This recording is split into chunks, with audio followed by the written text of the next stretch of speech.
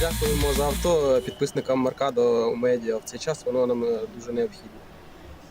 Дякуємо глядачам каналу Mercado Media за збір на цю автівку. Слава ЗСУ! Слава Україні! Я головний сержант 2-ї саперної інженерної роти 33-го окремого інженерного батальйону. Хочу висловити подяку Mercado та його підписникам за таку чудову машину. Ця машина нас приведе ближче до перемоги. Победа за нами, слава Україні! Hi guys, today I want to appreciate the Mercado media, all the friends and subscribers, and the Navy community for this wonderful pickup truck. Слава Україні! Героям слава! Всім привіт! Я Вадим, позивний режисер, 42-га окрема механізована бригада. Ми зараз ведемо бої на Харківщині. Дякую Mercado Media і всім підписникам його каналу за придбаний автомобіль. Він дозволить нам ефективно і успішно виконувати бойові завдання на Харківщині. Я сподіваюся, що цей автомобіль дозволить швидше здобути нашу перемогу. Слава Україні! I want to give a big thank you to Mercado Media and Johnny FD, two close friends who have helped me create this fundraiser between ourselves to help raise funds for what is needed essentially on the front line. And I also want to give a big thank you to both Mercado Media and Johnny FD's followers for helping us achieve this goal of funding the first car for our fundraiser. The car is going to be put to good use on the front lines in aiding us with helping to carry out our mission and also helping us to clear Ukraine of the invader. Slava Ukraini. Thank you, Mercado Media, Johnny FD, Kostak Gundi, and all your subscribers for the generous donation of this van. It will help us with our logistics in the International Legion. Dear friends of Naval, my name is Pete, hasta la vista, from Project Constantine. This beautiful beast was donated to the brigade that we're friendly with in the forest, 67 Brigade. 69th Infantry Brigade donating to 67. It's pretty cool. I keep bumping into this vehicle in the forest. We never have time. We never have time to actually make any videos or get inside your vehicle and do any missions with it because we're like passing ships in the night here. But Mercado Media, Andrew, you NAFO supporters. It's beautiful to see this grand vehicle that you've got for this brigade because it's a reliable vehicle and I've never seen it anywhere other than in the forest. I've never seen it in the garage. And yes to that, and all Ukrainians must live. You being here. Ukraine. Thank you. This forest is Ukraine. And Mercado Media and NAFO, you guys are here supporting us, man, and we freaking love you to pieces. Thank you for what you're doing for the soldiers of Ukraine. God bless you. To victory. For generations, the Middle East has been dealing with the world's largest state sponsor of terrorism. This is live right now. Hello, everybody. On October 7th by Hamas, reminding us of what's at stake. We got live right now. Due to the wisdom of the American people, President Trump's election to a second term has offered the world a chance to see an American leader committed to solving many of the world's existential threats with determination. Check in, everybody. Now, we're live right now. As the conflict between Israel and Iran continues, President Trump has also been clear that Iran cannot have a nuclear weapon. Secretary of State Marco Rubio has also stated that fact as he has traveled the world working to implement President Trump's vision of peace and security. That statement has also been uttered from this podium many times. We get Tammy. The fact that Iran you guys should know cannot Tammy. have a nuclear weapon is clear. As the White House reminds us, since taking office, President Trump has clearly stated no fewer than a dozen times that Iran cannot be allowed to have a nuclear weapon for anyone who's unclear on that fact. President Trump has made the same pledge no fewer than 40 times They're getting it ready, before taking office, even as far back as 2011. One of the highest priorities of the Trump administration is the safety and security of the American people. To that end, the Department of State has established the Middle East Task Force to help coordinate support for U.S. citizens, our U.S. diplomatic missions, and personnel and diplomatic engagement. The task force is operating 24 hours a day. Over the past week, to help keep U.S. citizens informed, we have issued more than 30 security alerts to countries in the region and updated the travel advisories for Iraq and Israel.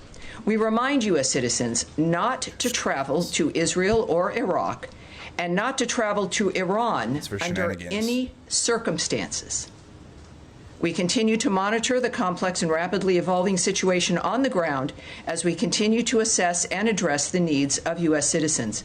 We urge all U.S. citizens to regularly visit travel.state.gov for the latest travel advisories and security updates, and to enroll in the Smart Traveler Enrollment Program, also known as STEP, to receive timely alerts and guidance from the State Department. We're live right now. This is not a replay. Americans Needing assistance, and there we have a bit of the website there for you. Call +1 202-501-4444. That number again is +1 202-501-4444. If you're on that website, you can also click on that red box. It will take you to a page where you can search for the embassy of your interest, where you are, where you would like to connect to be able to get help from the embassy in the country where you are. And of course, the number's there as well. Tammy is terrible. Just wait. If this is your first time hearing Tammy, you're in for a ride here. I also want to add a couple other things here as we're dealing with this. It is certainly a rapidly it's bad. evolving dynamic, but to conclude the topper here today, I want to recognize the State Department and other U.S. government teams around the world working under threat on behalf of the American people, particularly those in Israel and Ukraine, who spent another night sheltering in bunkers as they came under attack. Oh, we're including Ukraine now? The safety of Americans overseas fuck and no. here at home. It is the priority of Secretary Marco Rubio. It is the priority of everyone who works in this building. I hope they don't do and that. the thousands of American citizens who work anonymously and whom you will never see, who are working in embassies and consulates around the world and working with those local nations to be there for American citizens and to help facilitate American diplomacy. Our priority is the safety of Americans, yes, here at home, but also overseas. We thank all of those working on behalf of the American people, all of you watching from home and from around the world. We thank you, and for everyone around the nation, we know and honor your work as we begin another briefing here, ready to take your questions. Tammy is just as she doesn't know anything, just like you guys don't. Could you give us some more details and on me this too. task force? We know more than Tammy most of the time. Specifically, if it's going to help Americans potentially leave the region, be repatriated, or depending on the countries that they're in, and any more details you can give on that. Right. I won't be giving you, just as a reminder of how today is a little bit of a different day for the briefing. There is always things that I can't say to you. And yet we have a long back and forth. Sometimes we have a little bit of a debate. I won't engage in that today. My responses will be perhaps a bit quicker than usual, and I'll be moving around more quickly to reach as many of you as I can. There will be less that I can answer for you because of the circumstances that we're dealing with around the world. So it is, just want you to know it's not bad. personal. I told you, she's bad. But we're working on certain things, like the task force as an example. We've already tuned in. The task force is a group of people who are working, taking the calls of people, of American citizens around the world, making sure that they get connected with what they may need in that region.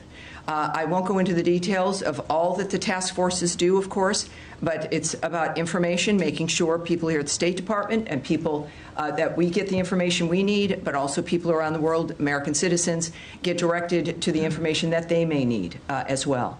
So I'll leave it at that, but this is something that the State Department does when there's a situation that requires it, and this is one of those times. Tammy, I'm sorry. Sure, Matt. Sure, of course. She's so nervous. If you call that number, which I can do right now, who do you get? You get an individual who is task force, or no, you don't get the task force. That phone number is a general phone number. The task force is busy, but it is a separate unit that is established to take the calls to assist American citizens who call to the embassies. Particularly, you're going to be referred to embassies who can help you get what it is you need. So good question. Thank you, sir. All right. Yes, Andrea. Question. What? Some specific consular needs. One in particular. Oh, they have the big reporters in there. I'm aware of, and there may be more than one, is an American citizen in Iran, where there is no embassy, no consulate. Mm-hmm. Would that be the Swiss protectorate? Would there be other options? Is consular affairs give any advice as to what to do about Americans right now stuck in? I can't speak to any advice or information regarding individuals in Iran at this point. And what about American Israelis or Israeli Americans, either wanting to come out or wanting to get back home? LL, I believe, has resumed flights in some small measure for people who, some people have kids in Israel and they were visiting the States. And they're American citizens. Is there anything that they can do? Where should they call this number? Well, obviously, if you know, and we encourage every American when you travel, is to contact your local embassy or consulate, let them know you're there, make sure you know where they are, have those numbers, and that's what I would recommend, no matter where you're traveling, but certainly in the Middle East, is know where those entities are, know where the embassy is. So if you're in Israel, obviously it's Tel Aviv, it's Jerusalem. Are they open? She's asking you about Iran. Will answer their phone. So they will answer their phone? That can happen in the midst of all of this. And of course, I think that's the advice for wherever you are. But clearly, if you're in a certain area, it's obvious in this case that there are certain limitations in that region. And that contact the embassy, the one that is nearest to you, and you will, at the very least, make sure they know where you are, but also they will give you some options for the plans that you would like to make. Yes. 9/11. Your limitations. Remember 9/11? It was bad. It's your job, and I appreciate that. I'm here to take questions, not necessarily always answer them. Yeah, last yes, night ma'am. President Trump What? said he wants a real What does that even mean? So does the United States support or pursue regime change in Iran? What the Or fuck are we does just that talking mean? about dismantling Iran's nuclear enrichment? And would that include United States helping Israel strike Fordo?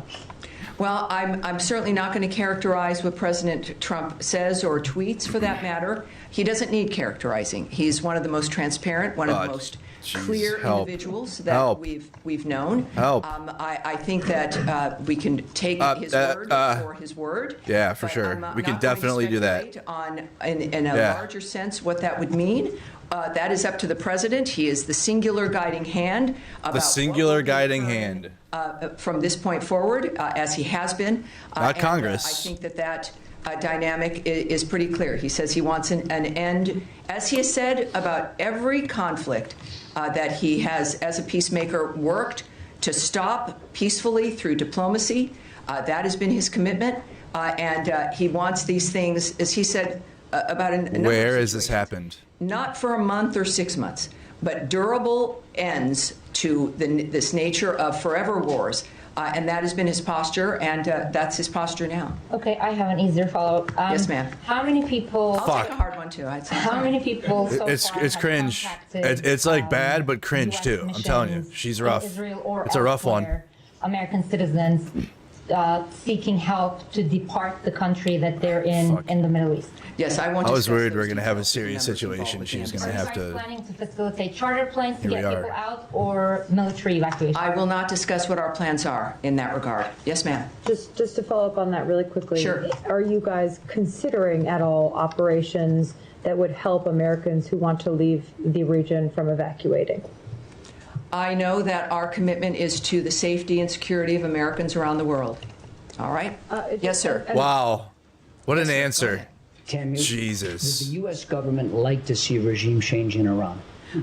First of all, I'm certainly not going to remotely address that. It would require me to speculate or speak on behalf of the president, which I will not do. What we've seen, though, is clear, is months and repeated statements that all he wants is a peaceful world. His activity and the nature of the actions that the United States has taken, and his special envoys have been rooted in one thing, which is negotiations, looking for diplomatic solutions to generational problems that he wants Corporate solved speak. diplomatically. Yes. That has been his diplomatic constant problems to solve and diplomatically. there's been, nothing that has changed in his And it's diplomatic. what he wishes for, what he would hope to accomplish, and so of course that's not something. Meanwhile, Donald Trump, evacuate Tehran. Government on the same page when it comes to the intelligence about Iran's nuclear weapons program? That is a question for the White House and perhaps the NSC. That's not something I can answer here. Nadia. Thank you, Tammy. The president said Meanwhile, he wants to Trump, see Iran offer unconditional surrender.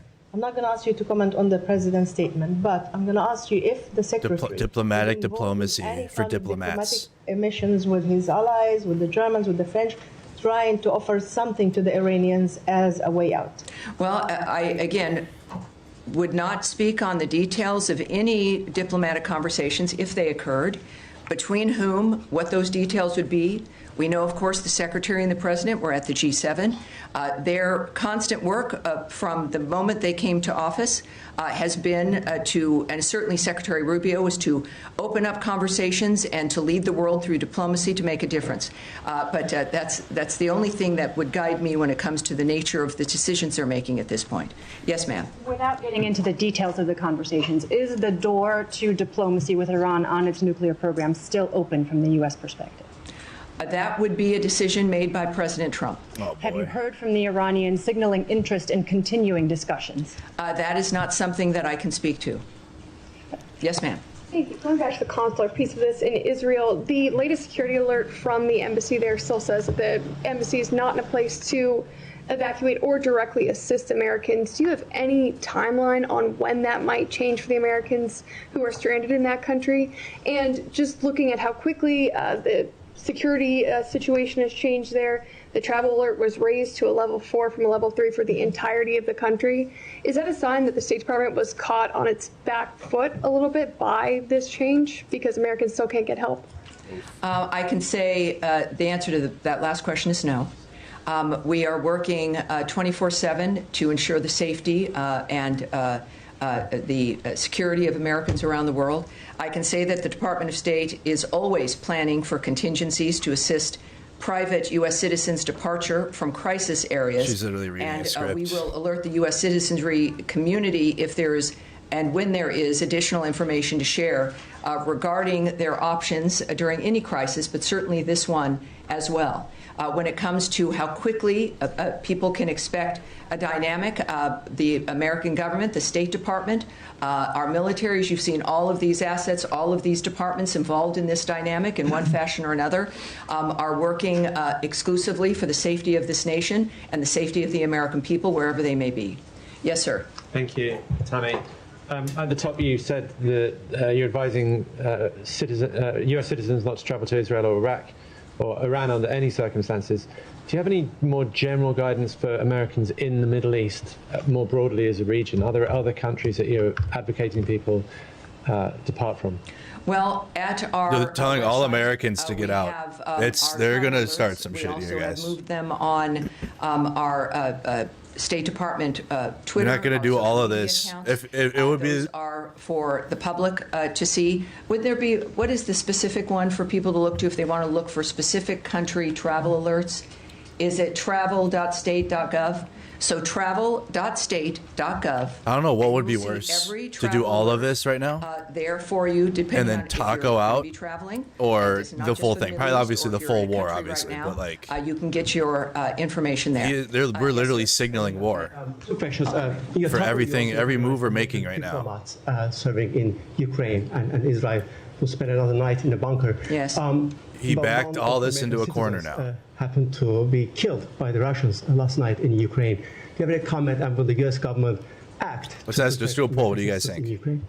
Yes, we are aware of last night's attack on Kyiv, which resulted in numerous casualties, including the tragic death of a U.S. citizen.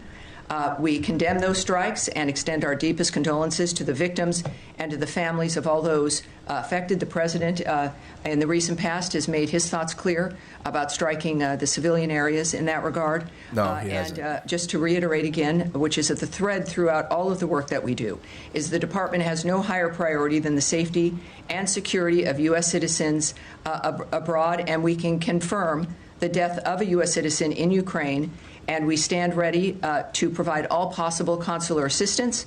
And out of respect to the family during this obviously horrible time, we have no further details to offer in that regard. And second topic, of course, in light Claudia. of Israel-Iran tension, some of our colleagues from VOA Persian service were called back reportedly. How much does do the events of past few days signify the role of VOA and other outlets to counter these narratives from U.S.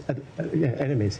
Yes, I'm not going to go into the details of what we're doing when it comes to communications into that region or into specific countries. Yes, sir. Thank you, Tammy. Two Iran-related topics. Number one, the administration kind of kept this conflict between Israel and Iran at arm's length over the first few days. And now, since last night and especially into today, we're hearing the president say, we more. We have control over the skies. We know where the supreme leader is. Yeah. He's kind of taking more ownership of the situation directly. Yes. Is that feeling trickling down to this building as well? Is there question. more of an ownership of the situation? They have their best journalists in there, guys. Well, I again can't characterize the feelings of the President of the United States. They being the corporate we know media, that obviously. he is our lead. We know that he is the guiding hand. We know that he is one of a few who know all the details, and he is clearly has a mission and an agenda that has involved diplomacy and changing the world for the better for people.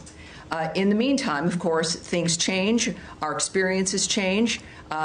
He's making comments that are a reflection of what what matters to him. And of course, what matters to the president matters to the State Department and every other department. I think that it is fair to say that his leadership and his re-election to the second term was because people here in the United States were tired of the status quo. And what the world has seen is a peacemaker and someone who can make a difference, and that's what they're looking forward to. Final question. Can I get in one more? One more. There's no special envoy for Iran. Several key locations in the Middle East don't have a confirmed ambassador. We speak often about the day after situation in Gaza. What about the day after situation in Iran? Is the State Department ready for it? Well, the State Department and the Trump administration, while you may not see things immediately, just because it's not maybe in the news or you're not present for things that occur, doesn't mean they're not occurring. I would remind everyone that the State Department, as I've found out, is sort of like the military. It's 24/7. It is not something that is a basic 8 to 5 dynamic. And it's because people are working around the world constantly. It is literally their mission. Personally, their work is what they do and are committed to. Wow, the government is a nonstop job. Incredible. It doesn't mean that we have not worked on that or are not working on that or that things will begin to happen.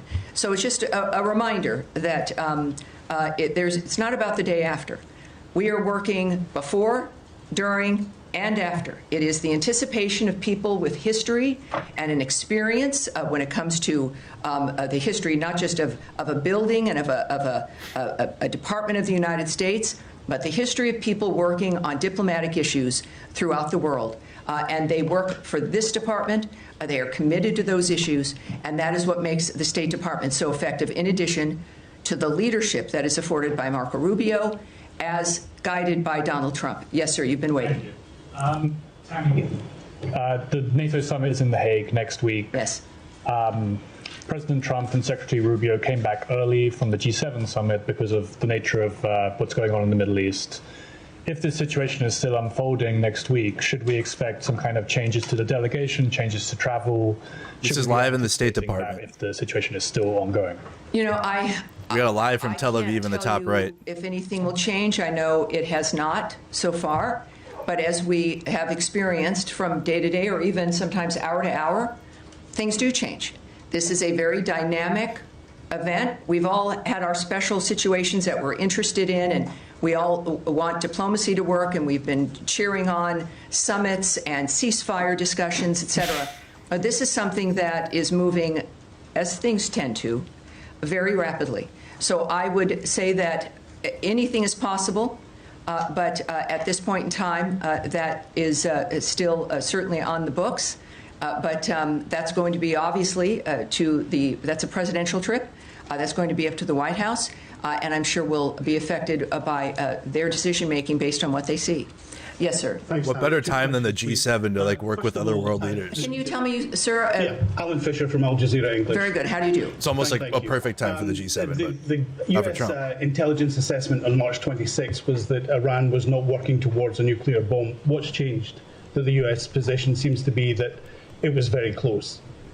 Well, again, I can't speak to intelligence assessments, what may or may not have changed, or to the fact that it is President Trump and his team who are seeing things that matter no one else when it comes to the decision making, and I think that that's what's happened here.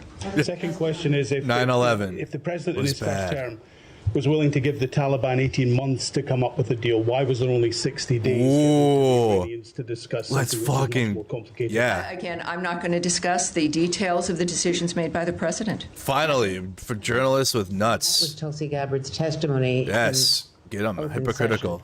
To the committees. Well, yes, and as I've noted, today is not that She's day. going to end it soon. Next, Is yes. yeah, too many hard Yes, sir. questions. Tie in the white Way shirt. too many hard questions for Just Tammy. suggesting that the Andrea, we're assessment moving has on, changed? please. Let's Andrea? please. I'm just Andrea? Manage this.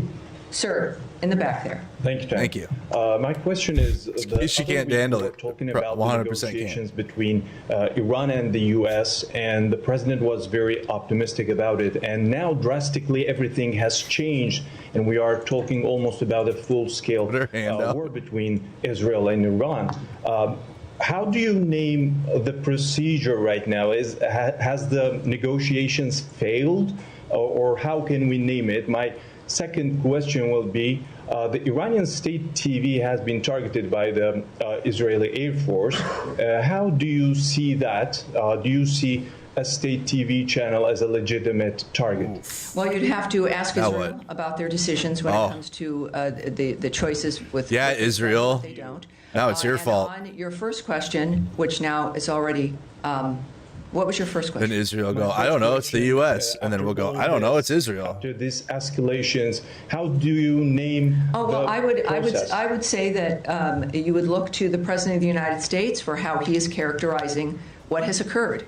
And he is very open and transparent with that, and does it with his many conversations with the media and also on Truth Social. He is clearly accessible, certainly with his remarks, and he has said a number of things on social media that I think might answer your question. Yes, Saeed. Thank you. Very quick question on Gaza. Can I do that? Of course. Well, yeah, are we continuing Well, I still also with? have I will come to you. She can only do one topic at a time, too. Let's continue with the topic at hand. Yeah. So yes, sir. in One the- topic at a time and no hard questions for Tammy. Question on Iraq related to Iran. Iranian-backed group Qatar has called She will literally get flustered. against interfering in the Israel-Iran conflict, which they said any American intervention in the conflict would prompt the group to target the U.S. interests across the region. Red alert. What do we look? Propaganda. What are you looking for that? And the second I ain't getting recalled for shit. is the State Department's assessment of diplomacy. Have you put diplomacy on a side, or you still believe that diplomacy can work with Iran? Well, again, I'm not going to comment on the nature of how the White House or the President or the DOD will respond to certain remarks or demands made by someone. So you'll have to ask the DOD regarding their reaction in that regard. I would also, though, I know that the President's Truth Social, he's made it very clear, even I think today, and I think I've got that right here. This is, again, one of the things we've learned about President Trump is that when he tweets, when he speaks, the world watches, and it's the most clear framework that we can learn of his approach. He has, I don't know if I can get to the exact one. She has her he has made fucking. it very clear. She has his literal yes, truth. here we So go. wow, bro. He has noted that He's reading his we don't want truths. missiles shot at civilians or American soldiers, or our patience is wearing thin. Thank you for your attention to this matter. He is making it clear, I think, here regarding certain choices on the ground that are being made, and that what we've asked for regularly is, and what he has made clear is that we were not a part of the initiation of this, certainly. We're not a part of Israel's attacks on Iran. That I think was stated very clearly by both Secretary Rubio and the President. And that's important for them, for people to know. And in this case, of course, the President has made it clear that if Americans are hurt, or in this case, a missile shot at civilians or American soldiers, that there would be a repercussion. I think that would not be surprising. All right, we'll go back. More on Iran. We'll close with you, sir. Thank you so much. One more. I can't handle it. Partner countries in mediation efforts with Iran, like Mohammed bin Salman of Saudi Arabia, Qatar, and UAE. President Trump recently concluded successful trip to the Middle East. So what can you tell us about the role of these partner countries? It's clearly he went with a goal in mind. He makes deals. He's the best deal maker in the world. Wow. These partners in the Middle East that we have, they understand clearly our intentions and what our goals are. Thankfully, again, to the approach and the style of President Trump. I think that when it comes to, again, the best person who could explain his feelings and thoughts about what's accomplished on any issue is the president himself. So I'd refer you back to what he writes and what he is posting on, I think, a very regular basis, which is helpful to people like me, and I think to the world at large as well. Wow. Despite Israel's concerns, All right. can I one more? Despite Wow. Israel concerns, President Trump is still trying to negotiate with Iran for a nuclear deal, showing that his priority is peace in the region. President Trump has once again recently offered to mediate on Kashmir, but the Modi government says that they don't need Trump's help. Does President Trump need Modi permission to bring peace in South Asia by resolving the Kashmir issue? Well, yes, this is every country, as President Trump has stated, is a right to define its own future. He offers his help, Except for and Ukraine, it's up to whoever he's offering it to whether or not they'll accept it. We live in a fascinating, exciting time. Wow. Where we've got a man who can make the difference. Wow. And he's generous about making that difference. He could have chosen to have this Fascinating, term be exciting about, times, guys. anything other than peace and making America great again. But he's stuck with that. He's committed to that. It is part of his overall commitment to the country. So I would not speak to the nature of another country's decision-making. That's up to them. But I think all of us are grateful that we have a president who's willing to help and wants to help. Now, you have one more in Iran, and then we'll go to Saeed. Can you confirm a report that the former Iranian President Mahmoud Ahmadinejad has been killed in Tehran? I can't confirm that or report on that or discuss it. All right, thank you. Saeed. Ahmadinejad got killed? Yes, sir. In the last 48 hours, or the last 3 days, dozens of Palestinians have been killed at the aid centers and so on. With everybody focused on Iran, this situation still garner some interest or attention from this building or from the United States of America. And are you urging the Israelis to hold off about whatever the amount of firepower they're firing at?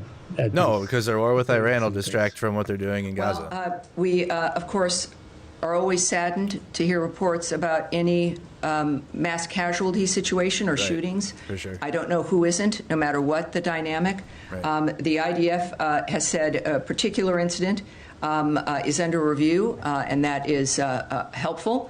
And we'll see what their review comes up with. In the meantime, I think it is important also when it comes to the nature of the efforts to get aid and food to the Gazans. We now know, can report that the Gaza Humanitarian Foundation now is working at 4 distribution sites and has distributed nearly 26 million meals to date. So it is, again, a conversation about whether or not the State Department cares. Every day there's a demonstration.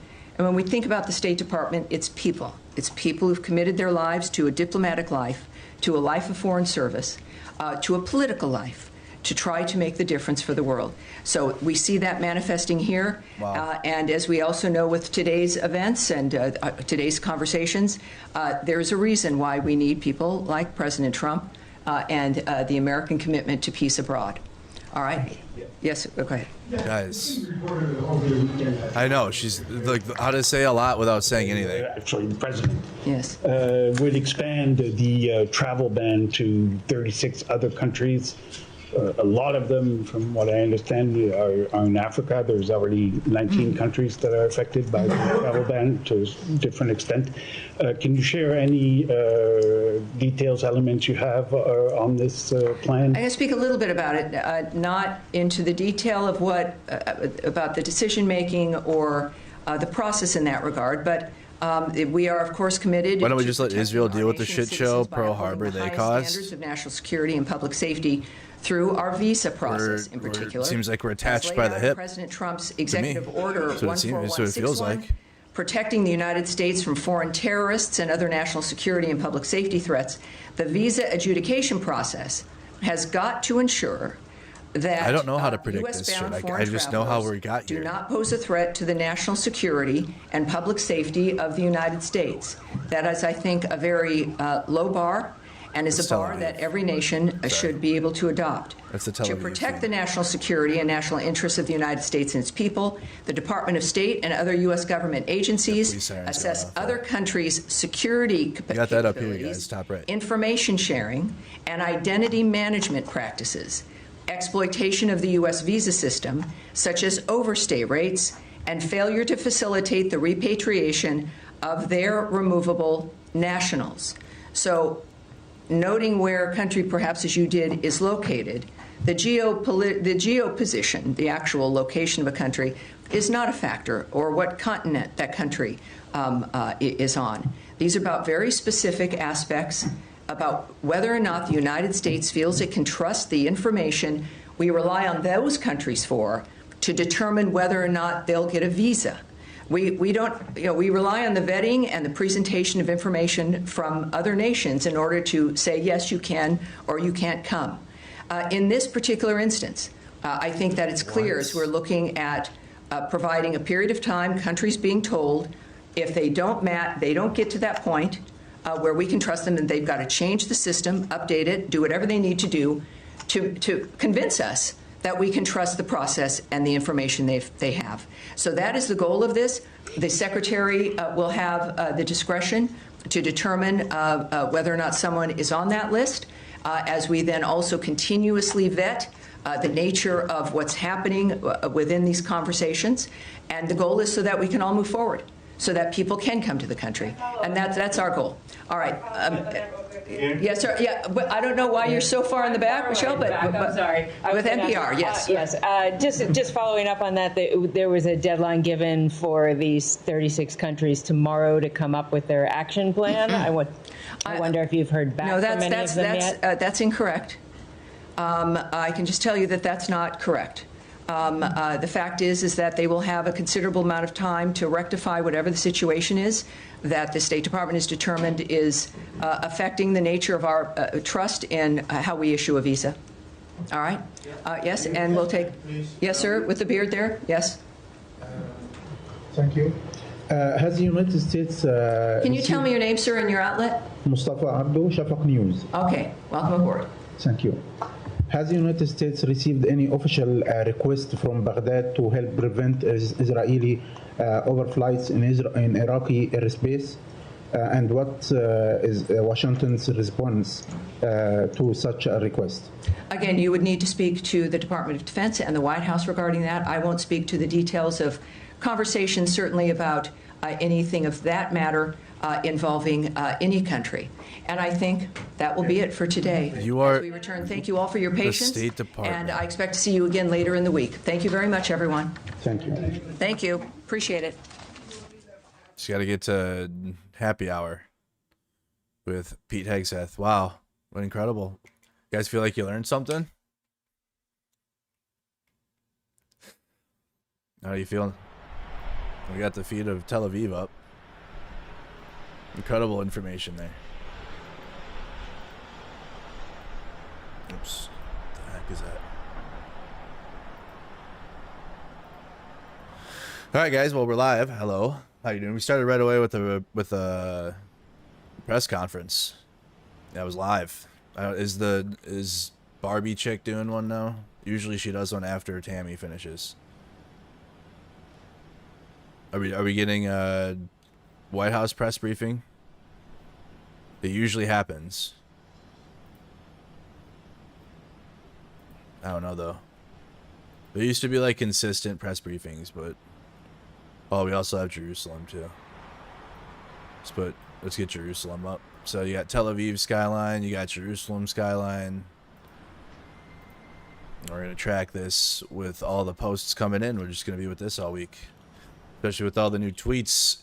I got some tweets for you guys. Speaking of all that, try to get this. Just put this in there, and put this in there too. So here was Trump's postings. We probably could just go to his Truth Social and just look at them quick, because it's just cross-posting. Truth Social. When was this? 4:56 in the morning. He tweets or writes stuff. Oh God, I'm not. It's the worst website. Okay, so he hasn't truthed in like 2 hours now. Talk about the big beautiful bill. Okay, so Mike Huckabee sent Trump this, which is just unhinged.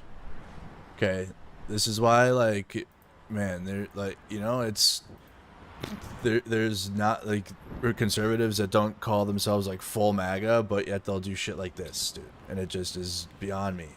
So Mike Huckabee, which is he actually MAGA now? I don't even. He's kind of. I just only know his daughter for Arkansas now. I don't even know if he's relevant really. But Mike Huckabee texted this to Trump. Mr. President, God spared you in Butler, Pennsylvania, to be the most consequential president in a century, maybe ever. The decisions on your shoulders I would not want to be made by anyone else.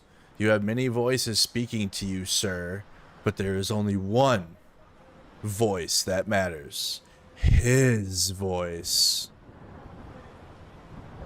I am your appointed servant in this land, and I am available for you, but I do not try to get in your presence often because I trust your instincts. No president in my lifetime has been in a position like yours, not since Truman in 1945. What's crazy? That is actually crazy.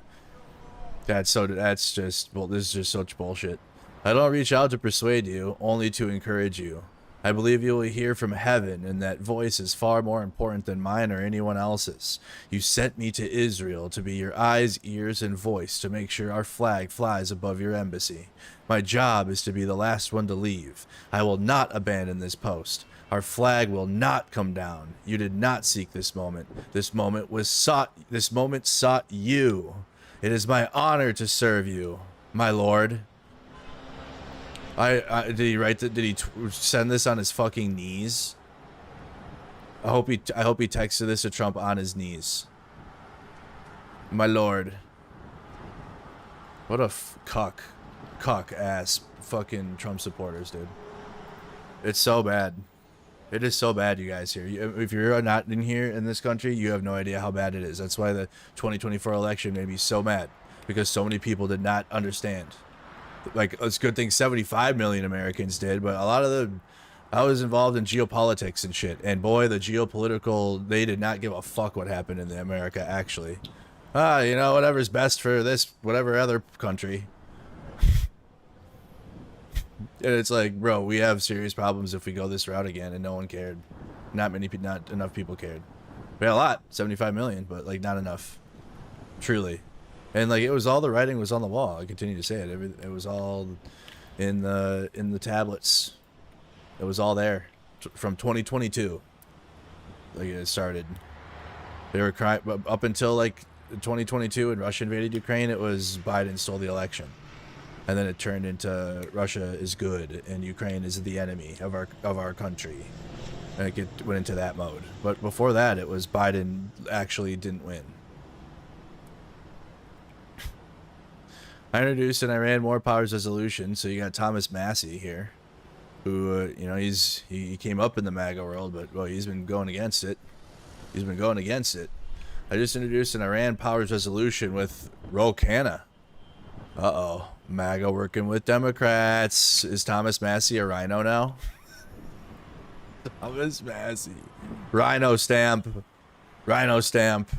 He's out. So... this is good. I'm glad to see this, at least. So, to prohibit U.S. involvement in the Israel-Iran war. This is not our war, even if it were. Congress must decide such matters according to our Constitution. He's not wrong. Thomas Massey working with Ro Khanna. They're co-sponsoring a bill, which, when you have it doesn't matter. I know they're MAGA, but like, it's still Republicans. And you have a Republican Democrat co-sponsored bill, those go hard. Those usually have a good chance. When it's like one side only, those don't. Thank you, Linda. Thank you for the 5 gifted. That's why it's important to, like, when you're doing bills and you're lobbying for them or advocating for them, you have to include your political opposite party. That's why doing full send into one route is not good, actually. When you actually want bills passed, and you want like major changes passed, otherwise nothing will happen. Well, unless Trump will become supreme leader, and then he'll just do it like he has been. But Congress is supposed to be needed to pass bills and make major changes. Okay, so let's read it really quick. Directing the president pursuant. Okay, this is just the cover sheet. Congress has the sole power to declare war under Article 1, Section 8, Clause 11 of the United States Constitution. Let me put up the... Oh, shit. I closed the Skyline feed. Let me put up the Skyline again. So you guys can see what the heck. Hold on. Oops. Sorry. As it's a little bit of reading, I want to make sure you guys can still see what the heck's going on. There we go. Oops. That's fine. No, I can't do this one. There we go. I'll get this fixed for you guys. Give me a second.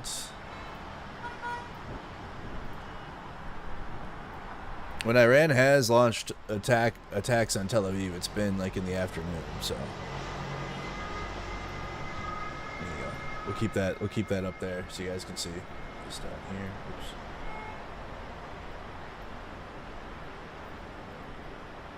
There you go. Okay, so that's the live feed in Tel Aviv, and you can also hear it in the background. All right, so Congress has the sole power to declare war on Article 1, Section 8, Clause 11 of the United States Constitution. Congress has not declared war with respect to, provided a specific statutory authorization for, hostilities involving the United States Air Force against the Islamic Republic of Iran. Section 5 of the War Powers Resolution states that at any time the United States Armed Forces are engaged in hostilities outside the territory of the United States, its possessions and territories without a declaration of war, specific statutory authorization, such forces shall be removed by the President if Congress so directs. Termination of the use of the United States forces for hostilities against the Islamic Republic of Iran. Termination.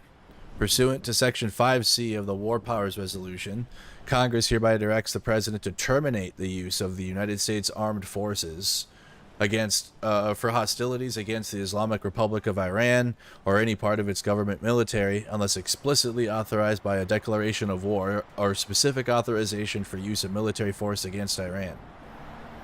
Rule of construction. Nothing in this section shall be construed to prevent the United States from defending itself from an imminent attack. Section 3. Rule of construction regarding intelligence sharing. Nothing in this joint resolution may be construed to influence or disrupt any intelligence, counterintelligence, or investigative activities relating to threats in or emanating from Iran conducted by or in conjunction with the United States government involving 1. The collection of intelligence. 2.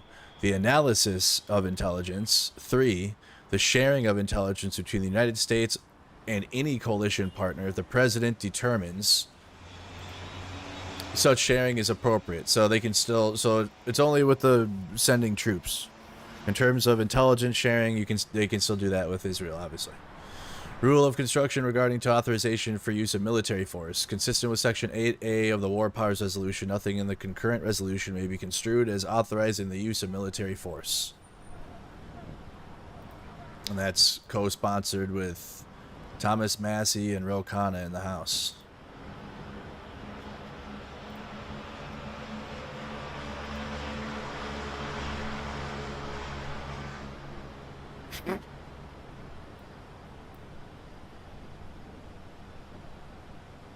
The For You tab is full of MAGA stuff again.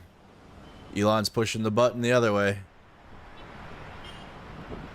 Ryan from Chosen. Ryan put his statement out about why he disbanded Chosen. It's what I predicted. It's the commanders in Ukraine. They are not good. The officers in the Ukrainian military are dog shit. Not all of them. Majority though. Oh, I love how our president is live tweeting a war demand without being in a war or having approval to do so. maybe, just maybe, you should make sure Congress will back you before you threaten another country who's likely to tell you to get fucked, and then you'll be up shit's creek without a paddle.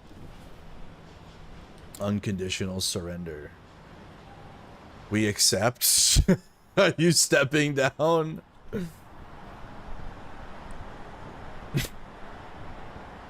Oh,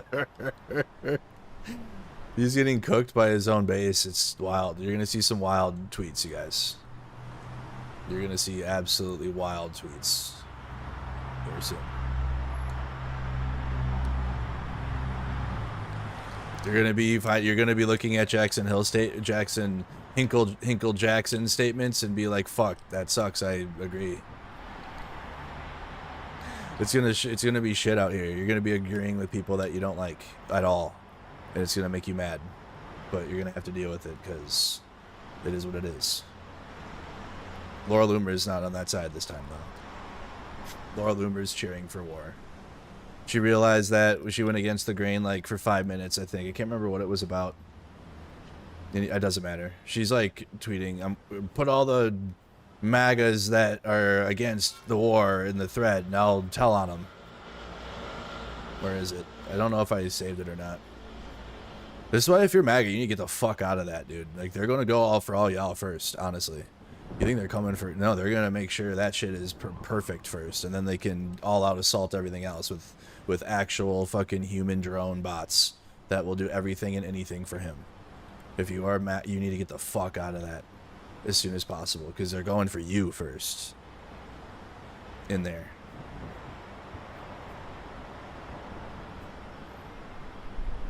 I don't know if I saved it or not. Yeah, here you go.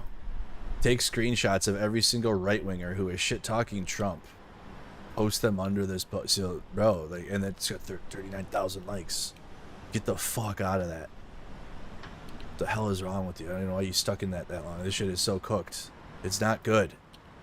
They're gonna go after you for going against Trump. And like it's been light for if you like leave the Republican Party or whatever and like stop supporting him.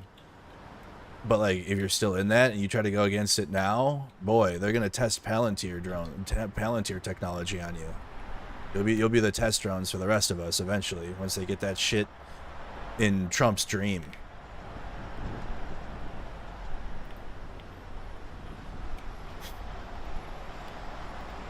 Get your Trump phone and then run Palantir operations on you.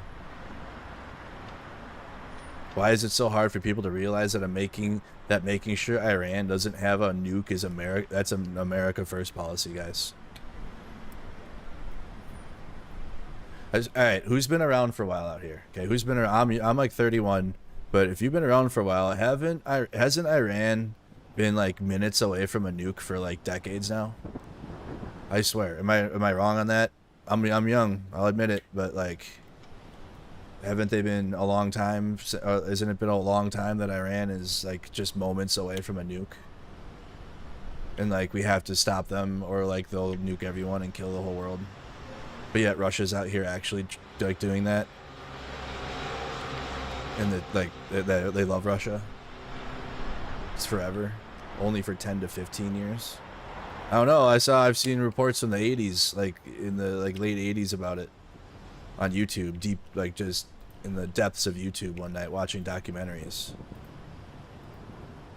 Thank you for watching. Do we get another? I don't know if a White House press briefing is going to happen. Usually that does happen, chat. Federal appeals court considers deployment. So I need to call up the National Guard under Section 6. Setting aside. Oh, today's the decision about the National Guard in LA too. I don't want to sit. That looks so. That looks like some pretty dry content. So we'll like see what happens after. We'll see what goes on afterwards and see what the word is when it all plays out. But that's happening today. Newsom originally had a win last week with it, and then the federal government fought it to keep the guard there, so that's why they've still been there. And today there will be a decision if the guard stays for 30 days or if they're out of there. That's what's going on right now in that courtroom.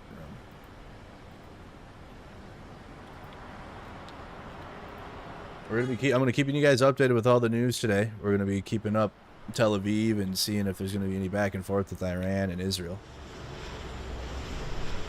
We'll be going through all of the tweets and postings. We're earlier today. I'm early today. Be ready for that too, you guys. So you got to make sure you have the notification bell on. It's going to be... because the news right now is just crazy, and I don't want to, like, okay, every day at 3 p.m. only. What if something happens before 3 p.m.? So we're probably just going to be as early as I can wake up and get caffeine in me, and we get started right now. Honestly. So make sure that bell is on. Discord, I manually post out. You got to tap out, tap in, all good. The libertarians are joining progressives on an issue. Do we live in upside down? I think the libertarians are just confused. I think they're really just... The libertarians are progressives that don't want to be... that are trying to hide.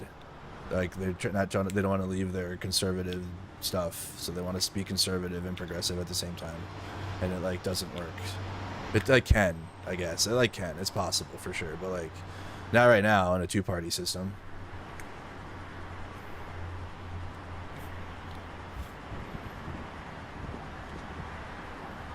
Because, like, we've seen the most cooked libertarian statements that just end up being MAGA light, or, like, you just fall in line. Not on everything, but most things.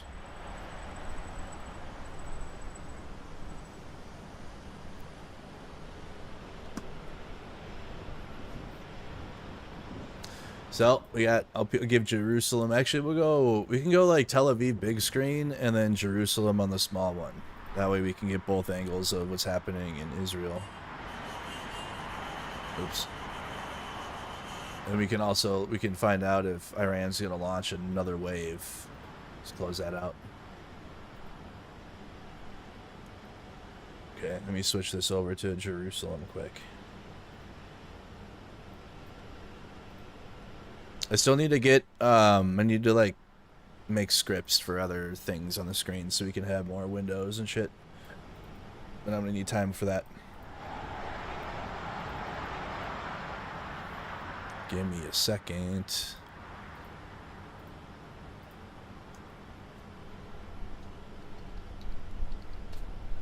Put in the chat, you guys are all tuned in from if you could. We're gonna keep you guys updated on all the today's news. Thank you for becoming a member, Minnesota Jer. Thank you so much.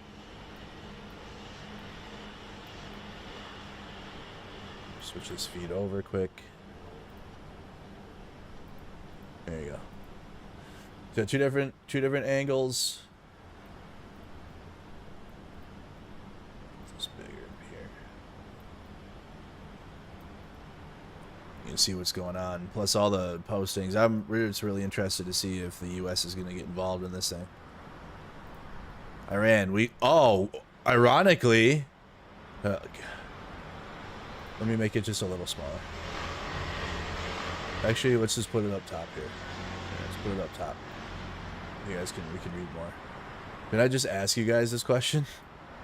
Iran, weeks away from having nuclear weapons since '95. If not stopped, Iran could produce a nuclear weapon in a very short time. It could be a year, it could be within a few months. They have the wherewithal, the stored up, preserved knowledge to make a bomb very quickly if they wanted to do it. Iran is so dangerous. Weeks away from having the fissile material for an entire arsenal of nuclear bombs. They're very close. They're 6 months away from being about 90% of having the enriched uranium for an atom bomb. Iran is gearing up to produce. No, just motorcycles. Just motorcycles. Let me turn that down a little bit. We can turn that. We can turn the volume down just a little bit. Be like, there we go. All right, turn it down just a little. Right. Produce 25 bombs, atomic bombs a year, 250 bombs in a decade. Ladies and gentlemen, time is running out. Iran will be capable of producing alone, without importing anything, nuclear bombs within 3 to 5 years. The National Guard appeal cases. Yep, that's we had just mentioned that. Shout out to Mod Nikki. we pulled it up on YouTube. It's not a fun watch right now, so we'll let them know what happens after. Holy shit! They're weeks away, minutes away. They've been minutes away from nukes since 1995, since I was 2 years old. If not stopped. Jesus, dude. I'm retweeting that. It's all bullshit, isn't it? It is.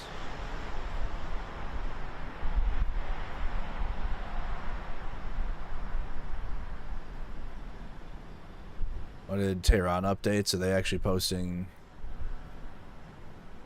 IRGC say they targeted Israeli bases in the latest attack. No, following Iran posts are tough. It's like 90% AI. See what the IDF is posted right now. Even before 92, they were weeks away. That's what I thought. The 80s they were. A siren sounding across northern Israel. Okay, we haven't heard any sirens in Tel Aviv or Jerusalem. We have Tel Aviv and Jerusalem both up for audio.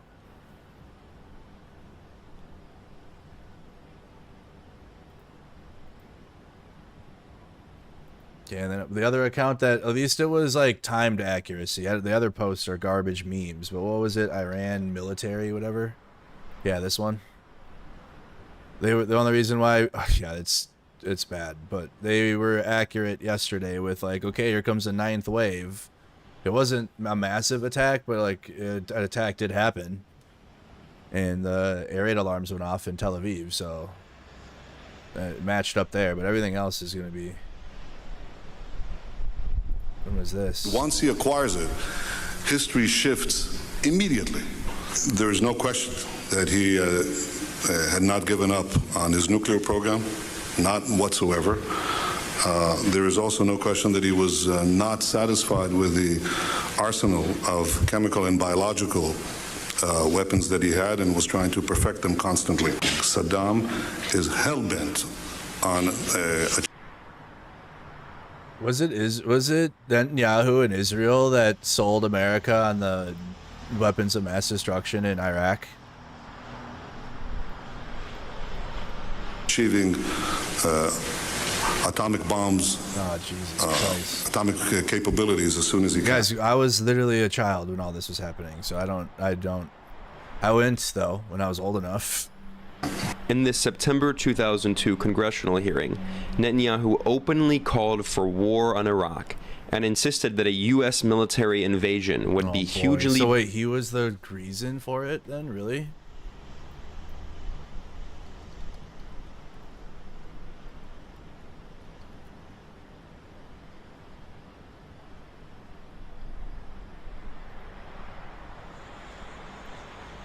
I can't hear this. Why can't I hear this? There's no audio. If you take out Saddam's regime, I guarantee you that it will have enormous positive reverberations on the region. This was in 2002. And I think that people sitting right next door in Iran, young people, and many others will say the time. Well, of course, Bush too. Like, it wouldn't have happened obviously without Bush and like our government, but like this, he's the one here lobbying for it. Of such regimes, of such despots, is gone. There is a new age. Something new is happening. And that is speculation on your part, or you have some evidence to that effect? I was asked the same question in 1986. I had written a book in which I had said that the way to deal with terrorist regimes. Hey, what up, Hutch? Well, absolutely. Was to deal with the terrorist regimes, and the way to deal with the terrorist regimes, among other things, was to apply military force against them. The way we did in Afghanistan. The way, for example, I want to answer your question. I guess I'm running out of time, so I quickly was trying to get there. We've done, I think, what you proposed in Afghanistan, yet I haven't seen that sort of neighborhood effect. Well, I think there's been an enormous effect. The effect was, we were told that there would be a contrary effect. First of all, people said that there would be tens of thousands of people streaming into Afghanistan Afghanistan, zealots who would be outraged by America's action, and this would produce a counter-reaction in the Arab world. But I think you're not saying that when you take an action like we did in Afghanistan, we're going to see all the other countries just fold. No, what we saw is something else. First of all, we saw everybody streaming out of Afghanistan. The second thing we saw is all the Arab countries and many Muslim countries trying to side with America, trying to be okay with America. The application of power is the most important thing in winning the war on terrorism. If I had to say, what are the three principles of winning the war on terror? It's like, what are the three principles of real estate, the three L's, location, location, location? The three principles of winning the war on terror are the three W's, winning, winning, and winning. The more victories you amass, the easier the next victory becomes. 21 years. First victory in Afghanistan makes a second victory in Iraq that much easier. Was it? Yeah. Just listen to that guy. I think it's the same guy. Good idea. He was so right. See, we got the ISW report. We got some sirens happening in the background too, guys, as we were listening here. Let me turn up the audio really quick.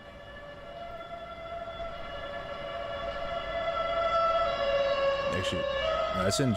Is that Jerusalem? No. That's our Tel Aviv feed. Okay, that's the Tel Aviv feed.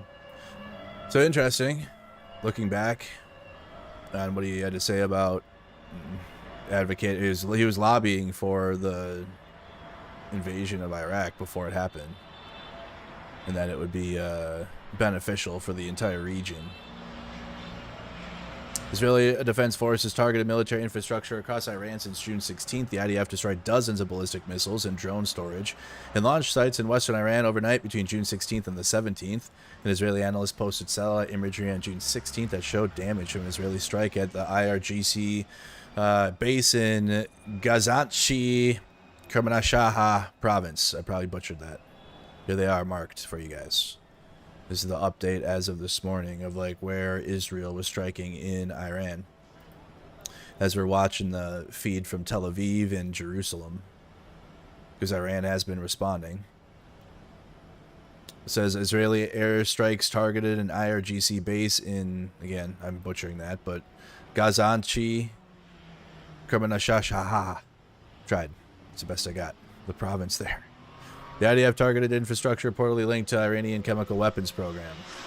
Satellite imagery from June 16th shows damage to two buildings at the Shahid Masami group in Karash, Al-Boris province. The Shahid Masami group is an Iranian chemical engineering and research group that is involved in Iran's chemical weapons program. The group is subordinate to the Organization of Defensive Innovation and Research, which played a leading role in the Iranian nuclear weapons program, research program before 2003.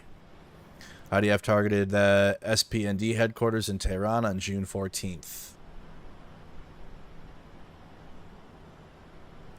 A couple other updates from it. The IDF announced on the 17th that it killed newly appointed Qadam ul-Anbiya Central Headquarters Commander Major General Ali Shamdani in an airstrike in central Tehran. Supreme Leader Ali Khamenei appointed Shadami to command the headquarters after the IDF killed former Qadam ul-Anbiya Central Headquarters Commander Major General Gholam Ali Rashid. Is that just more vehicles? Iran conducted 5 ballistic missile attacks targeting Israel since the cutoff on June 16th, so since yesterday. Iran reportedly launched 2 ballistic missiles targeting central Israel in the first barrage on the 16th, according to OSINT's social media account. The Independent Study of War reported this attack in the 16th evening update, but it did not have details about the number of missiles that Iran had launched at Israel at the time. Iran reportedly launched 3 ballistic missiles in the second barrage 2 hours later. It is unclear how many missiles Iran launched in the third barrage. An Israeli army radio correspondent reported that Iran fired less than 10 ballistic missiles in the first 3 barrages with no reported impacts or casualties.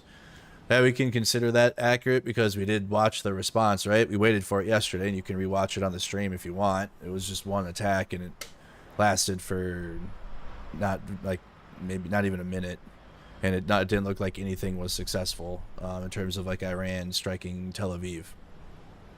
Looked like there was one Iron Dome rocket that went off, and didn't reach the sky, but it was not comparative to like the day before in terms of the Iranian response into Tel Aviv. Iran struck the Israeli military intelligence school in Camp Moshe Dayan in Tel Aviv. I'm probably mispronouncing that. I'm sorry. The strike damaged a warehouse in the compound. There's a map showing you guys. So you got the geolocated footage showing an impact at a military intelligence center.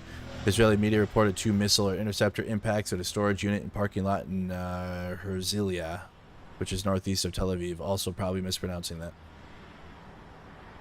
The IDF has intercepted several drones that crossed into Israeli airspace since the 16th.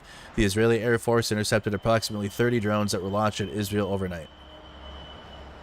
And that's the latest conflict between Israel and Iran. Update overall, beyond just the postings we're seeing. Last we got was 42 minutes ago of sirens sounding across northern Israel. Let's go back to Daily Iran Military.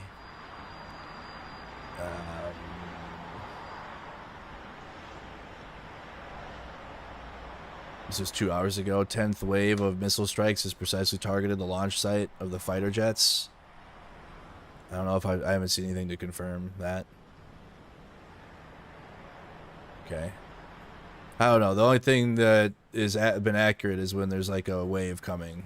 Everything else is like memes. It's tough. The Chief General Staff of the Armed Forces of Iran. So far, we conducted the operations to limit the attacking capability of the regime, and the punitive operations will begin soon. Okay. There he was, behind a green screen. Bismillah ar-Rahman ar-Rahim. Okay. Iran and India.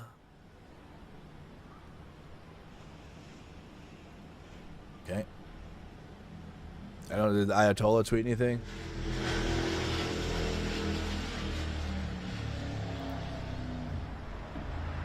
Nope, nothing since the 13th.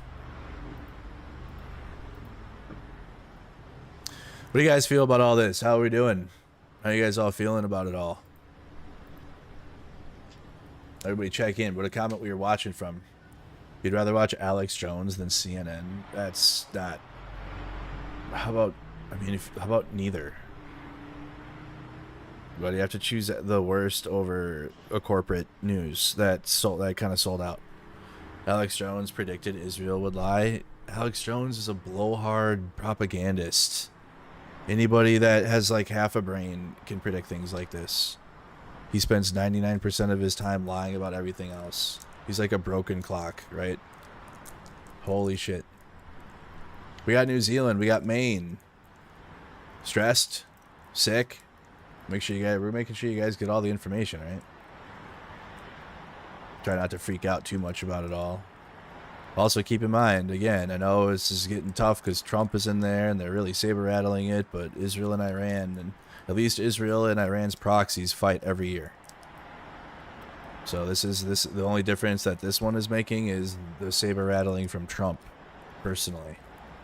And, like, saying things like us and we, as if, like, America's directly striking Iran, telling them to evacuate. So there's a little additional, cause for concern right now, and that's definitely understandable. But also keep in mind that Israel and Iran's proxies fight every year. And we were in the skies of Jordan last year shooting Shaheeds down for Israel with our Air Force and the UK's Air Force. And we had a super carrier too, the Mediterranean. Please don't disrespect Alex Jones. I used to unironically listen to Alex Jones, okay? Every day, back when I was cooked in the past. In fact, when I watched, guess what? I watched the entire Mueller, the entire hearings of the Mueller report through Alex Jones and Owen Schroyer while I was delivering for FedEx. Every day. Every single day. I would tune in. Back when he could stream on YouTube.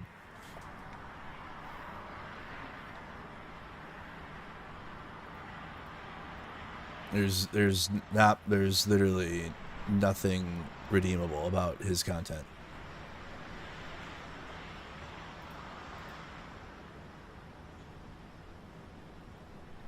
Oh my god.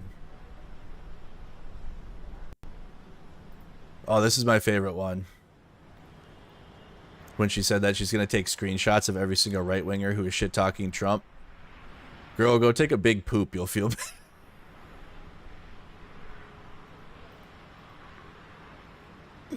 I think that's the best response. I think that is the best response at this point.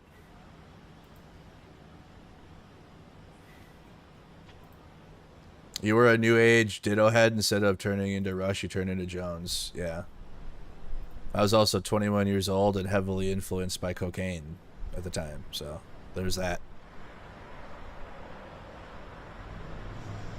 Which, as I found, a lot of people that in that Alex Jones support base are also on heavy drugs.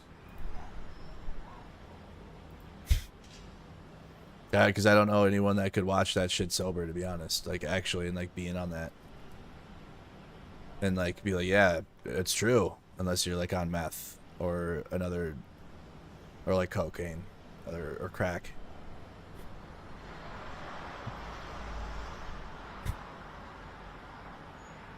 Is what it is. There's nothing, I mean, there's not, Alex Jones content is not for, hey, I'm going to spark up a J and listen to this. Fuck. It'll kill your high. You won't even be able to be baked for 2 minutes. You'll be like, what the fuck what did he just say? He said what?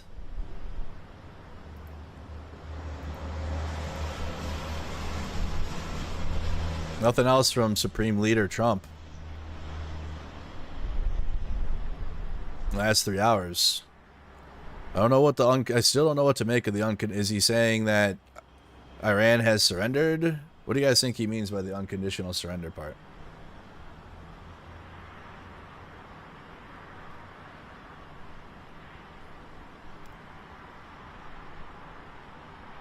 They're literally the neocons and the deep. Yes, they are. I know they are. It's all a projection. And they got a lot of people that can't critically think to, or at least don't have that developed yet to side with them.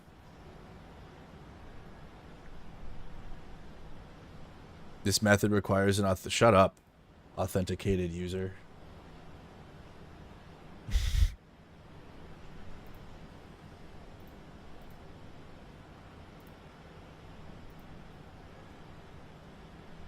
He's going to be posting more.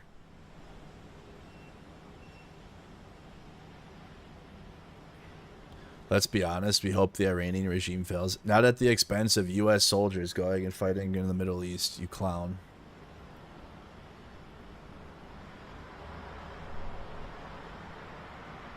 This was unacceptable too today. While we're waiting for more. I'm just going to give you guys all the news that we have. Collins, they asked him straight up about the assassination in Minnesota. This was Trump's response. Have you called the governor yet or been able to speak to any of them? I don't really call him. Look, he anointed this guy to a position. I think the governor of Minnesota is so whacked out. I'm not calling him. He's a mess. So, I could be nice and call him, but why waste time? Like, why waste time? So Kelly Morrison responded, "This is the kind of unacceptable behavior that we need everyone to call out and condemn. In the United States of America, we elect a president to respect the entire United States, all Americans. In the wake of a national tragedy, there should be no question that the president offers his full support to the people and the leadership of that state. Instead, less than 1 day after a politically motivated assassin murdered 2 Minnesotans in their home and shot 2 others and their dog." The dog didn't make it either, by the way. The president is pushing harmful misinformation and insulting our governor. Everyone on both sides of the aisle needs to condemn this. There needs to be a watershed moment in our country where things change. We cannot normalize political violence in America.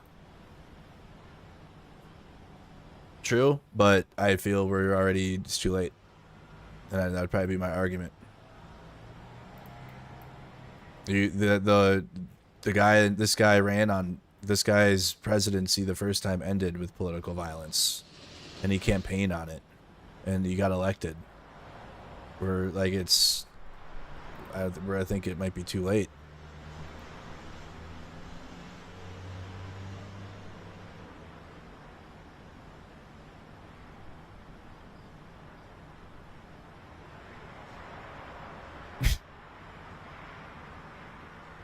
We had another ICE arrest too of a I don't know if he's a representative or if he's like running.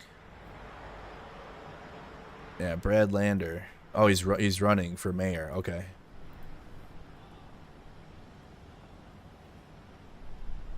What state would be the first to succeed? None. I don't know.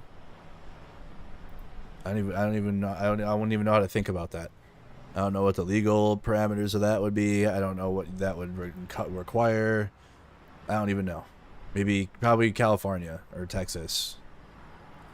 Or they team up like the Civil War movie said in some roundabout way. I want to see the video of this. There you go. No, that's not the whole thing. I saw it earlier today when I woke up. Do you have a judicial warrant? Do you have a judicial warrant? Can I see the judicial warrant? Can I see the warrant? I will let go when you show me the judicial warrant. Where is it? Where is the warrant? I have it in my hand here. I would like to go.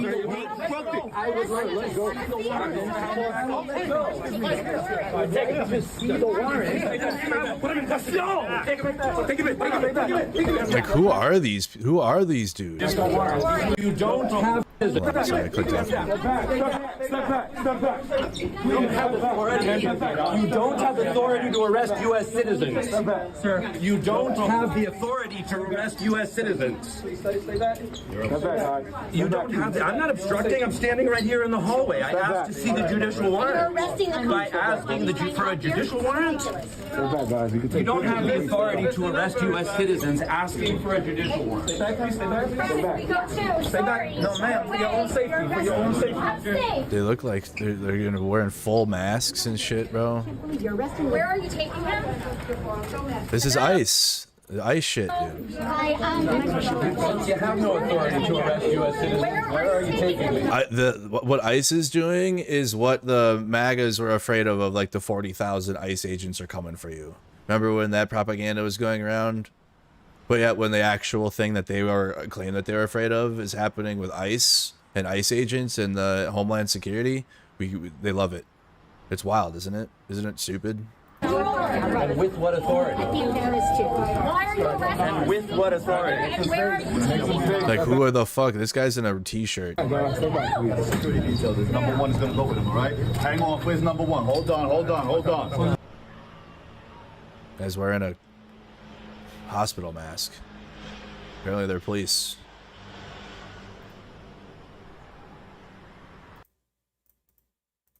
Apparently that's the police. Oh, we're getting a feed. There you go. Feed got jumbled there for a second. Wild, huh?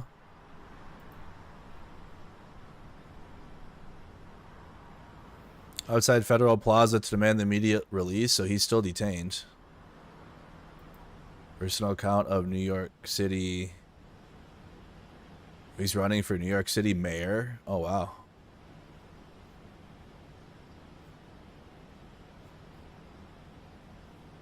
Meg again, Brad is still in ICE custody. We're grateful to the many friends, supporters, and allies who have gathered in Federal Plaza. We are standing up for those with no voice.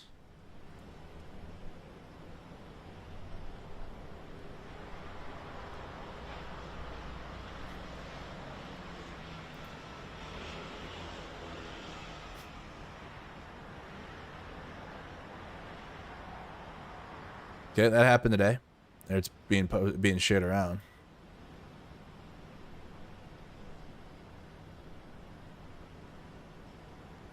Important to note that Brad is one of the many New Yorkers who accompanies people to the immigration court regularly. He's one of the number of Democratic members whose Democratic Party members has been done to.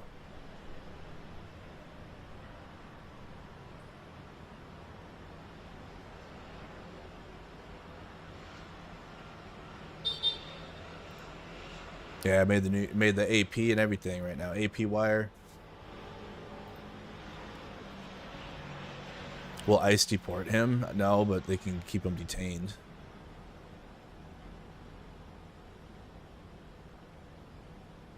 Dugan tweeting at Tulsi Gabbard. Trump is loosing the most loyal friends and gives the power to his worst enemies. What is going on?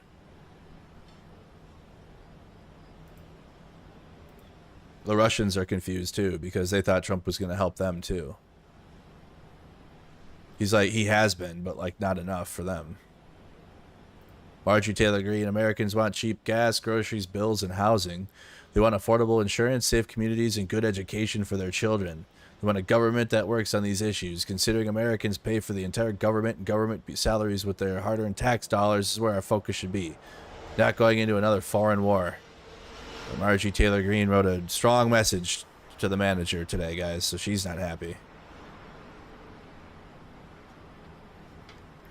Marge doesn't like it. You had, I think The Daily Show did a good one.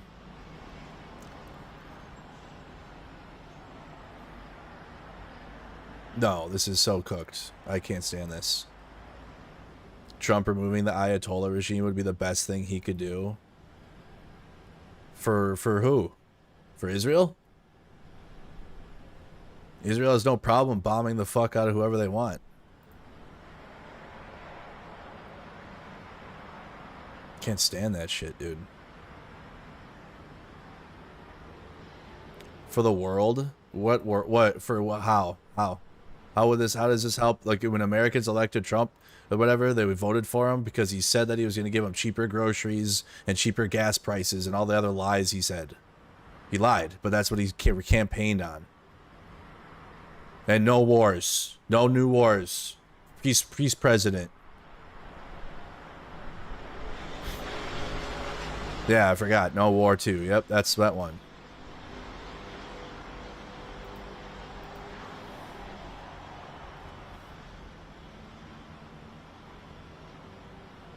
It will literally be the most minority position in geopolitics to cheer on Trump going to war against Iran. It'll literally be the most minority cooked people that will cheer that on. The overwhelming majority of Americans will be against this from every side of the political landscape. Senator John Fetterman on bill to set parameters on U.S. involvement in Israel-Iran war. I really hope the president finally does bomb and destroy the Iranians. That guy too. Dude, what a disappointment this dude's been, huh? This guy should be a Republican.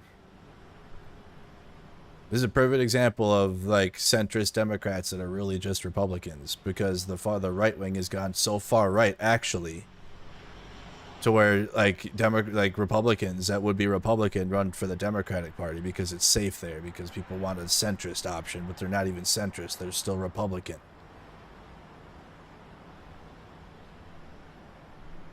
Why is he retweeting old tweets?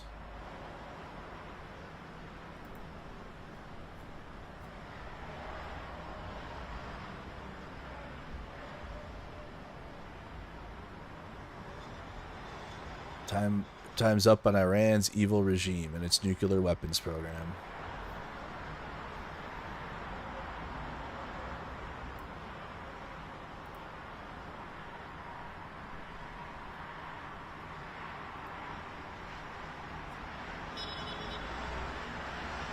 Why is he reposting a bunch of old shit? Where's his recent posts?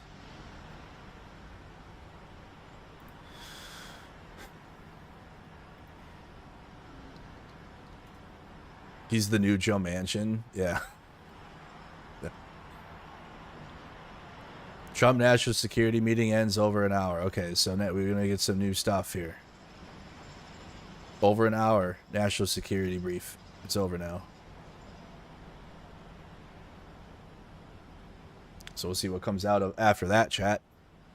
If you're just tuning in, we're tracking Israel feeds in Tel Aviv and Jerusalem. I got the Jerusalem feed in the top right. And we're also keeping up to date with the war in general between Israel and Iran. And then whatever Trump is going to do now. And either send us into a war with Israel to fight Iran, or I don't know, to be honest, at this point. I just know that he's been saber rattling. That's what I know. You can read his tweets and you can come up with what you think. I asked Chad already, like, do you believe the U.S. will enter war with Iran? And majority think yes. 57% say yes. 31% say unsure, but I hope not. Letterman was never a Democrat. Doesn't seem so.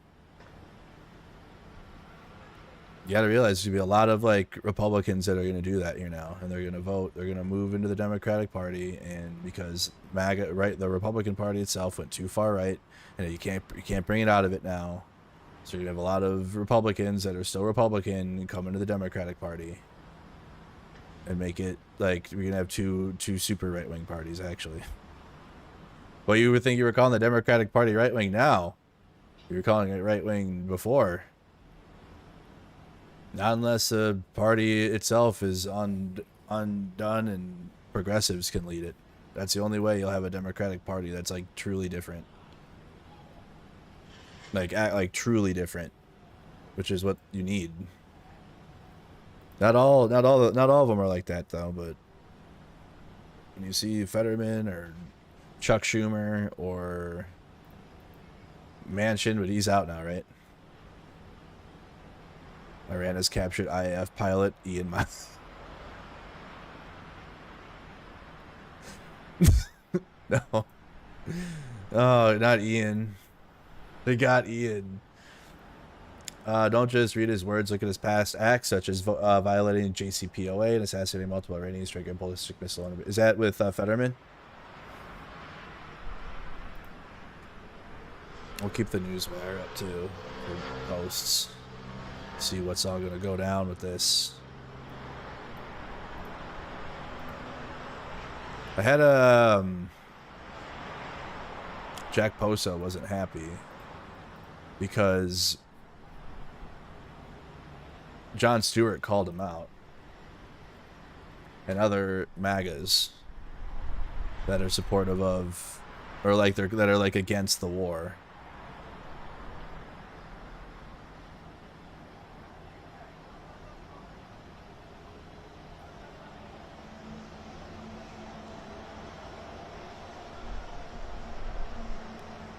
There you, so look at, so you got, look at the cooked, look, bro, that's why they're all cooked on the right. So you're cool with striking Iran, but then they're taking out the Ayatollah, which runs all this shit. That's too far for you? Like, I don't understand. I don't understand your position, the right-wing positions on any of this at all. Be worse than the Ayatollah. So what steps into the vacuum if the regime falls? Well, I think what will happen is the Iranian people will know freedom for the first time since 1979. You know, people probably asked that about Hitler in the 30s. What would happen in Germany if we took him out in the mid-30s? Well, I wish we had, because we know what happened when they let him stay in power. And here's what I can say. Taking the Ayatollah's regime down is a good thing, not a bad thing. And I'm willing to risk what happens next, because I know what's going to happen if they stay in power. They're going to keep trying to destroy Israel. They're going to keep fomenting terrorism, and they're going to try to build a bomb, and they'll use it until they're gone. Their goal is a religious goal, to destroy the Jews, to destroy Sunni Islam, to destroy us. These are fanatical religious Nazis. I'm willing to risk them leaving. I think it will only get better. But if they stay, I know exactly what's going to happen. It will be all hell to pay.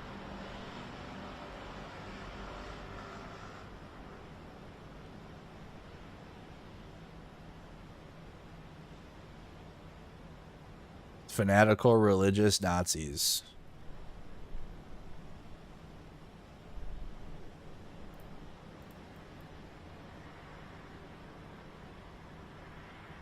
They want it. Yeah, this is gonna be. This looks like Iraq too. Iranian Boogaloo.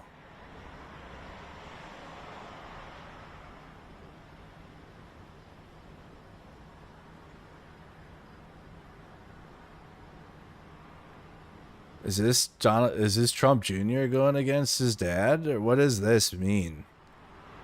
Neocons and Democrats. It's your fucking father is the president.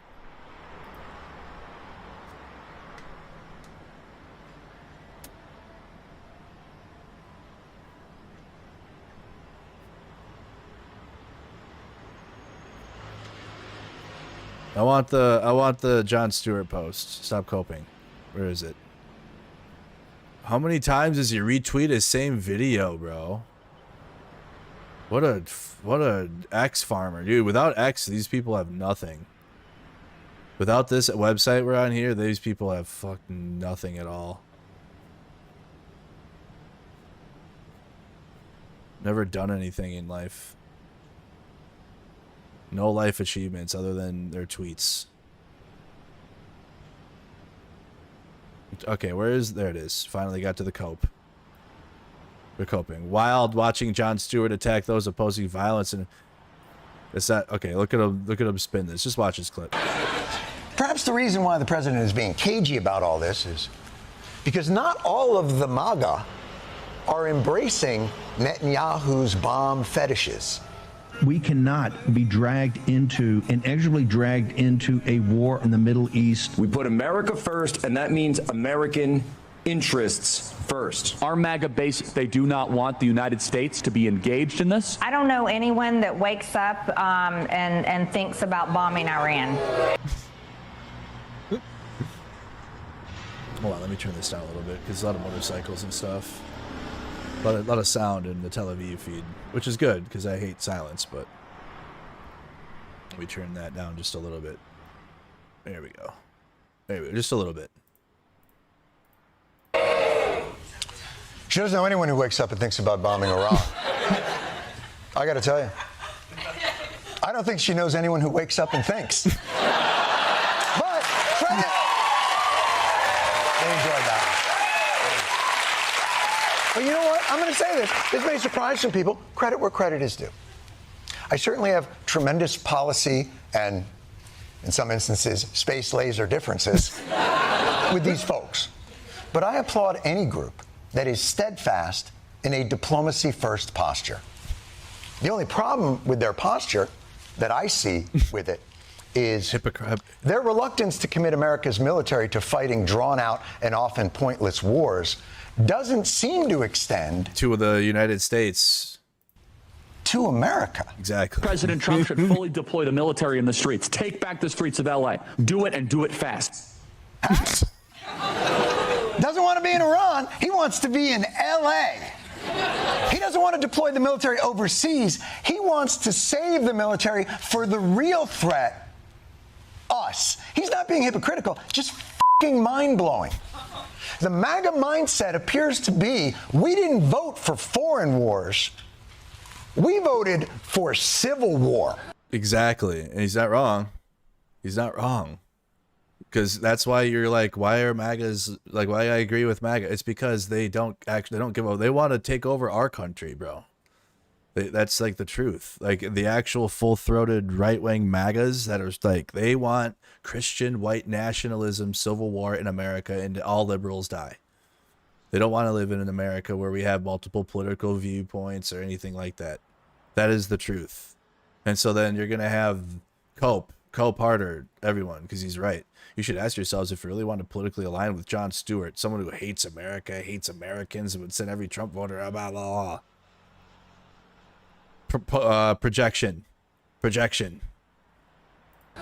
This is a war. The battle for America was going to take place in Los Angeles. The only way to win here is to double and triple down. The current war that we are seeing waged by the Democrats, by the foreign nationals waving Mexican flags. The city of Los Angeles is an occupied city. Because, like, in their mind, like, yeah, we have no business fighting other countries' wars and getting involved there. We have a war at home. We're at war right now at home with these Democrats and these liberals. They have spiritual warfare, guys. They called it. I'm telling you this. They don't give. That's why they don't. That's why like you're going to be temporarily aligned with them when it comes to like Israel, Iran. But don't forget that they have different end goals in mind than like just America first, leave everyone alone, peace and harmony. Fuck no. No, they need full. They can't have, because they know that the pendulum's going to swing back. He ain't going to hold it, especially after this presidency. It's going to swing back left, but they can't. They're going to try to do everything they can to prevent that. They can't live in America with Democrats. or liberals. Like they're sick of it. They're tired of it. So they're going to try to commit a civil war. They tweeted about it the entire time when Biden was president. Tim Pool tweeting civil war every fucking 10 minutes.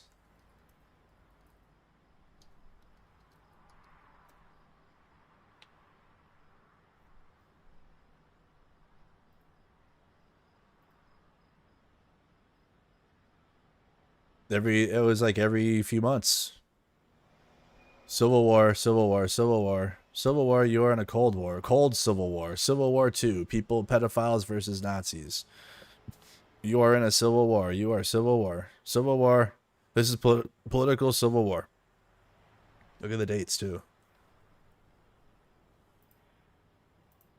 It is time to retake the cities of this country. It is time to use force. What the f***? They are looking for any pretense. They are looking for any pretense to sick their robot dogs on Democrats. Thank you, Dan. Appreciate that. And the strategy that they're using is to inflate the threat that this country now faces, to so rile up their base as to make the left in this country, represented by over 75 million votes in the past presidential election, as a legitimate military target for the United States of America. It's a strategy that's been used before to gin up military conflict. Suppress everybody, because obviously the people that are like, there's a shitload of people to suppress their voices against any type of military conflict overseas. You're going to be using the military internally and then use our military externally too at the same time to crush dissent.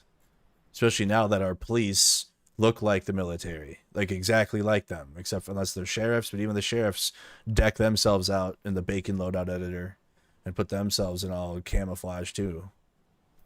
All the federal police look like fucking the Russian military with all the balaclavas on and random shit all over them and Nazi patches on and everything. It's crazy time.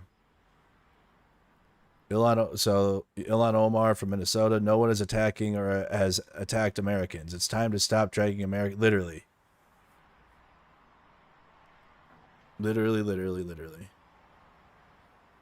It's time to stop dragging Americans into war and letting Israel once again get America involved in their chosen war. Stand up for the Americans who believed you wanted peace and don't commit. It's crazy when we are so against him that we understand that what he campaigned on and what he sold his base to. He sold his base at a no war, America first, cheaper groceries, cheaper eggs, cheaper gas. And you're getting the exact opposite of all of it. The exact opposite. But guess what? That was also predicted because that was in the Project 2025 tablet. In the burning bush said. The mountain. Of course, Ilhan Omar wants Iran to have a nuke. This is what happens when you allow for jihadists to run for office in the U.S. Laura Loomer is a jihadist. Looking terrorist. Looking like, what's the villain from Saw? Jigsaw looking.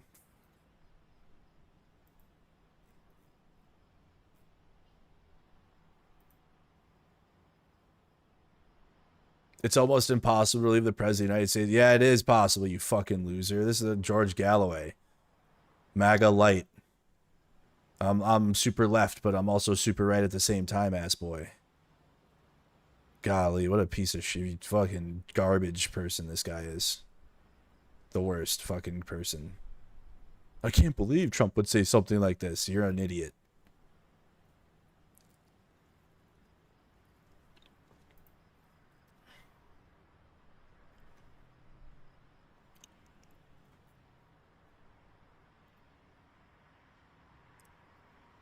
Trump's rationale for going to war with us.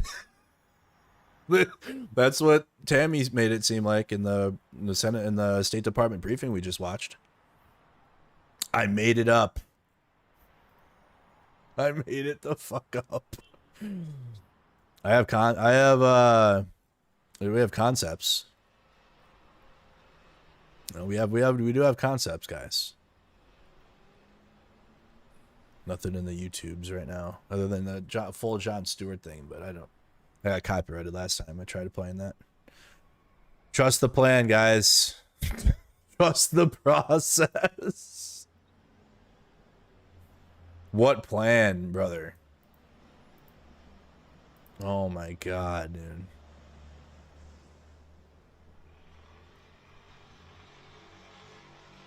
The U.S. is likely to join Israel's war against Iran tonight, according to multiple Israeli media outlets. Incredible.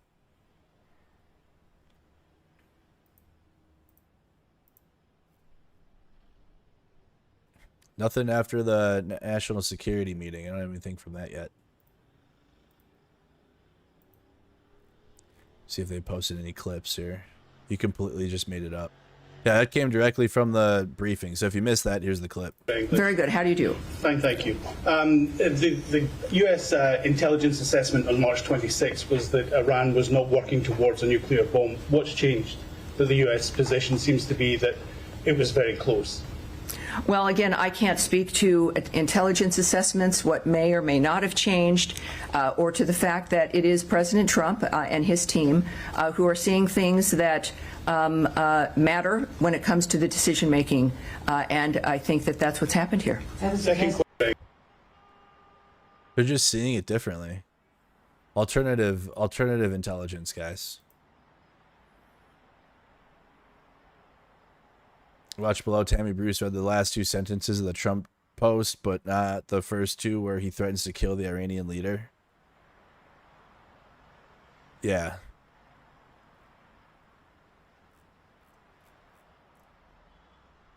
As Trump shatters ethics norms with a Qatari jet and $499 smartphone, experts lament Biden's failure to pass reforms.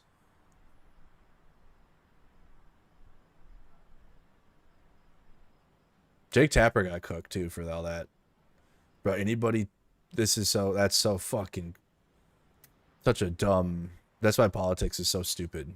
Biden had issues, but no one actually talks about the issues that he had, like not holding Israel accountable actually, and then not supporting Ukraine like he could have been. But and then doing maybe, yeah, sure, more in the U.S., but he did a fuckload too in the U.S. domestically. More than Trump did when he was president. But he had to get us out of the post-COVID. We had a 9% inflation. It was high. He had to get the inflation down to, it was post-COVID recovery because Trump was dog shit as president during that. So he had the post-COVID recovery to deal with while also still passing significant legislature in the U.S. domestically, which was good. It was his foreign policy that was bad. But even that is still night and day better than MAGA, which sucks because it's like, that sucks. And that's just what it is. Literally the exact opposite, but Biden still needed to be stronger, but he wasn't. But it's like hard to even, like, how do you even like take time? How do you even take time out of your day to think, let's criticize Biden today for something. Yeah, let's do that. Well, like Trump is about to send us into another war. And he's launching multiple scams a day and grifts a day as president. He does pump and dumps with the economy with tariffs. His foreign policy is conducted through Truth Social. But no, let's actually revisit Biden. Let's talk about Biden. That's a great time. I think Jake Tapper got cooked on this today by a caller on C-SPAN, or yesterday. Here you go. Because Jake Tapper is a fucking weasel. But right now, I really don't like you. I think you're doing a disservice to Joe and also to the American people. When are you going to examine, what is going on with Trump? Exactly. Joe Biden conducted himself for 4 years taking care of the United States. He took meetings. He went overseas. He negotiated with other leaders. This president has been pure chaos, which indicates to me that there is something wrong with him. We will never get a straight answer on his medical examinations, what medication he is on. Exactly. talk about Biden's health and Biden's decline. We get nothing from Trump in terms of like his health, except for, oh, he's perfect bill of health. Then we watch him and he's like limping while walking. He can't even like speak normally anymore. His face is all fat and puffy now. Then he looks like shit. And yet you have gone after Joe Biden with a vengeance that I'm very disappointed in you. I enjoy watching your show, but not anymore. And I think right now you ought to start writing another. She said, "I'm disappointed in you." That's how you know, dude. She's Jake Tapper's cut off. Book examining Trump and how erratic and what he is doing, calling out the National Guard, the Marines, and everybody. When has a president ever done that? It's pure erratic. Okay, Sarah, there. It reminds me of my grandma, honestly. Sounds like my grandma calling in to C-SPAN, like very upset. Virginia. Thanks.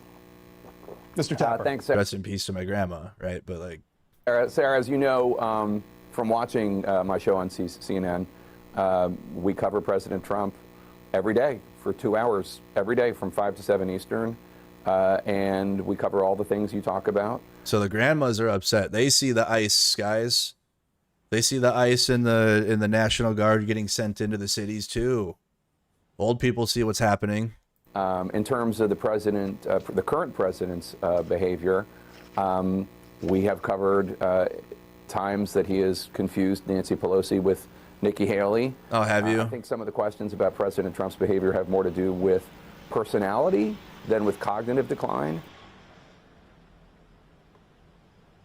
But obviously, whatever lessons we've learned from covering President Biden, we would apply to any politician, any future politician or present politician. So I'm sorry if I'm disappointing you by covering President Biden, but journalists, we are supposed to cover stories that we think the American people have a right to know, that we think will enhance their understanding of how the country's run. And I think Alex and I are proud of this book. But if you... His book is doing dog shit, so he's still pushing his stupid book sales.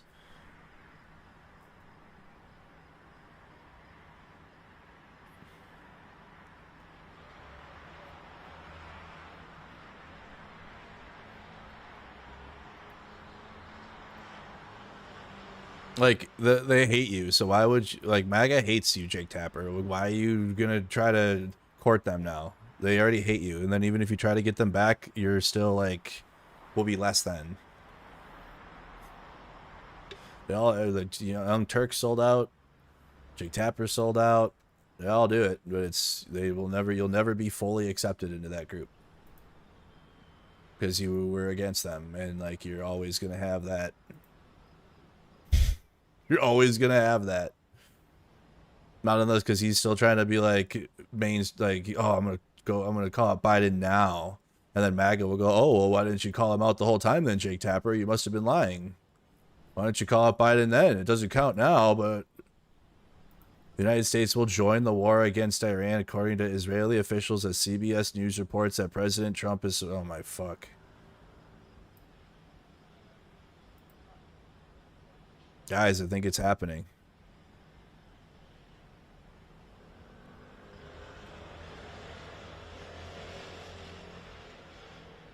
If these Israeli officials are correct. I haven't seen that on Newswire. Roz Alerts is usually pretty accurate in their little breaking posts, though. I gotta give them that. I'll give them that on the X here. They've shared my stream saying like things are happening. For example, like I'd be live on YouTube and like they find my stream somehow.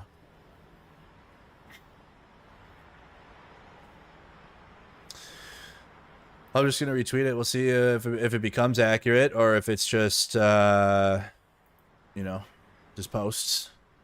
83% of Republicans support Israeli strikes against Iran, guys. From 2000. Oh. Republicans, you guys support this too? You're for this because you do this. Oh my goodness. 83% of Republicans. Guys, they're doing the propaganda to where when clearly the majority don't agree, they're gonna force it and lie. Okay, so they're gonna force it anyways. It's not like, oh wow, the majority of the US is against this. We're just gonna make up lies and say that there's a lot of support for it. Israel first, apparently. Went from America first to Israel first real quick, didn't we? What in the heck? I don't even think this number is accurate. They're clearly seeing like we're clearly seeing the right wing not agree on this. And you'll have like the Fetterman Democrats that'll support it, but they're probably gonna get he's probably gonna be primaried or have to run as a Republican after it. I don't think there's no way Fetterman will win again. I don't know though. Senators I don't know what the hell happens in Senate races, but they're able to hold their seats for so long, even if they're absolute horseshit. They're able to still win. So I want to say that Fetterman will get primaried, but senators usually don't. And I don't understand. I don't get that. Like that's why you had Turtle Man. You have like Lindsey Graham consistently. He's in red states, but even like dog shit senators that are Democrats have kept their position for so long because people are afraid to give it to like another party, which obviously, but we need like a younger generation of politicians here now to get these old politicians out. And my generation and younger are absolutely way more progressive than what you have here right now. Now we wait. Seems so. The U.S., it's getting posted.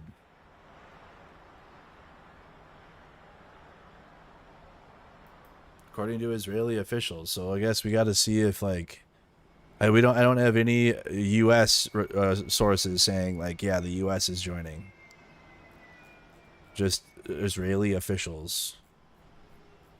But there are officials, I guess, too.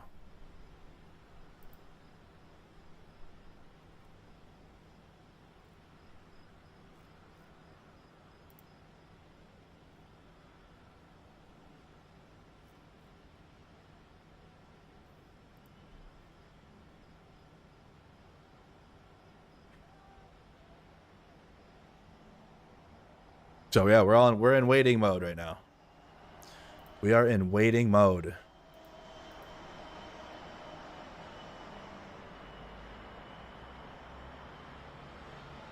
How's that? Anyone listening to the court meeting? Oh, it's over. How'd it go? Are they staying? I should look that up while we're waiting here. Let's sit here and watch the feed for a minute here while I try to give you guys some more information. What happened with the National Guard.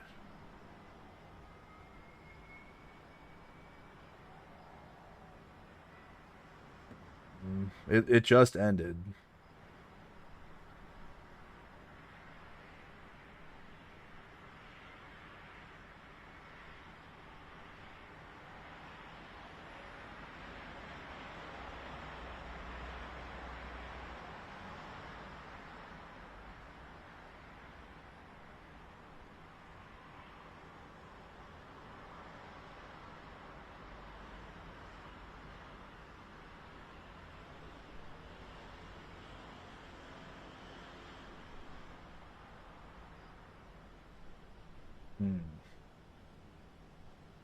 I'm not seeing anything on it yet.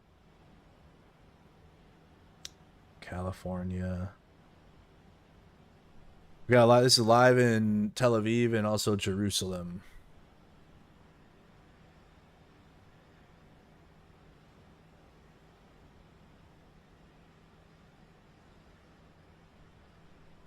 Okay, I don't think I have anything yet. Nothing yet on the National Guard in California. Nope, I haven't. That's what I'm looking for right now. The hearing just ended.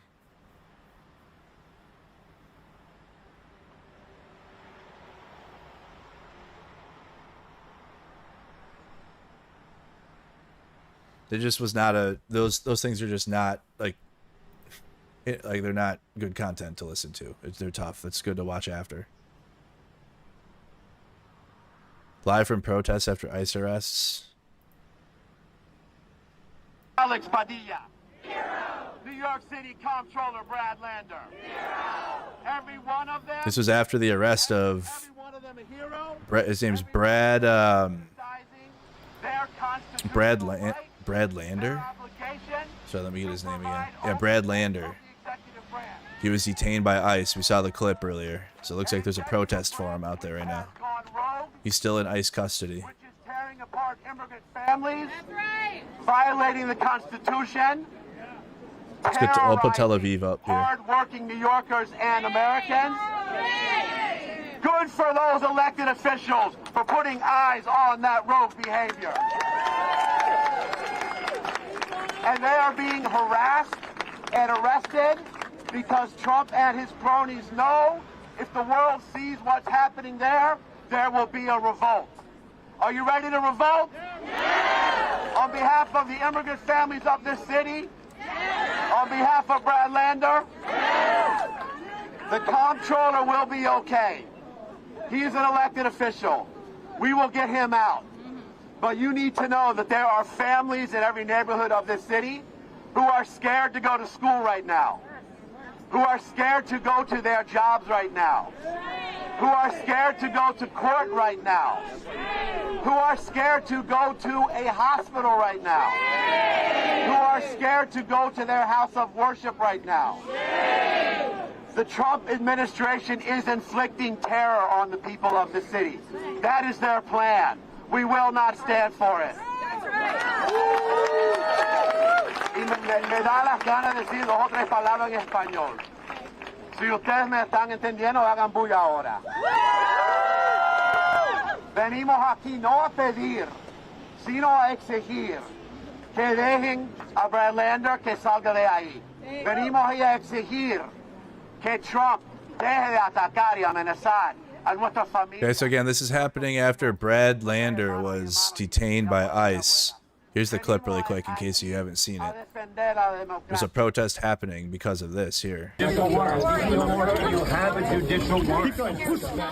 Do you have a judicial warrant? Can I see the judicial warrant?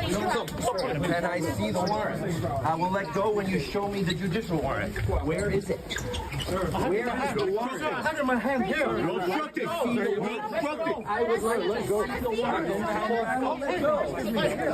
warrant. Just see the warrant. Put him in custody. No! Take it back. Take it back. Take it back. Step back. You don't have authority. You don't have authority to arrest U.S. citizens. Sir, you don't have the authority to arrest U.S. citizens. You don't have the. I'm not obstructing. I'm standing right here in the hallway. I asked to see the judicial warrant. By asking for a judicial warrant, you don't have the authority to arrest U.S. citizens asking for a judicial warrant. Stay back. Stay back. No, ma'am. For your own safety. For your own safety. I'm safe. I can't believe you're arresting me. Where are you taking him? Hello? Hi, You have no authority to arrest U.S. citizens. Where are you taking me? And with what authority? I think there is too. Why are you arresting me? And with what authority? And where are you taking him? Step back, guys. Step back, please. Security detail. This number one is going to go with him, all right? Hang on, please, number one. Hold on. So that happened this morning. Right? And that's why there's a protest out there for him right now in New York. I believe this is New York City here.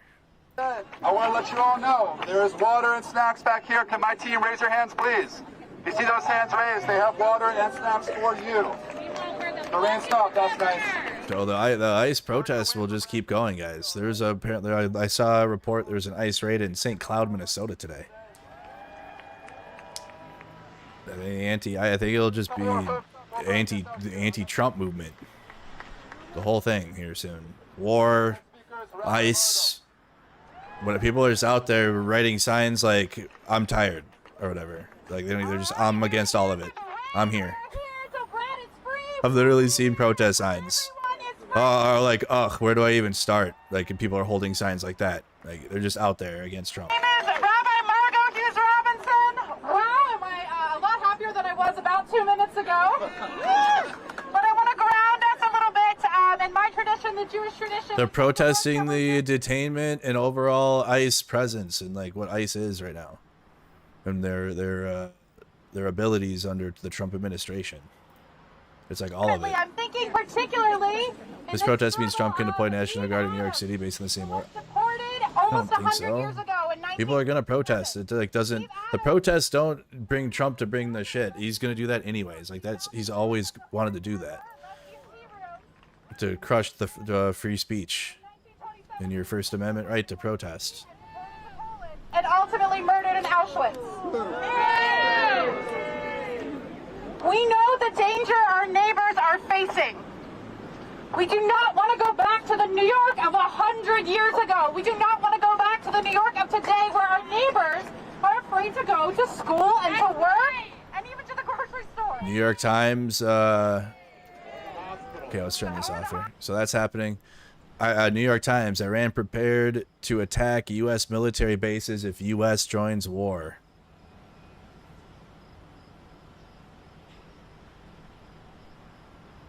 %74% of America. What is that poll from?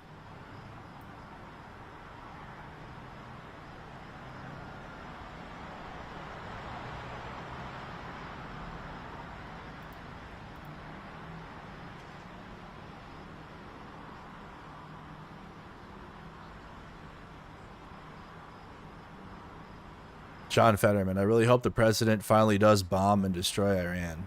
Jeez, dude. That's a Democrat.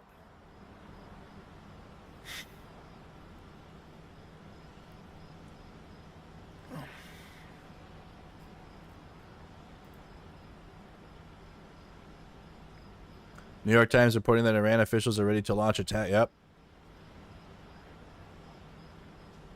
I tweeted the other one. So Newswire or Raw's alerts probably for those posts.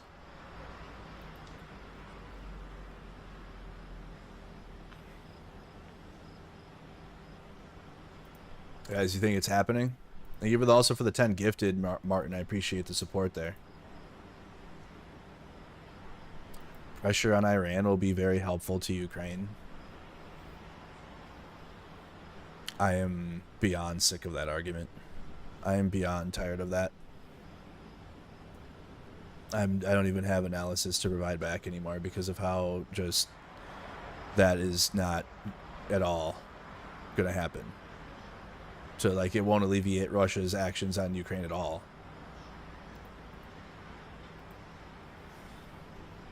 And if anything, like, you talk about, like, if the U.S. enters war against Iran, all Western powers will be focused on supporting the U.S. and Israel.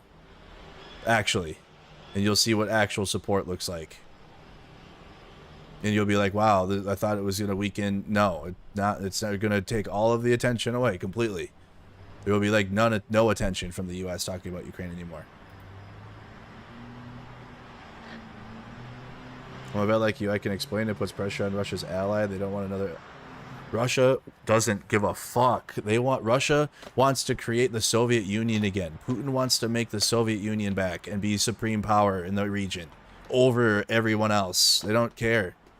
Truly, they're using the Iran and the Asahi drones as a means to Putin's end. It's not like this shit is not relevant to what Russia wants and why they're even invading Ukraine. He's trying to return the Soviet Union to power. Or whatever he'll call it. It won't be called the Soviet Union. It'll be called whatever. Probably just the Russian Federation still. They don't need to or they'll rebrand it to something else again. If you're supporting the strikes on Iran because you think it'll help Ukraine, that is like you're gonna find yourself like a lot of people are not gonna be happy with you. I'm telling you that right now.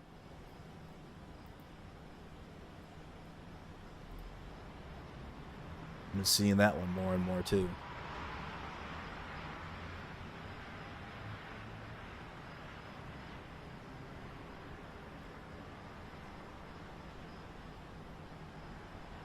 I get it though. The door was closed on significant support to Ukraine the moment Trump won.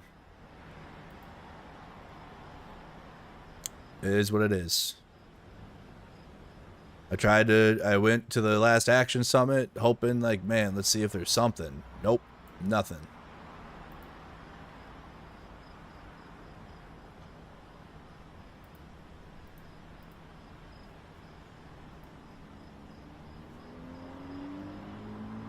Well, there's no love lost for the Ayatollah. And the IRGC, for me, there's more proof aside from the IAE report. I'm convinced that a part of this war is just because Bibi is desperate to avoid jail. Could be. It's probably it's more than just one thing. So you're not wrong. And yes, obviously, like, yes, this will weaken Iran's drones that Russia can use, but they have no problem bringing in other countries like North Korea. Like, they have the Iranian drones, but they also are using cabs and their own rockets now, and they've been able to develop more. And North Koreans.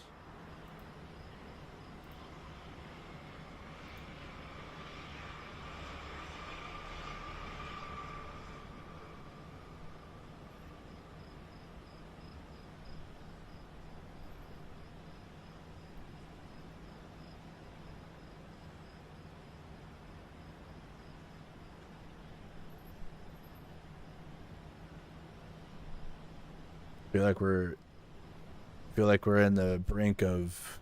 Why does Nancy Mace keep showing up on my fucking timeline, dude? You. Because I'm down 27 pounds and... Golly, dude.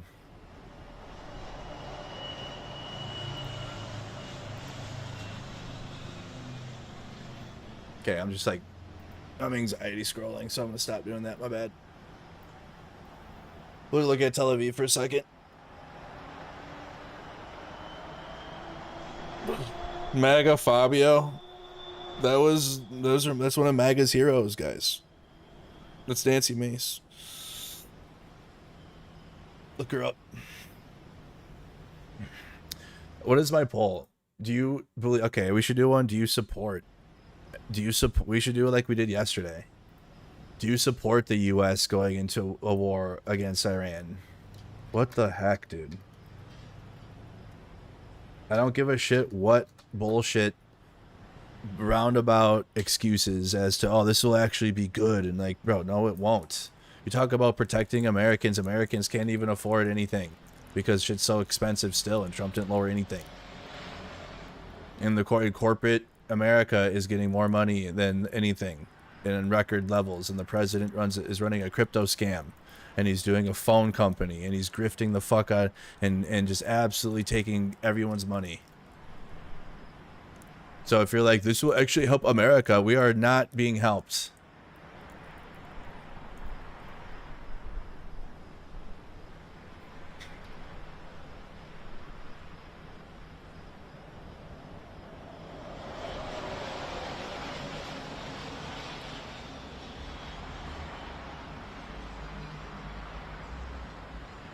I'm anti-Semitic because I don't support the U.S. entering a war against Iran for Israel. That's crazy. It is what it is then, I guess.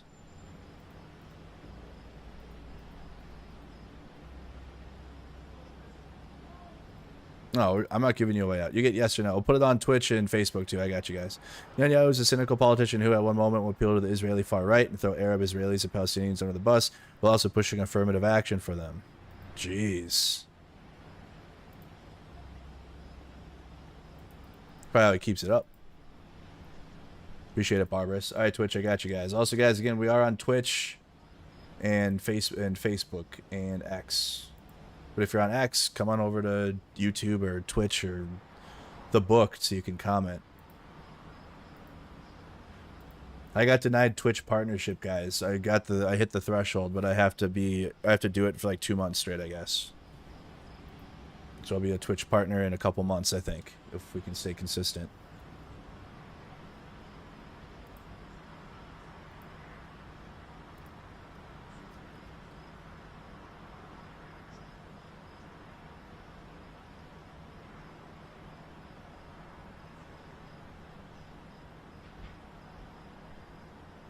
All right, here comes the Twitch poll.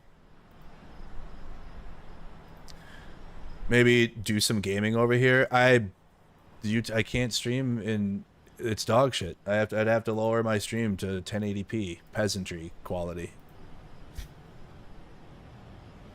Twitch is not work right now for that. I applied for that too. There's a 1440p Twitch feature coming. Wow, incredible. They're upgrading. YouTube I can do 4K max quality, but Twitch is like stuck at 1080p peasant quality. And I like my gaming streams to look good.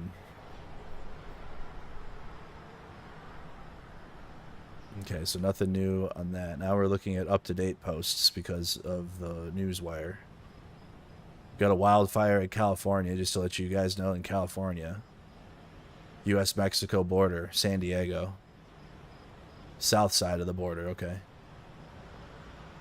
Border 6 fire. So keep in mind if you live in that area.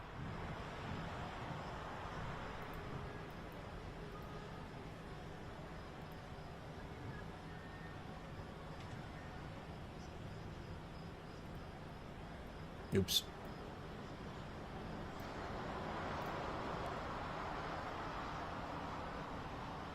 Okay, so nothing new except for these two pretty significant updates of the Iran prepared to attack U.S. military bases if needed, and then also, according to Israeli officials, the United States will join the war against Iran tonight. That's what we got right now. Netanyahu is essentially Israel Trump's Orban cynical politics, hypocrisy, and literally does everything he can to consolidate his executive powers.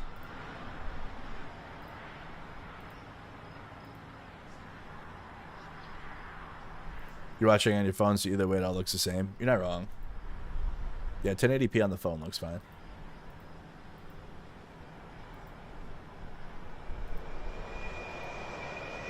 You're not wrong there. So we got live. We got the Tel Aviv skyline. There's a protest in New York City against the detainment of shit. His name is, guys, there's so many names. Brad Lander, sorry. New York City mayor candidate Brad Lander. So that's happening domestically. Looks like you also have GOP senators and politicians being confronted about the rhetoric around the assassinations in Minnesota. Your colleague, Senator Mike Lee, posted about this in the immediate aftermath, called it Nightmare on Waltz Street, seeming to refer to the governor. Do you think that that was the right move in the aftermath of this tragedy? I haven't seen it. This is a moment to be able to say we grieve for those families. We hate all violence like this. This is not America. This is not who we are.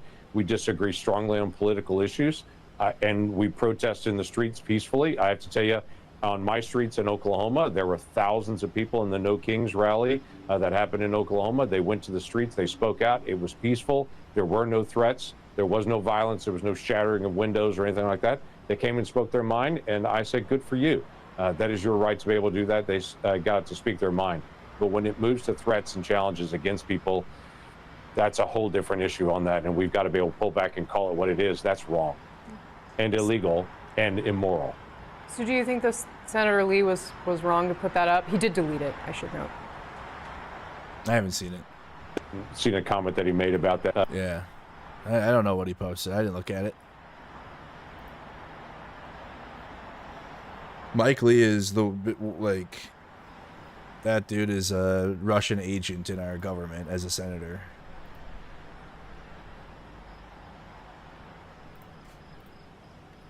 At this point, he's sold out. I'm trying to find a tweet that was posted about old Mike Lee. What Mike Lee used to be like. Flashback to the 2016 Republican convention when Mike Lee led the charge to deny Trump the nomination. They all sell out, yo.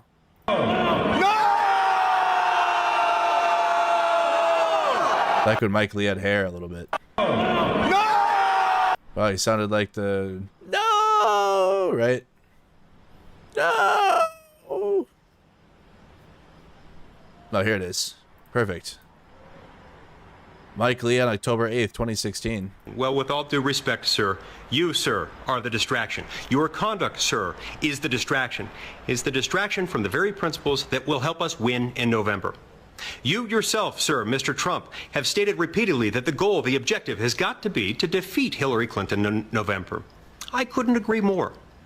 It's for precisely that reason, Mr. Trump, that I respectfully ask you, with all due respect, to step aside, step down, allow someone else to carry the banner of these principles that have made our country great, these principles that will stand as a beacon of hope to the American family, rather than weighing down the American people.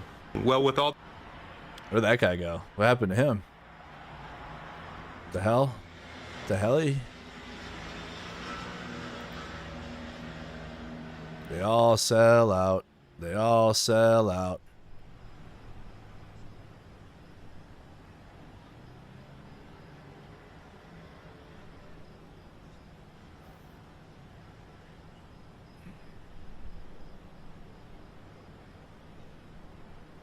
The coalition of the willing is not even, yeah.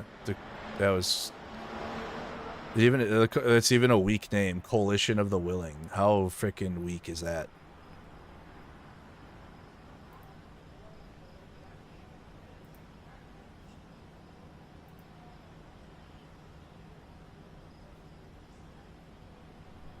So we're waiting for more.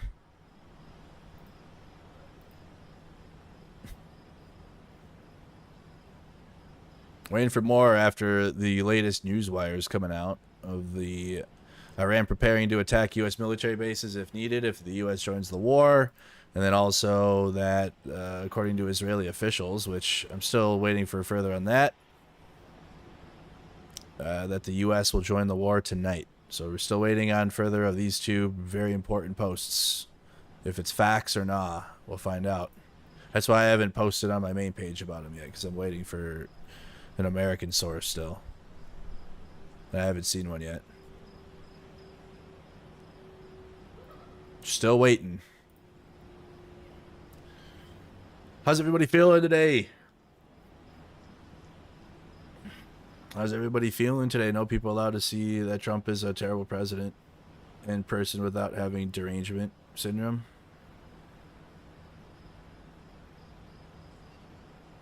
Derangement synonym.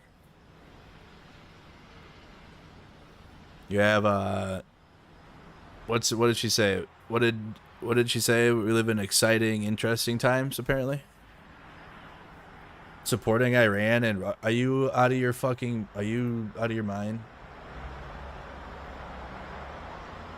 Are you out of your actual mind? Supporting Iran and Russia. Striking Iran will do fucking nothing for Ukraine on an actual serious level. If you're a serious person, they'll take out which Iran's not targeting Iran's Sahid factories. They're targeting their uranium deposits and shit. Apparently, allegedly. Which guy? There's a lot. There's a few of them. I'll respond to them. They're too weak. You can call me out on Discord.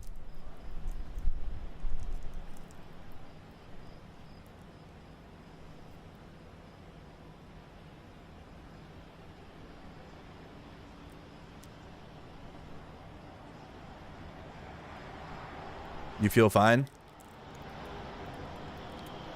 Chris said we couldn't help Ukraine anymore, but we might help in this BS war.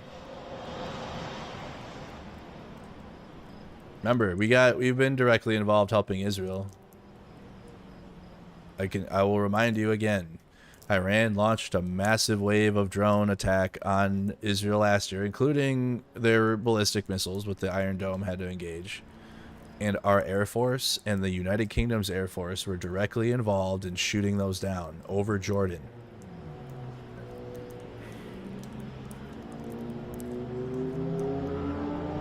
We've always been more involved for Israel.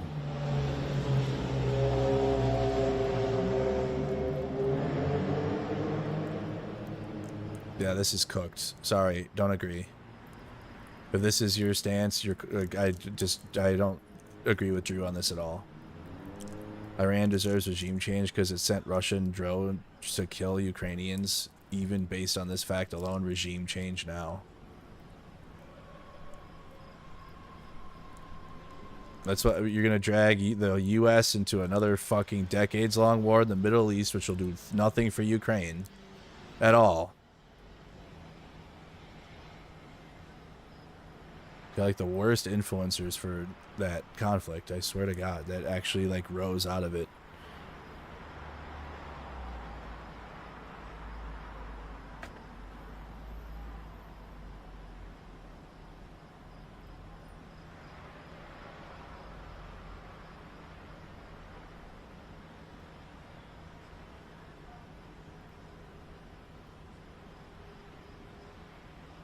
So the U.S. has given more support than Canada to Ukraine. We've given a shitload of support to Ukraine. Not more to ourselves though, because 90% comes right back. So we probably gave more money to ourselves than Ukraine actually. It was like 88 to 90% of all aid packages that we approved to Ukraine came back into the U.S. We were literally paying ourselves to help Ukraine. But right-wing media and the gray zone media on the left never, and the Young Turks never told you that.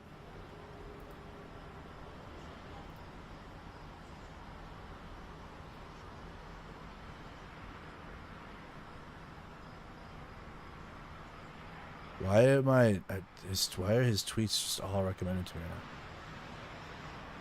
So many grifters turning on President Trump. I hope this is so bad. I hope he punishes all of them. She wants to like wield the Palantir controls so she can personally target you if you speak out against Trump.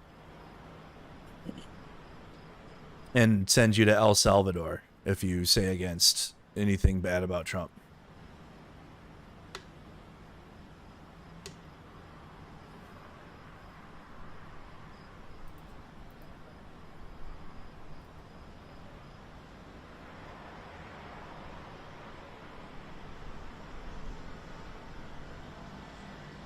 Canada boosts pressure on Russia with $2 billion in military aid.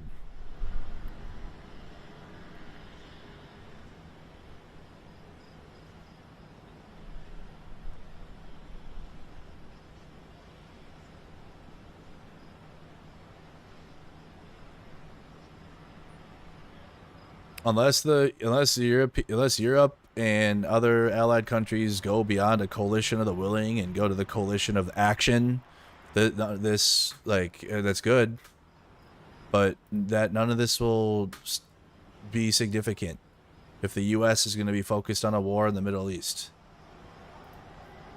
Everything will shift to U.S. war in Iran. Everything.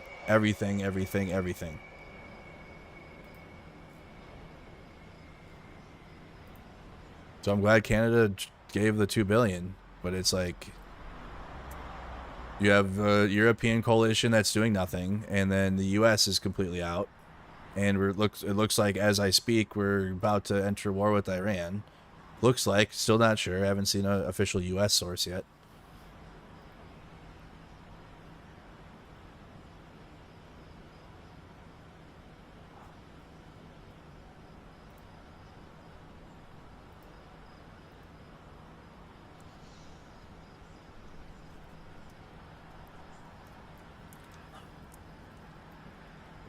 You miss the days when Elon said true stuff about Trump?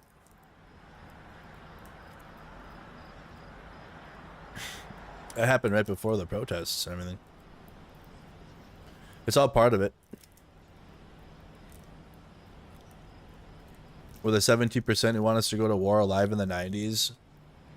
Probably, but they have short-term memory, or maybe they weren't. You miss the days before Elon in general. Elon was just joking. Yeah, me too. Mark Warner says he's confused, reporting by CNN. Who's Mark? Mark Warner says he is I'm confused. That's why I'm not saying a whole lot with it, because I don't know what to give for analysis right now at this moment. Other than I'm against U.S. military action. completely, full-throatedly.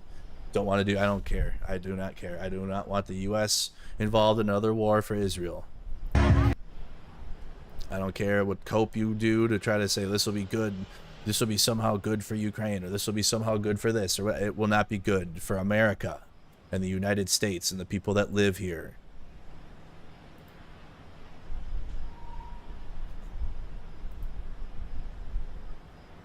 Nothing new from him.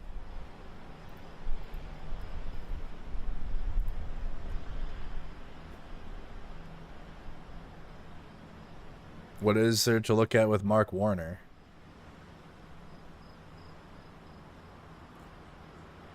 What am I looking at with him?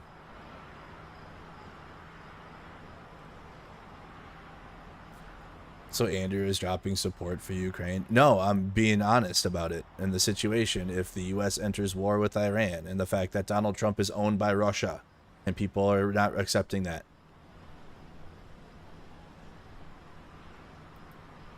Trump told reporters on board Air Force One on the way back to the U.S. he was not looking for a ceasefire, but something better than a ceasefire. He wants a real end.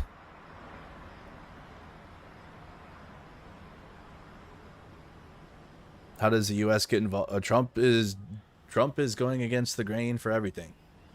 He's ignoring court orders. He's running the country from the top down. So unless the Congress unifies and then starts using the courts as the Congress should be doing, but you have half of the or whatever the House majority and Republican majority are MAGA. So they're gonna have to go against the king to do it, and they won't.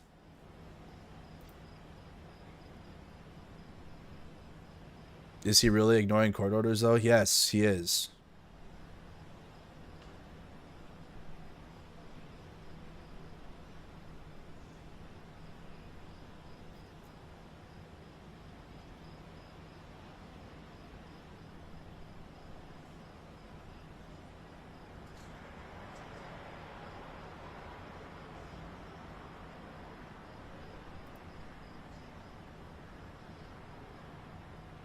The president cannot authorize the use of the military without congressional action, you clown.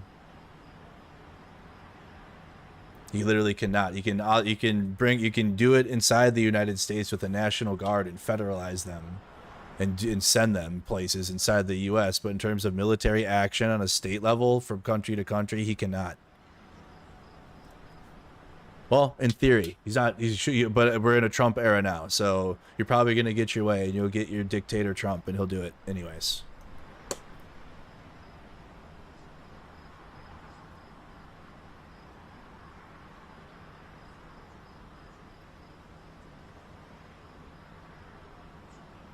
It's like there's what should happen and then what Trump will do, and those are two different things, obviously, as we know.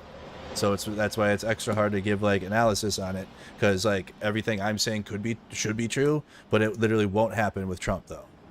So I could tell you, yeah, you need congressional approval and an act of war from Congress. Trump is not. He doesn't give a shit about that, as he's proven. So if he's going to declare a war and try to move and like it's probably going to be a big internal battle in the U.S. here over this, or at least an attempt to. But as you've seen, you already even have some Democrats that will support, like Fetterman, that will support U.S. intervention in the Middle East.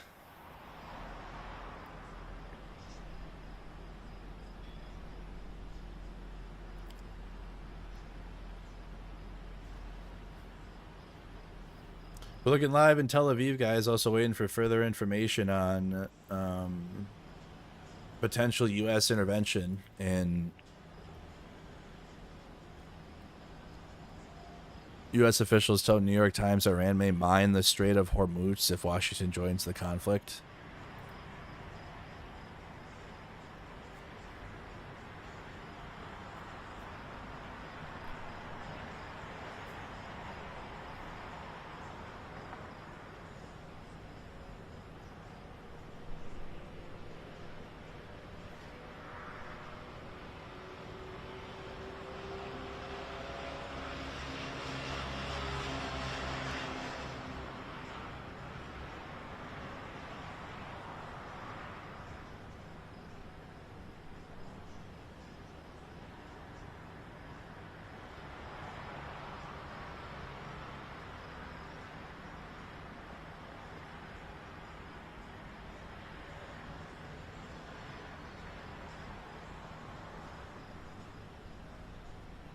So that's like, here, I got it. Reality versus law. So Article 1, Section 8 gives the Congress exclusive power to declare war. The president in Article 2 is the commander-in-chief, meaning they can direct the military but not start a war without Congress. Over the years, presidents have been able to bypass formal declarations by using authorizations for use of military force from Congress, which is like Iraq 2002, Afghanistan 2001, which Bush.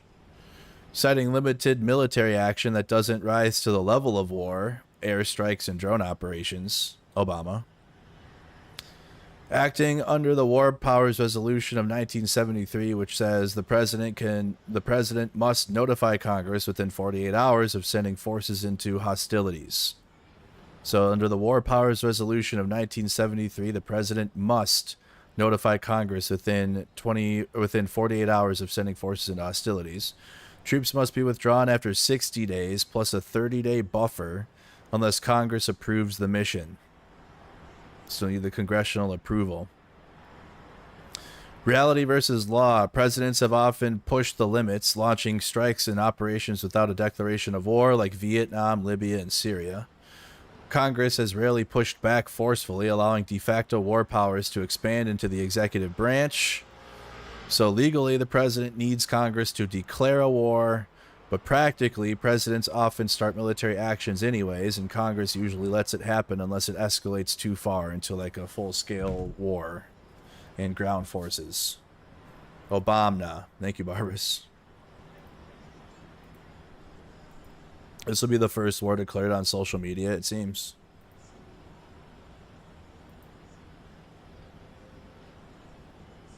Embarrassing.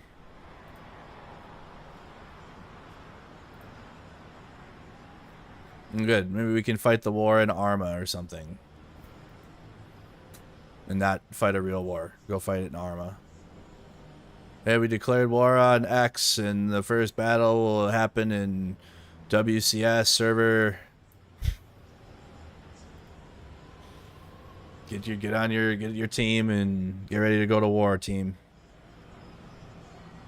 Rainy State Media has issued a chilling warning saying there is a surprise tonight that the world will remember for centuries. Give me a surprise. In tragedy, the left waits for more info before they make a statement. The right lies, so average Joe only hears the right in the opening minutes. True. Especially with news media.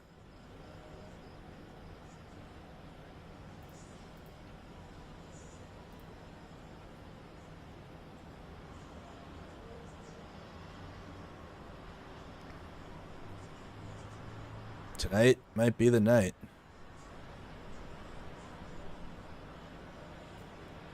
Keep it limited. There's absolutely no need for boots on the ground. Iran doesn't have any air defense left, so you can just use bunker busters on the nuclear sites. Take the historic opportunity to end the nuclear program with very little cost.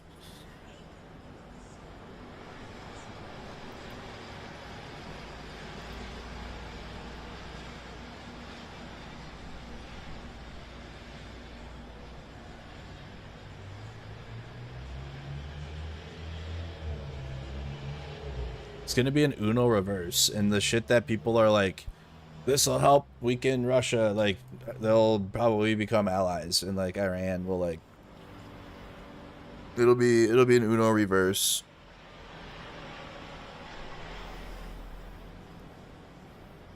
Because, oh my god.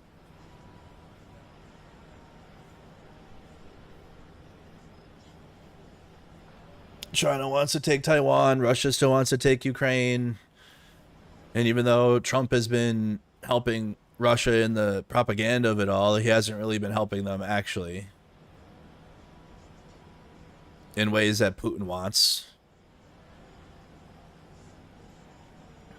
And again, in America, like, Putin will still have to go against the rest of us that actually care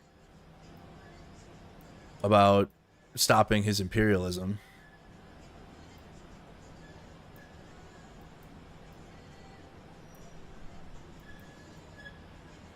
None of this is going to be good.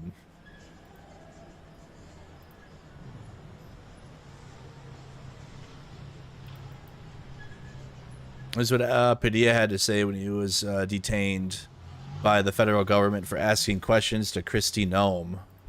We saw that clip on the stream last week.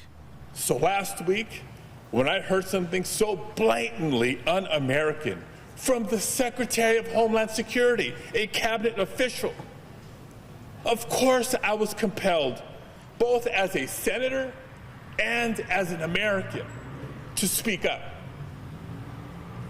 But before I could even get out my question, I was physically and aggressively Thank you, Eternal Prime, for following. Forced out of the room. Even as I repeatedly announced I was a United States Senator and I had a question for the Secretary. And even as the National Guardsman and the FBI agent who served as my escorts and brought me into that press briefing room stood by, silently, knowing full well who I was. You've seen the video. I was pushed and pulled, struggled to maintain my balance.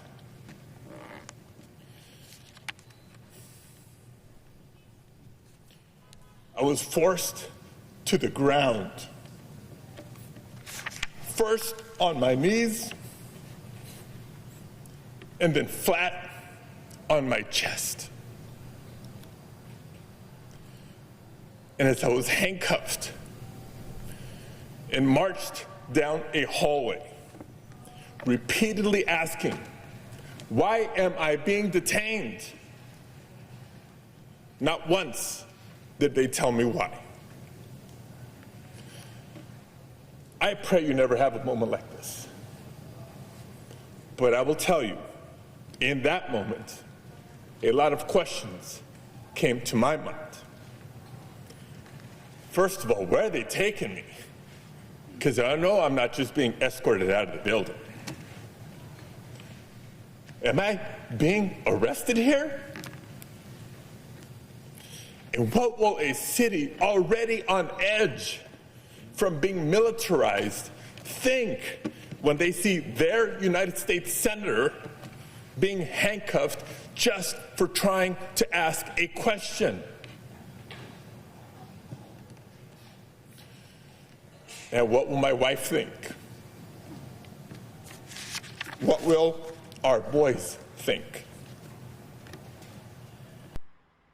So that was what Padilla had to say in response to the detainment from last week when trying to ask questions to Kristi Noem during the LA protests against ICE, which those are like, we're not really much to cover from LA and whatnot now, but the ICE protests will continue.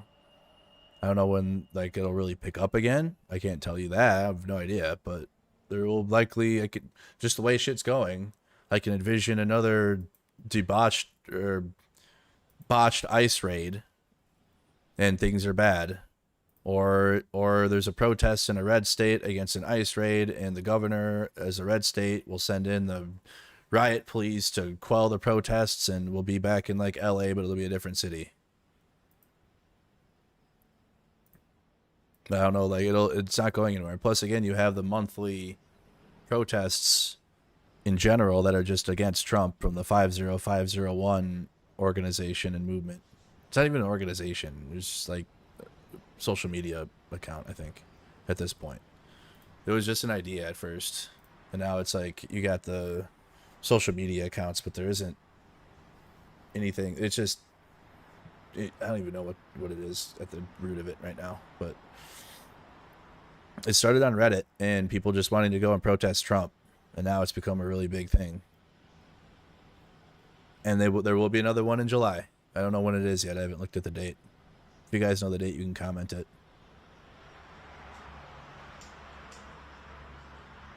Yeah, this is the extent of Hassan's coverage too. Yep. That's what it looked like on the stream.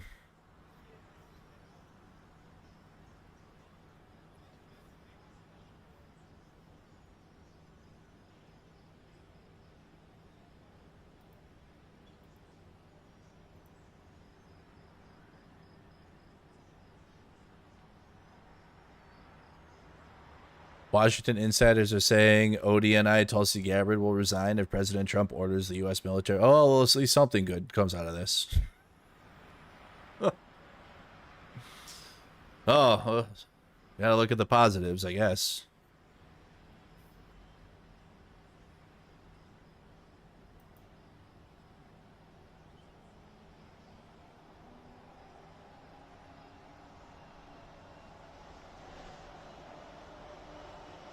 Mark Carney gave Zelensky Trump's seat at the table. Nice.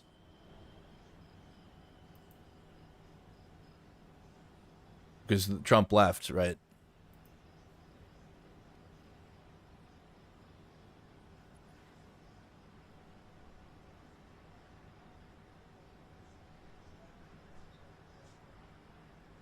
Has he posted a new truth yet? We're waiting for information. Oh.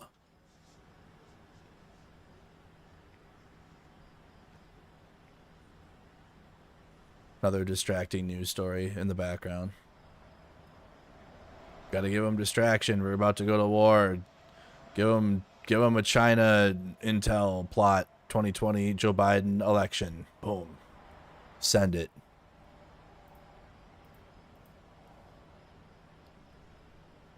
We gotta just, hey, focus on Joe Biden in 2020 and how he actually did steal the election from me. Pay no attention to the war.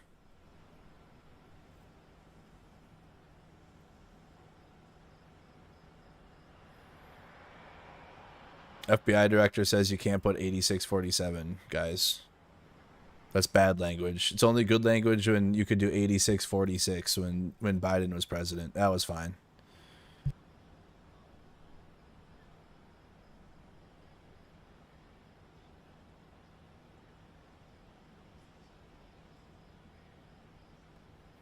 FBI has located documents which detail alarming allegations related to the 2020 U.S. election, including allegations of interference by the CCP.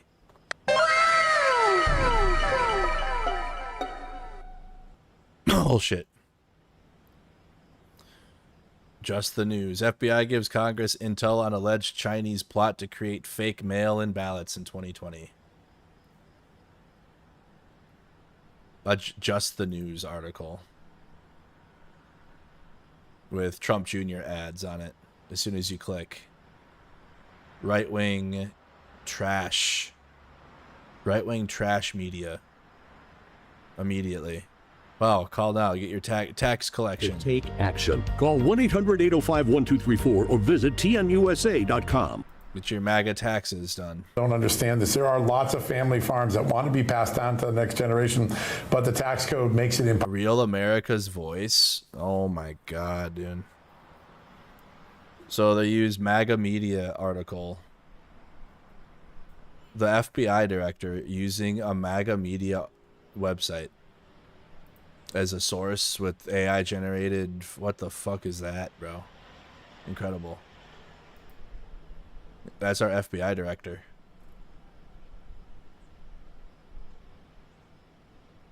Clown government. Clown government.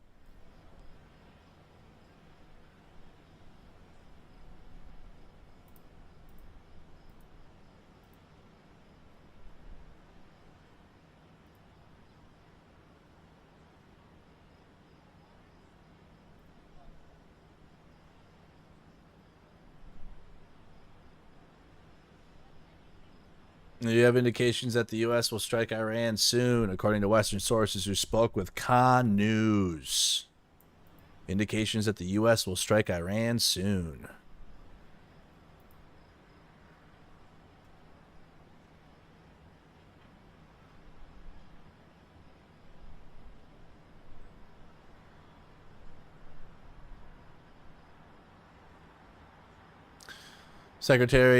NATO Secretary General Mark Rutte said important G7 summit session on Ukraine in Kananaskis, Canada today.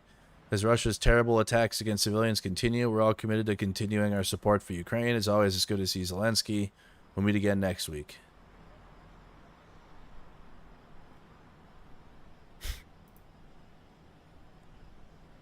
Texas Patriot wrote, Fuck it. If Trump takes us into war, I'm done with him and his administration. I voted for no wars, cheap gas, no taxes, cheap groceries. Maha. What if these things has actually happened? I'm pissed. And then MAGA, super MAGA cultists, like another level higher than this guy, will go, hey, shut up. It's been 6 months. Give him time. Hey, what are you, liberal now? Whoa, buddy. Some of y'all need to chill the fuck out. Exactly. You need to chill out with those criticisms of Trump. You don't do that in MAGA. We don't do that here. We don't criticize the king. We have Trump good. And that's what we have, okay? What are you, liberal? What are you, woke?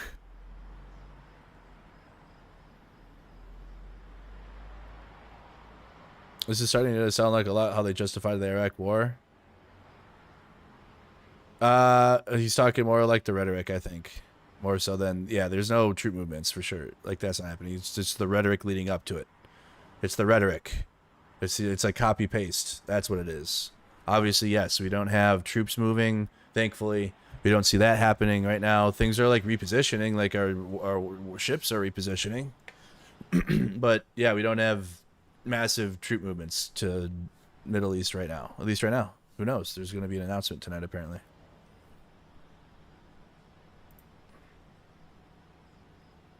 Trump's about to lose over 80% of MAGA. I don't know. I actually don't know how to gauge that. He's gonna lose. He'll lose a good number, but I don't know about 80% because if you voted for him again, you're full in. Trump can do no wrong. So, and like they'll still find a way to cope about it at the end of the day. Like, oh well, Iran bad. Yeah, well, I can't go against the president because I'm American, and Iran terrorist. So, Trump good still. But there will be a percentage. I don't know about 80%. They'll still have a base. They'll still exist. They're still with them now. They'll be with them forever.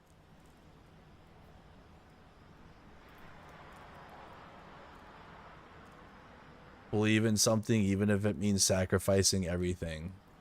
We're in good hands, folks. From Timu Rosie O'Donnell.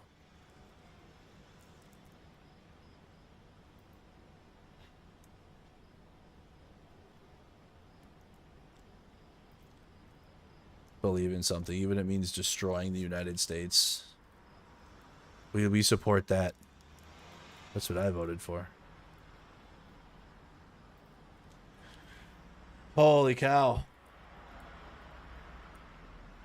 A lot going on. Oh, we got double Tel Aviv feeds. Let's switch over to the other one to be Jerusalem. I think I need a safety break. Safety meeting. This is a 420 friendly news coverage.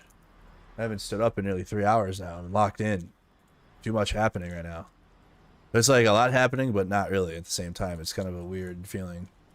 But it's like we're waiting. We're in waiting mode to see what the fuck Mango Mussolini is going to do here. And it sucks. I mean, yeah, I think it's time for one. I've hit the eclipse on updates for now. But again, we're looking live in Tel Aviv and Jerusalem if Iran's going to launch another wave of missiles on Israel. Or if a Tehran feed pops up and Israel strikes Iran, or if we strike Iran, or... Yeah, we're in like hurry up and wait mode right now, to be honest. But I told you guys we're going to be covering this all week. Just like this. Just like this. So share the stream, like the stream if you could.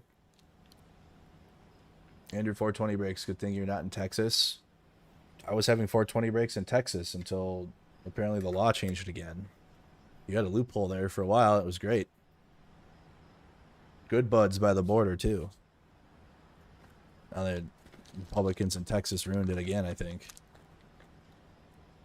But you had a loophole there, and that weed you had was not bad. It wasn't a bad loophole weed to be able to buy it and consume. It was like Delta 9 or whatever, 10 or whatever the fuck. But it still has some THC in it, so it wasn't like terrible.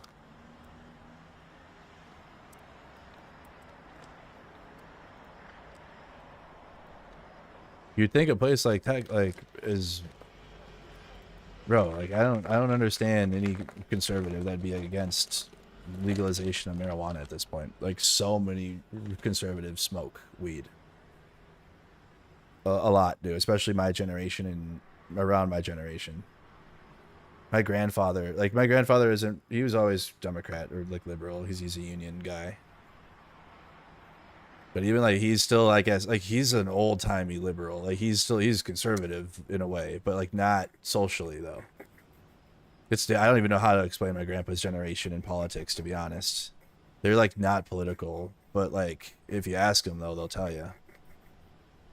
But if you talk to him, whatever, he'd sound like a conservative, like old school conservative, but he's not. But even he's like he's having a THC drink because it helps his arthritis and his just being old. It helps a lot of his shit, and he likes it.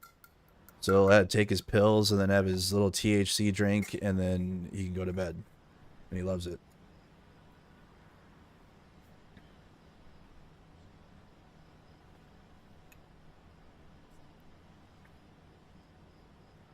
Texas could have the best weed, like actually, but they have a silly prohibition laws. Officials are reporting that President Trump is set to deliver. Oh my God! Help! Help! Chat. I might have to start a new stream, like U.S. military involvement now.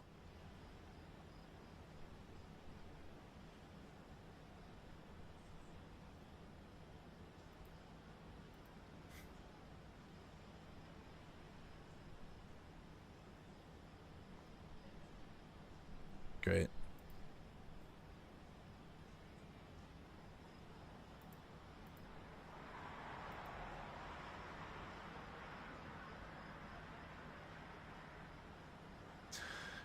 More from the G7. Keir Starmer, great to catch up with President Zelensky. The UK is ramping up the pressure on Russia. There should be no place to hide for those.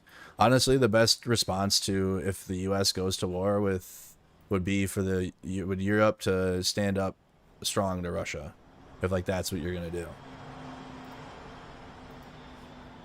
and that could weaken the attention on U.S. involvement in Iran in terms of there's like even less support for it.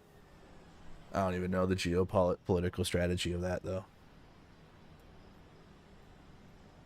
because I feel like if the U.S. does go directly into war with Iran, then I feel like the European focus would also have to shift, especially with the U.S. control over a lot of Europe's weapons, and like that surprised me when covering Russia's invasion of Ukraine and all the weapons. Because every time the U.S. would give a weapon system, or Europe would, obviously we'd research it and be like, okay, what's this do? And like a lot of the weapons that the UK gives to Ukraine or whatever, they still need the U.S. approval. Like U.S. go ahead for GPS positioning and tracking and satellite images.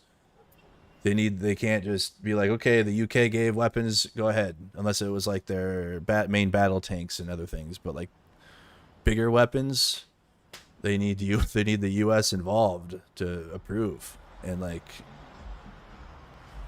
that's going to be very difficult to do. Or like Trump has no interest, and then plus the maybe in U.S. involvement or invasion. I don't know. We're going to get more. Whatever's happening with Iran and what the U.S. is going to do here.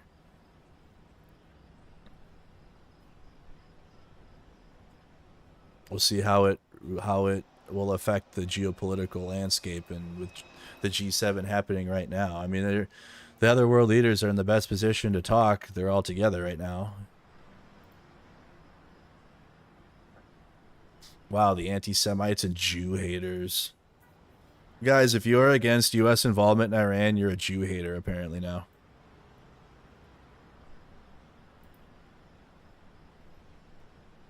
Israel's a nuclear power, and they have no problem attacking anyone they want.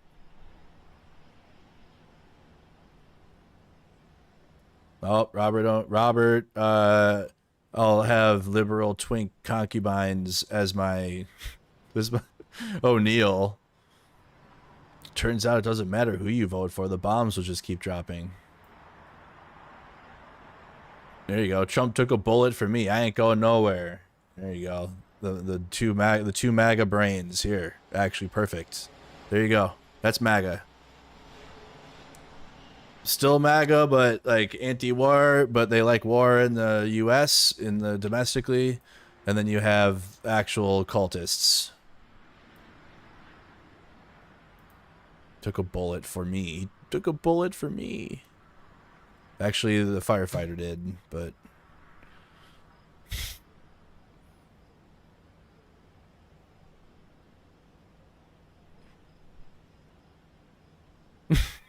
It's time to go. Was I a good fighter? No, you were the best.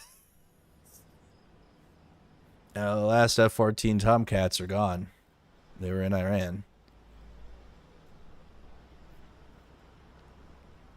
Joe Biden is going to get us into World War III. Click. Trust Trump. Bomb Iran. Trust the plan. Trust the process. There's Mark Carney with Zelensky. Well, they picked a beautiful... There's the Canadian G7 location. That looks beautiful there. Canada went all out in that. But the fact that Trump left early and like the way he treated it is wild.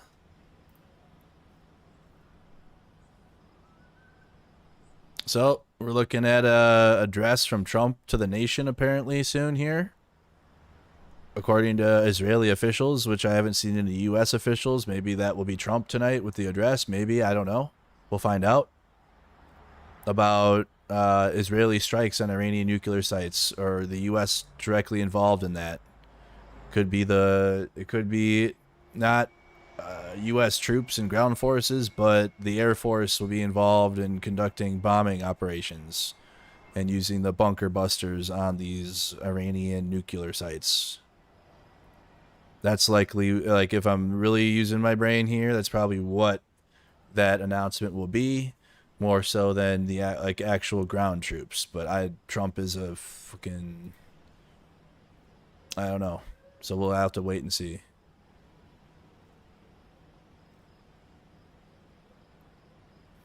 Hakeem Jeffries, my statement on the unjustified arrest of New York City Comptroller Brad Lander. So here's Hakeem Jeffries on Brad Lander getting detained. New York City Comptroller Brad Lander did not assault anyone. The Trump administration and MAGA Republicans continue to lie to the American people in the face of clear video evidence that contradicts their far-right propaganda. The aggressive targeting of Democratic elected officials by the Trump administration will invariably result in law-abiding public servants being marked for death by violent extremists. The Trump administration and their squad of masked agents must change course before it is too late. This is America. The request for a judicial warrant... My bad, I have a... By request for a judicial warrant and observance of law enforcement activity are not crimes. There is zero basis for a federal investigation, and any such plan should be dropped forthwith. So we've been kind of tracking this on the side too today, with Brad Lander being detained by ICE.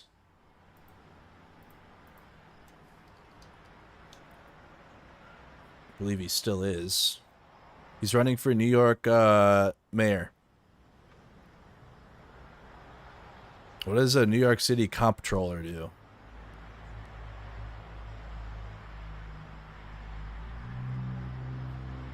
Still in ICE custody.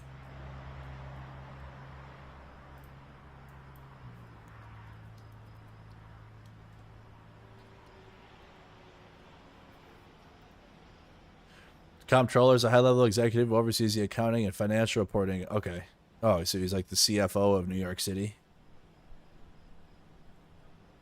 New York City CFO. Okay.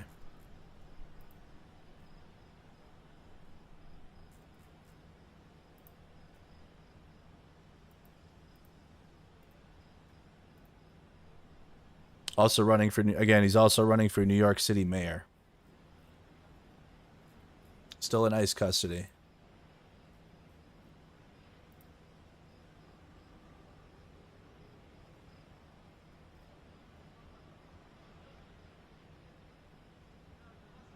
Mod Nikki, I don't know, are you still in the stream?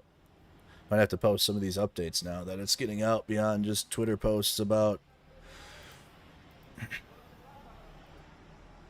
Trump making a special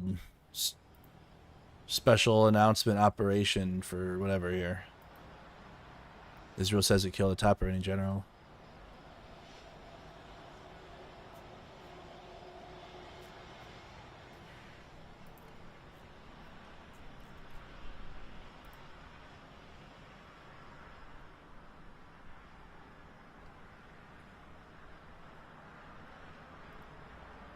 What do you guys think? Do you think it'll be? Well, you guys already think the U.S. is getting involved, so that's gonna likely happen.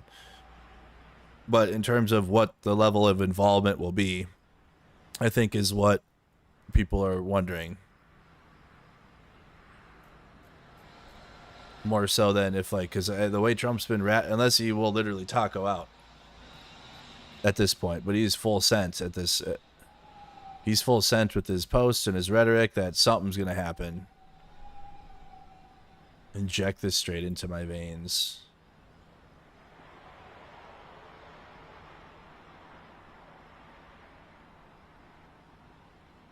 John McCain would be so disappointed. Mommy, why am I being drafted to Iran? U.S. arm. What kind of AI dog shit is this? This is AI horseshit. What the fuck? Airstrikes and shelling by Israeli forces continue in Gaza. That's why they want the U.S. involved in a war with Iran so they can keep doing that. Without anyone looking at it. Yeah, like that's what Putin wants earlier. I didn't get to finish earlier. Putin wants it so they can continue to invade Ukraine, and they're like Putin, like, yeah, Trump's been helping Putin with his stopping aid to Ukraine completely, and also cutting off intelligence for a while, just turning the back on Ukraine. But you know, we still have like mineral deals with Ukraine now. That mineral deal makes sure that the U.S. is still involved, and obviously Russia will not want that because they want all of Ukraine. So that's why I was saying earlier that I don't know if like this could turn into like an Uno reverse where you got Iran and Russia, like they are allies already, obviously, but like they'll be closer, working closer together.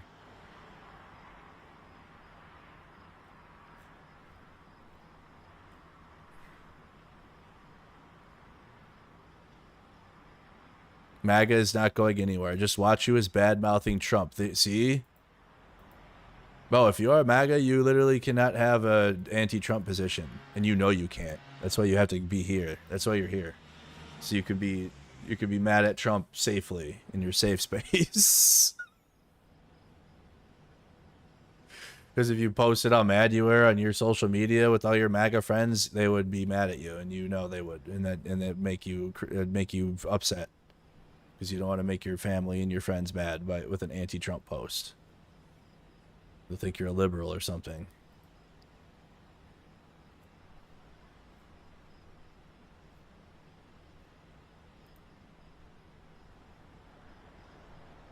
MAGA, we're getting mass Trump deployment of troops in Iran.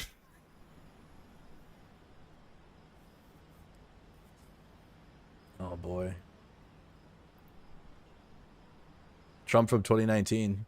The United States has spent $8 trillion fighting and policing in the Middle East. Thousands of our great soldiers have died or been badly wounded.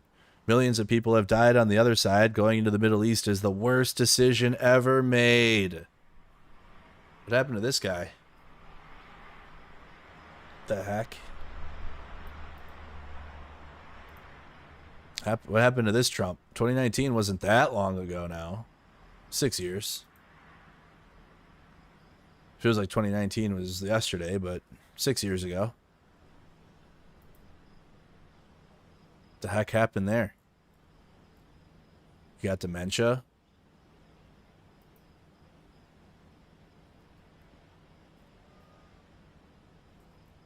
%60 don't want America involved with war. Exactly. Get on, Pisco. Condemn your daddy Trump then. Stop this pussyfooting around, bitch.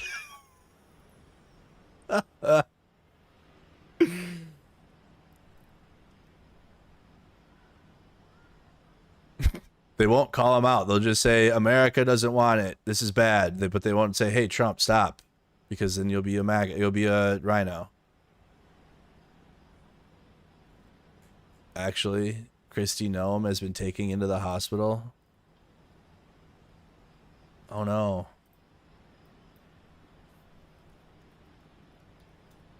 Oh, no. Oh. Oh, no. Oh, man. Homeland Security Secretary Kristi Noem was transported by ambulance on Tuesday to a hospital in Washington, D.C.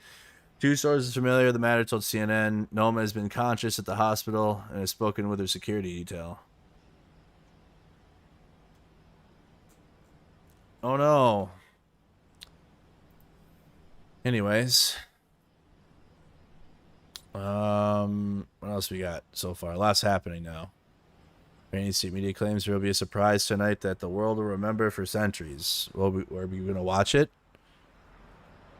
This is going to be another...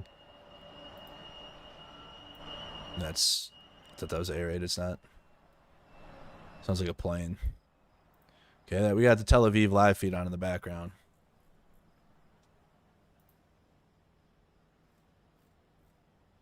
Okay, nothing new from there. Anything new from Mango Mussolini?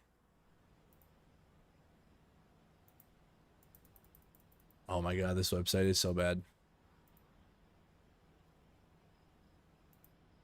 No, I don't want to continue the conversation. Just want to read his stuff. Nothing new. Except for China plot 2020 election Joe Biden stuff. More the election was stolen from me stuff.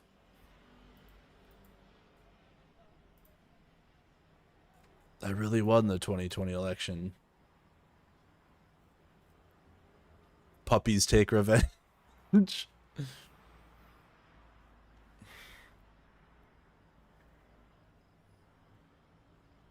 Secretary of Defense, over the weekend, I directed the deployment of additional capabilities to the United States Central Command Area of Responsibility. Protecting U.S. forces are our top priority, and these deployments are intended to enhance our defensive posture in the region. Okay. Well, I saw a hilarious post. It was like Pete's POV. I want to like view. How do you like view the quote tweets? I probably gotta pull it up on my phone. There was one that was hilarious. Nope. Here's the breaking news, guys. Breaking news just into CNN. Sources say Department of Homeland Security Secretary Kristi Noem this afternoon has been taken to the hospital. I want to go straight to CNN's Priscilla Alvarez. Priscilla, what are you learning about this? Phil, we're still trying to gather details. What we know so far is that the Homeland Security Secretary Kristi Noem was transported by ambulance on Tuesday to a hospital in Washington, D.C. One source telling our colleague Holmes Librand that she has been conscious at the hospital and has spoken to her security detail. We have also reached out to the... Now she's LARPing as a hospital victim. That's from Tel Aviv, just motorcycle. Department of Homeland Security for any comment or additional She's really taking this LARPing thing seriously. Details about what transpired here. So again, so far we know only that she was transported to a D.C. area hospital by ambulance. Today, we are still trying to learn more about her condition, though a source did say that she is conscious and she has spoken to her detail. Phil. Priscilla Alvarez. Okay, so Kristi Noem rushed to the hospital. That's where we're at right now. Well, we're waiting for... Oh, the feed ended and... this is status scoop. Okay, we can close that. That's fine. Feed did not end in Tel Aviv. We're still there. So Tel Aviv up. It's also up in the top right, okay? The feed is there in case there's another rocket attack.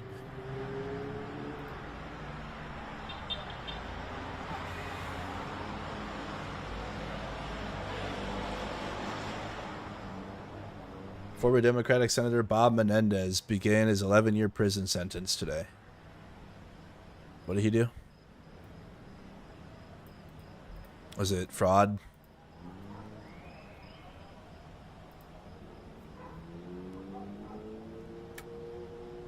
Bribes of gold and cash as an agent of Egypt.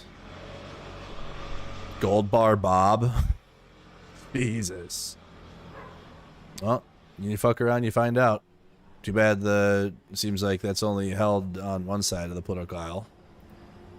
Even though you got Donald Trump, the president, running crypto grifts and watches and Bibles and phones, and that's fine. Gold Bar Bobby is a crazy nickname. Next. Oof. Vaccine?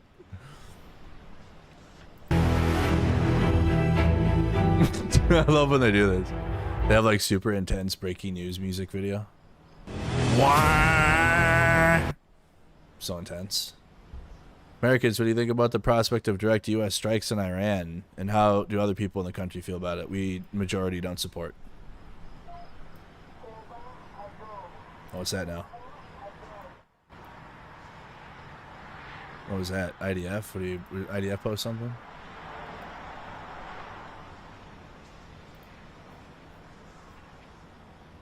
Don't forget the hostages.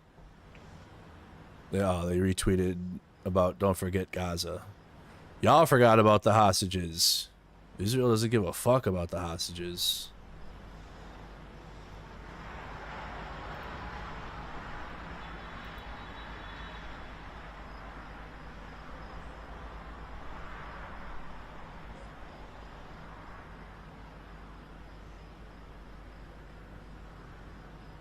I don't know if I don't know if our pay, we gotta check.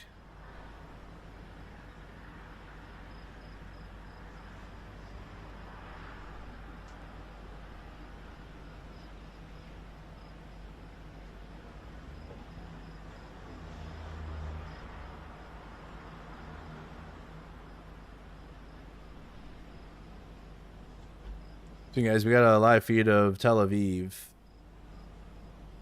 I might need to make some posts here to the social media.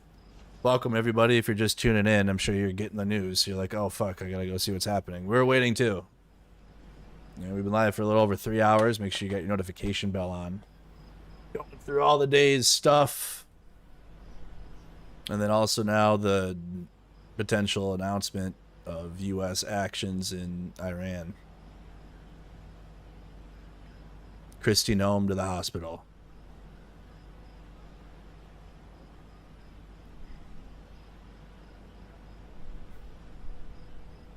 Is that what the flight radar looks like over Iran right now? Should probably look at that. Let's look.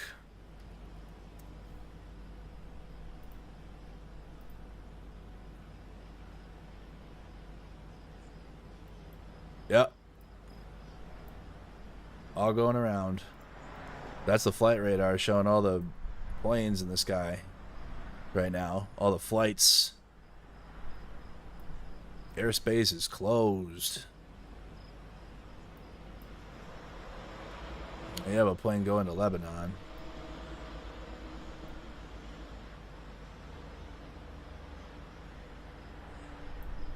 Okay, so we'll keep that up. In case we see any planes that are not supposed to be over Iran that are over Iran, or that are just in general. Who's scooping up the new Trump phone?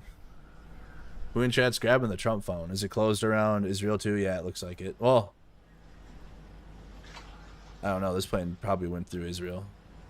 I don't know if the airports are closed.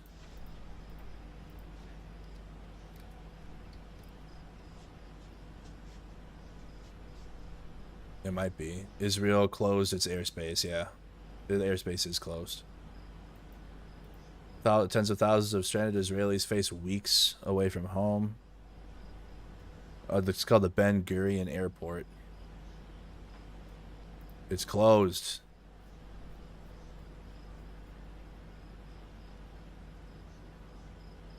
They have, where's that information?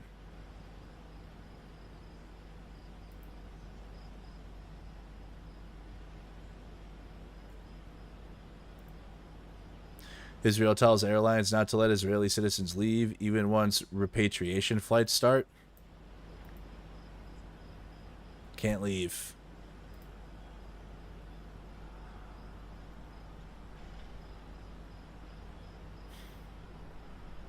So it's closed right now. Airspace over Israel. No flights in. No flights out. Yeah, after the first attacks came in. IDF hasn't tweeted since this about don't forget the hostages. Trump Mango Mussolini hasn't posted any new truths yet. Slow down, you're going too fast.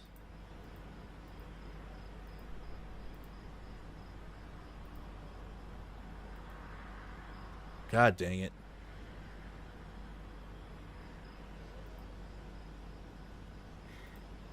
I might have to figure out my old Truth Social login so I can actually get up in there and show you guys what the heck's going on. The Iranian regime just released this video of someone stroking a nuclear bomb. What? Stroking a nuclear bomb. It already looks AI generated. Like, I haven't even hit play and this looks AI.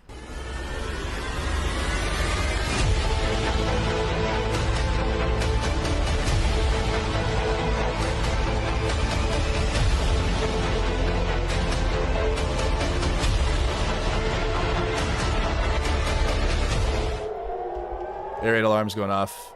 Attacks coming in right now. Attacks coming in on Tel Aviv as we speak. Anyways, let's pull up Jerusalem too. Okay, so we got Jerusalem, Tel Aviv. That's the air raid sirens going off right now in Tel Aviv. We'll keep that up. We'll just keep it full screen right now.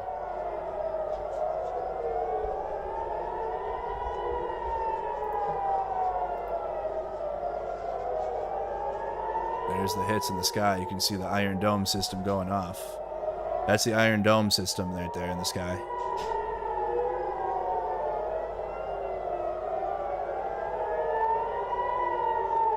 Not right now. Hold on.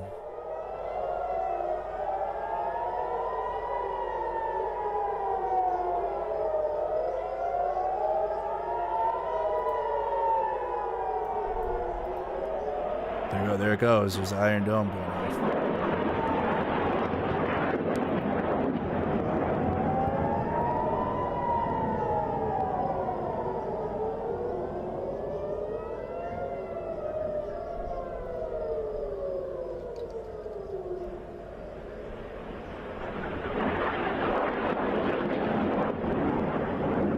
That's a lot of rockets coming in. So air defense is going up to try to intercept the rockets that are coming into Tel Aviv. This is live right now.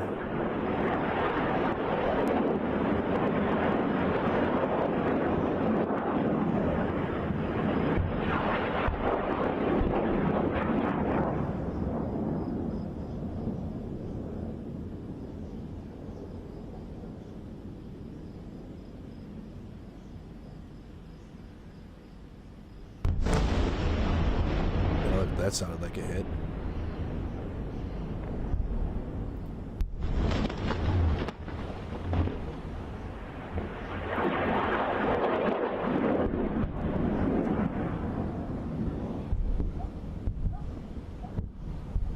Iron Dome's still going off.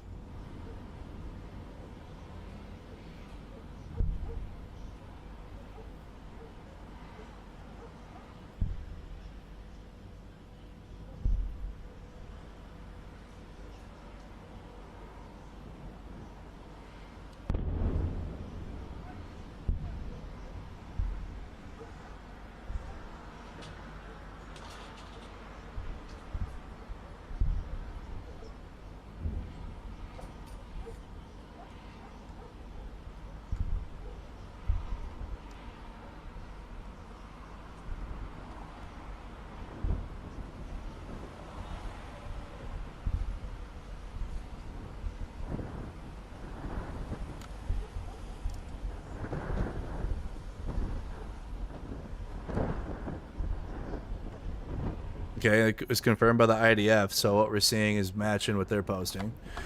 Guess what time it is? Once again, Israelis all over the country are running for shelter because of an Iranian missile launch.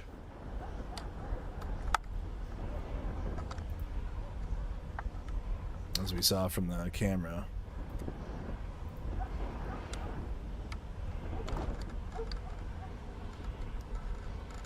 So yeah, it sounded like maybe 2 were able to hit. Jerusalem cams moving around.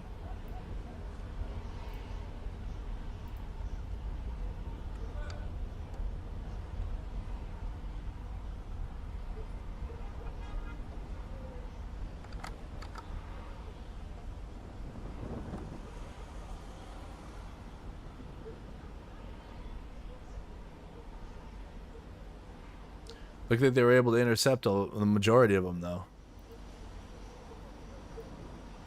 I think you only had like a couple large hits that came in. Or it sounded like it, I guess. We weren't able to see.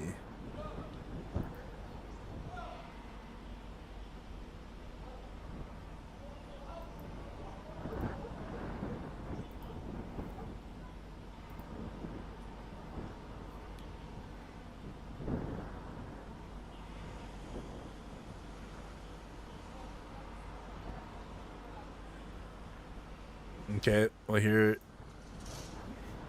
clip from Fox reporter Trey Yinsk during that, or what we're, I don't know if it's over completely yet, but what we just saw. Missiles are fired at this city.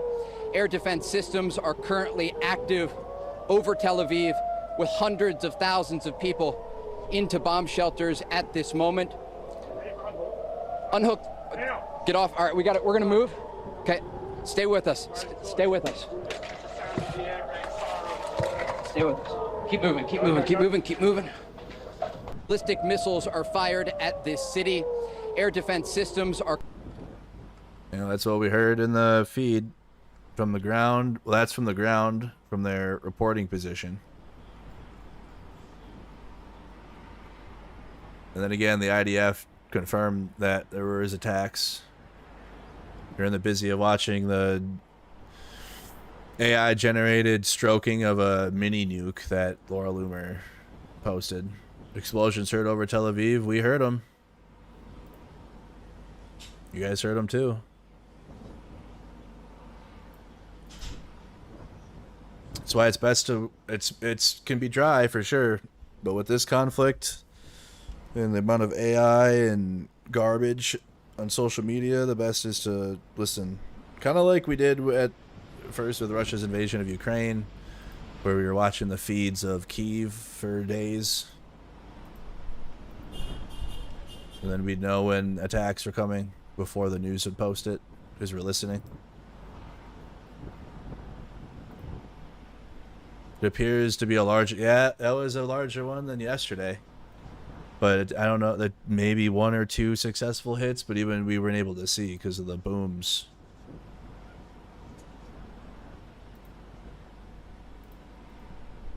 That was larger than yesterday, though. Because we was there another one yesterday after I left the stream? We saw that we got the one on stream yesterday, and it was like not 30 seconds long. It was that one was a bigger one than yesterday for sure. But I don't know if there was like another one later on in the day and I missed it. I had to go play softball.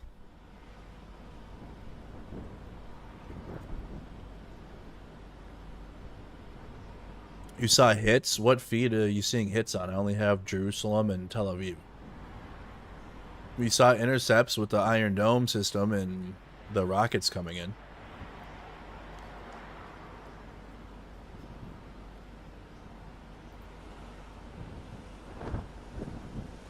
There was a clip of it again. This is the clip that we're watching right now. From the feed.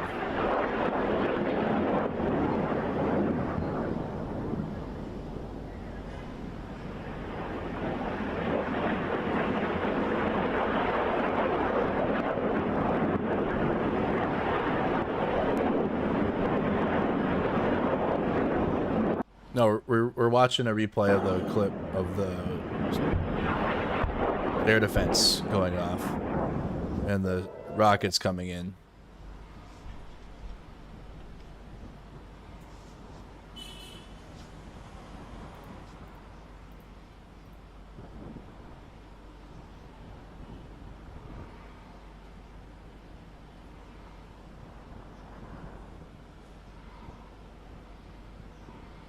This meeting has been ongoing for more than 2 hours. This is the longest security consultation of its kind since the attack on the Iran began.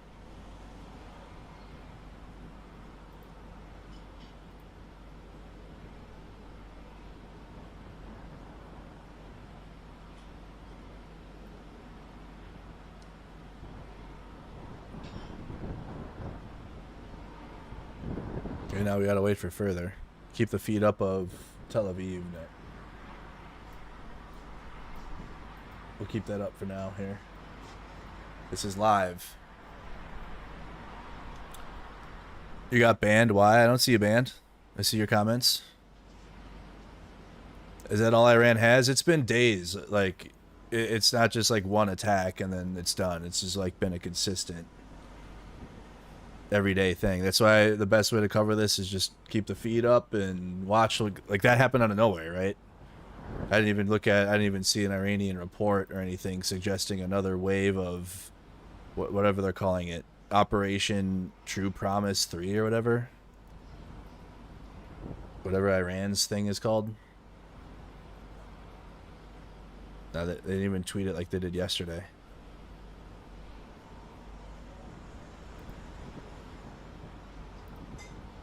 When is the president announcement coming? Not sure.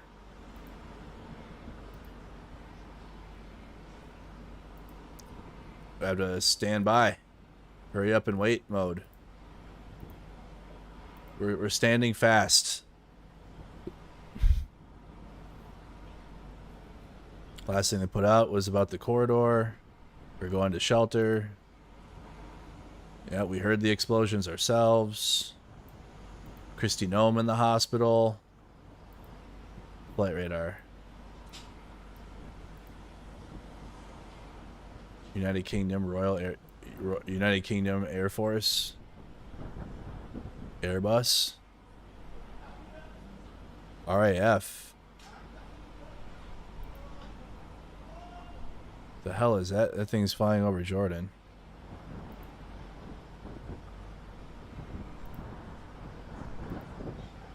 You got Royal Jordanian Airline. I think that's just a regular airline. There you got actual United Kingdom Royal Air Force plane. Airbus KC-2 Voyager.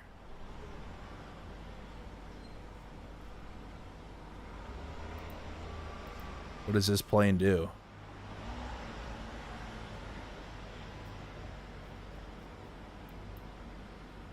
Heading back to Cyprus. Is it like is it a recon plane? It bombs.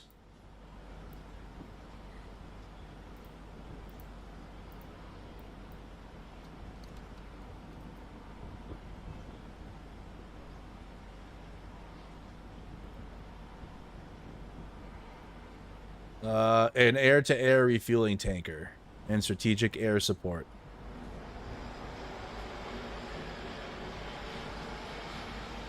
It's a refueling tanker. Voyager can carry up to 109 tons of fuel and significantly extend the range and endurance of both fighter and compatible heavy aircraft. Okay, it refuels. What's it refueling over Jordan?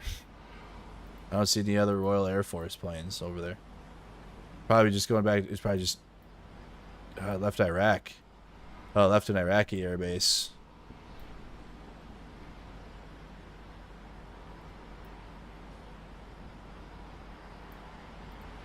Okay. Yep, we got the news about Kristi Noem. We're all tore up about it.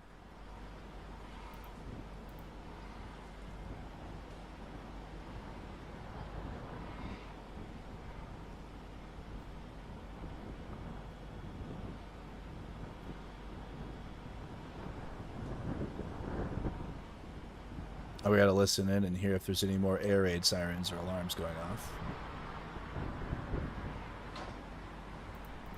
پایان خود رسیده. Did he tweet again? No. Where is he getting this from? We must take responsibility for saving the world from a great evil, Trump.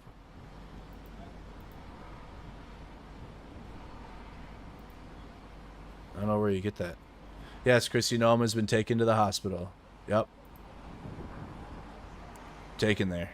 Taken to hospital by ambulance. It's facts. Fact check true.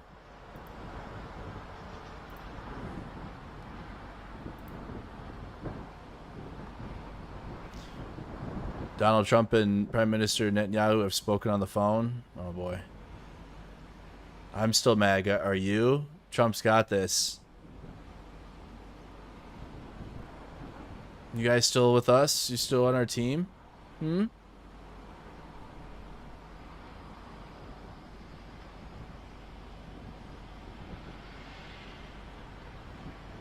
Okay. This is from I don't know who. Apparently an angle of the missiles. It didn't look like that from our angle though, I'll tell you what. And that looks like a lot of rockets making it through. I don't know if this is from today, because the one we watched here did not look like that. There was a lot of rockets coming in, but not like that, and they weren't really making it beyond the clouds. But that's why this war is going to suck to track, because there are going to be people posting old shit as if it's happening now, and AI generated bullshit and other garbage.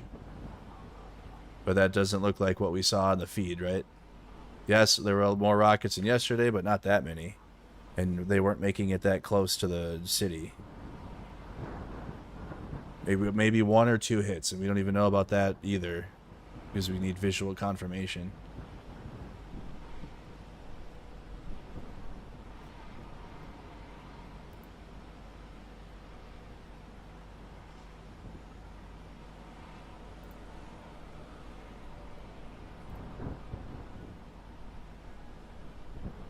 Department of Security Kristi Noem was taken to a hospital after having an allergic reaction. Oh no.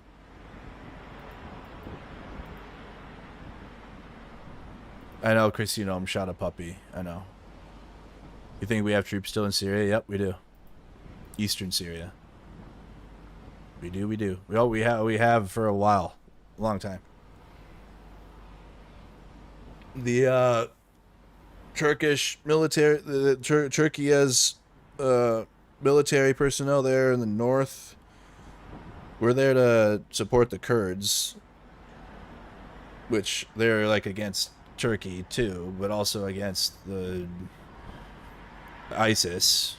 That's a shit. I can't. Syria is tough. It's a little. It's a hard mode conflict to try to check, because like there's not really many good actors there. But better than al-Assad controlling the country. They're set up better now, but still a tough one, because you got ISIS and Al-Qaeda and Turkey militias, and it's a lot going on there. But yeah, we do have troops there. Which feed is that from? We're watching Reuters, or excuse me, we're watching Associated Press feeds here.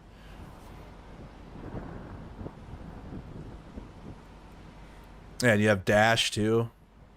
Yep, Daesh is another one. Isn't Daesh ISIS branch? You gotta ask Preston Stewart or probably Ryan Macbeth for Syria stuff. Now we got AP. Daesh or ISIS is hated. Yeah. But like it's complicated there too with all that. Yes, ISIS. That's what I thought. Daesh is just ISIS, but a different name they don't. Yeah, exactly. Make it even more complicated. I know. Yeah, it's not easy. So we're there to support the Kurds. Turkey has their own. We're like allied with Turkey and NATO, obviously, and trade partners, but like they have their own goals there too.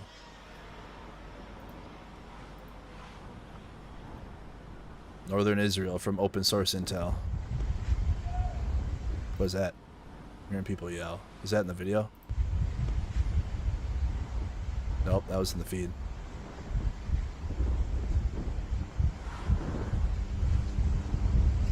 This is from northern Israel. From the wave of attacks we saw. So that looks like there are more rockets in northern Israel getting through, if that's accurate from what we saw here.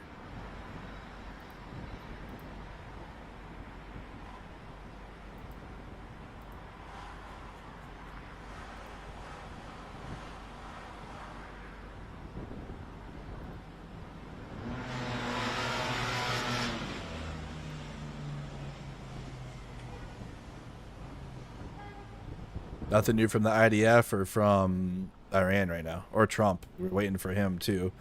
Apparently he's got an announcement to make. He has an announcement to make every day, but you got another one. We have a multicam feed on Discord.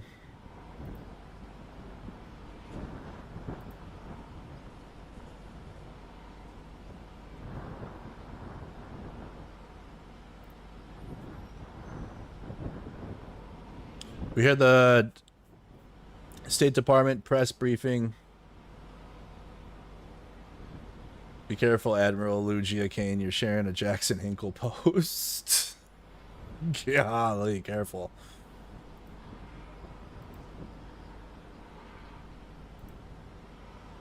Yeah, it probably wasn't intentional. You probably just saw the video, but you didn't see like who shared it and shit. Middle East Live. It's a lot of cameras.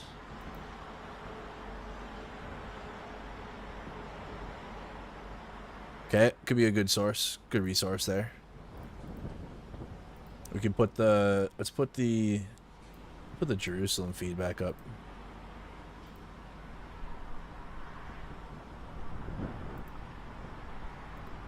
Put that in the top right.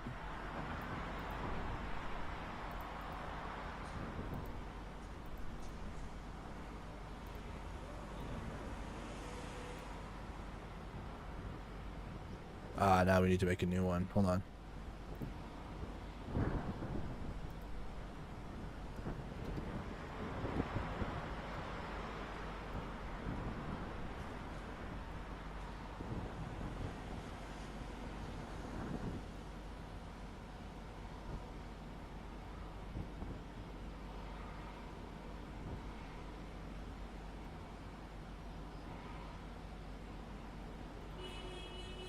Okay, so we got a Jerusalem feed. Top right. Tel Aviv on the main screen. Time for a safety meeting. More and more people are starting to tune in, you guys. Welcome, welcome. Yeah, well, you know why you're here. We're here for the same thing. Trying to figure out what's all going to happen because of this. Information doesn't come quick, so sometimes we're just kind of waiting for more. We're kind of waiting for more. You got Kristi Noem in the hospital. You got New Yorkers are protesting against ICE detainment of the mayor candidate, Brad. Can't think of his last name now, but his name's Brad. Donald Trump has an announcement to make. He left the G7 early. Potential U.S. involvement in the Israel-Iran war here. Lander, thank you. Brad Lander. Thank you, Kristi.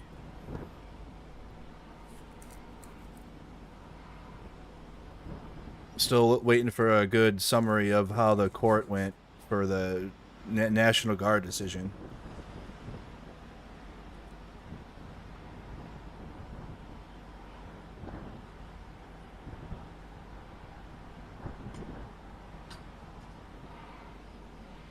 Anne Burrell passed away, if you know who that is. The beloved chef known for her trademark spiky platinum hair. Some other news quick while I'm rolling a J. In case you want to know. How do you spell her name? Anne Burrell. Food Network star. Worst Cooks in America host. Other news that's coming in. The beloved chef known for her trademark spiky platinum hair, larger-than-life personality, and culinary expertise died in the morning of Tuesday, June 17th in her home in Brooklyn, New York. She was 55.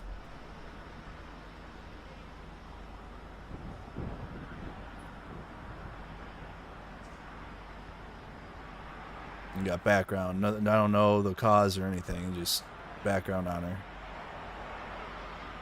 Breaking news just came out. I haven't watched Food Network in a long time now, so I'm not sure. But I think a lot of people would know. Food Network star Anne Burrell dies at 55 after being found in Brooklyn home. She was found unresponsive. Cause of death not revealed yet. Anne was a beloved wife, sister, daughter, stepmother, and friend. Her smile lit up every room she entered. There's a lot of ads on the screen. Anne's light radiated far behind those she knew, touching millions across the world. Though she is no longer with us, her warmth, spirit, and boundless love remain eternal. She was a fan favorite on the Food Network. Worst Cooks in America show.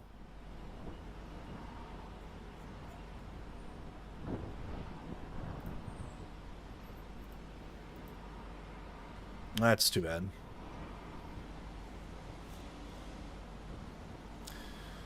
You live in Brooklyn? I never went there. We saw the bridge though. Went up and pulled up to the bridge. There's a big pier and there's like shopping there and food, and you can see the bridge in Brooklyn from the other side. I don't know. I can't remember the name of that pier.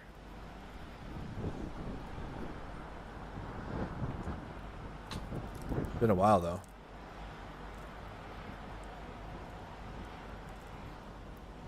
You live in Sumter County, Florida.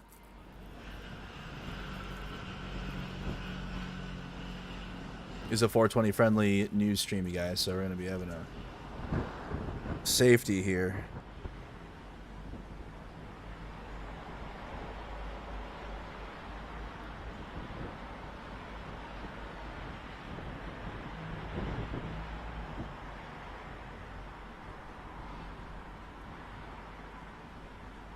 While we wait for further information to come out. All right, so let's have a couple minute break. I'm not ending the feed. I probably will start a new feed later though, once around his announcement and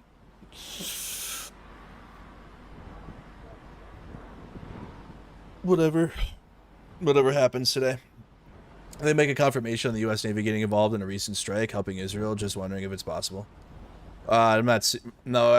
We have everything up right now from the people that will be making statements that are relevant. And I'm not seeing anything about that yet.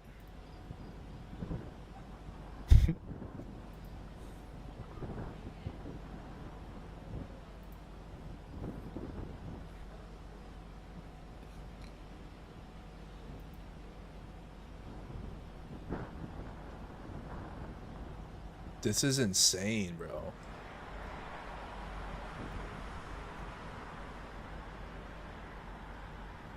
The Cal Guard's 49. So not only, so it's getting bigger. It's so over. Like the protests are not even happening now. Like there's maybe a small group there now that are still protesting in Los Angeles. I have friends that are there now that are looking to find the shit, and there's nothing to find. But they're bringing more. For what? Appreciate the grind. Thank you, Obsessed. Thank you for the support. So that doesn't sound like the court order went well for the California government in getting the Guard unfederalized. So now you got 4,100 National Guard soldiers on Title X status. You can speak to the court thing. Did you watch it? I'm gonna go smoke and then we'll look it up. Yeah, I'm gonna leave you guys with Tel Aviv and Jerusalem while I go have my safety and stretch. Safety and stretch. Don't go anywhere though. Yeah, don't go anywhere. At least hit your bell, notification bell, so you can come back. Wait till I come back to leave your comment then, or I'm gonna do some research here while I go outside.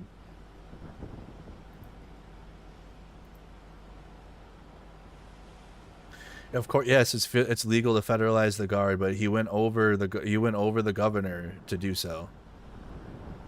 He went over Newsom to do it, which is not the norm. When the federal government needs to wants to put that request in, they'll usually grant it all the time. Which Newsom already made clear. Like if it was to a point in which the National Guard was actually needed, they would have approved a federalization, but it wasn't. When the federal guard was active, or the National Guard was activated, it became federalized. The LAPD wasn't even at 50% deployment. They didn't even deploy all their police. It was an overreach of the federal government. But yes, you're not entirely wrong that yes, the president does have the authority to do that, but it's just another example of like federal overreach. And if you're for small government and not big government, that is big government stuff.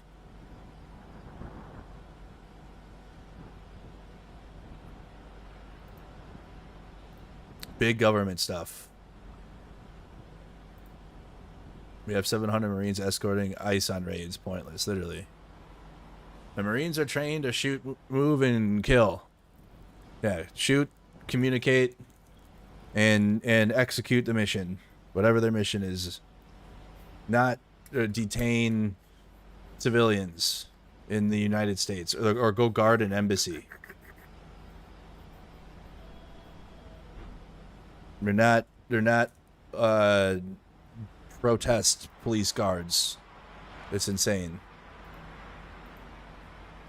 And it's like, it's gotta, like, if you're a Marine, that should make you mad too. If you're like a Marine that's supportive of that bullshit, that is so out of line.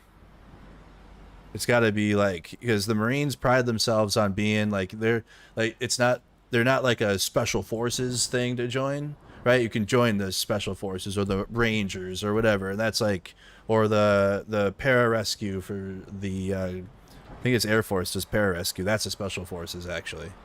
But the Marines though, and just in general, have a high standard on everything. Everything. They pride themselves on being the best. Everything. Best uniforms, best marching, best discipline, all that. Like that is their thing. So it's like, you know, like a harder branch to like, if you're not going to be broken into, you know, being a soldier or actually being a Marine, whatever, you're going to have a rough time if you want to go against that, because the Marines demand perfection.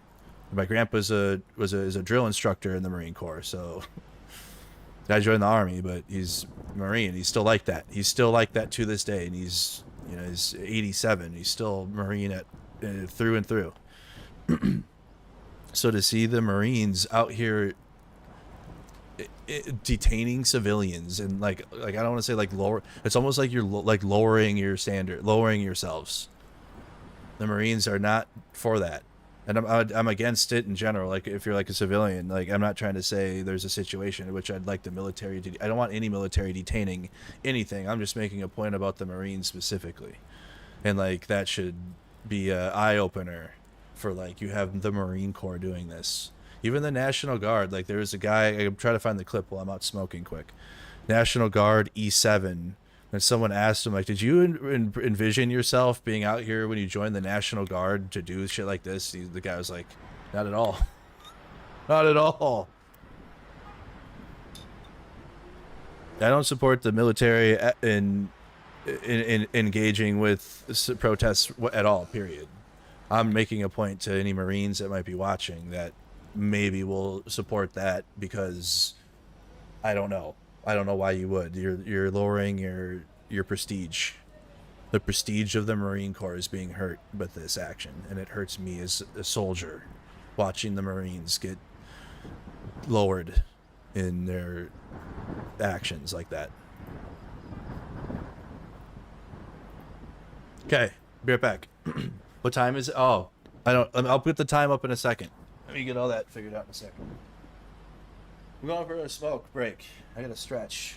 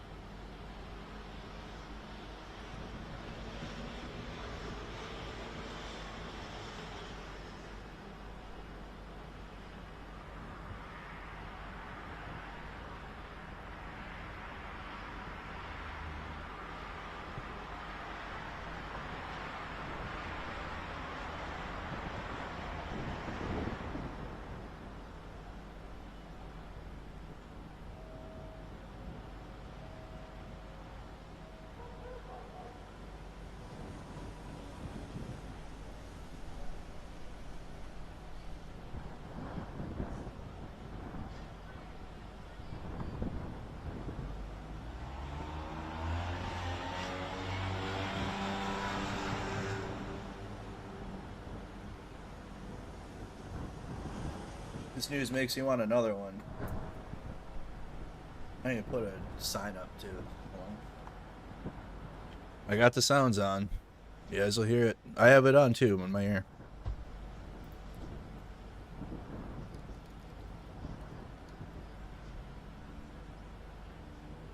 No, Matt. You got something here. Cameras are scrolling up.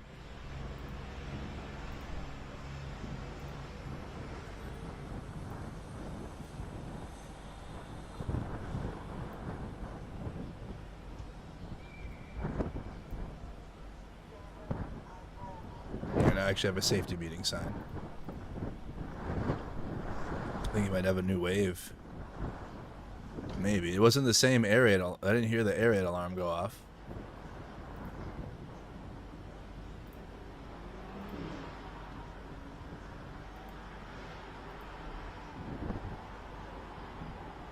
You've never tried moon pie? What?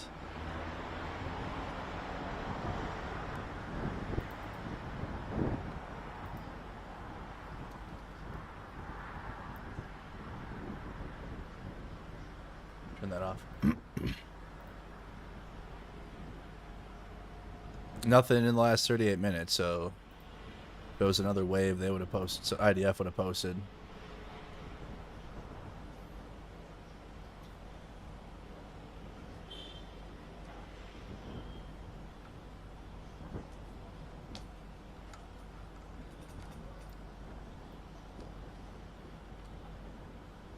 Adjusting the lens or something here on Jerusalem feed.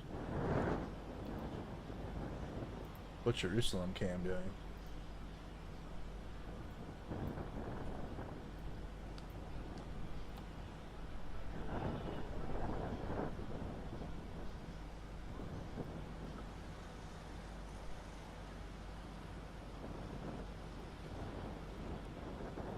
Might be just adjusting the lens. Okay. Alright, he's fixing it.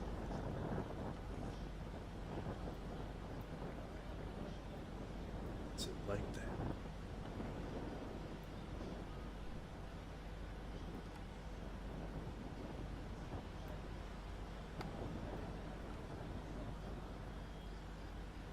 That could be lowered. Okay. Fix the Jerusalem feed. That's in the top right. Might be hard to see sometimes. It's nighttime, so it will be. Hockey tonight. Go Oilers. What hockey is still happening? Isn't it June?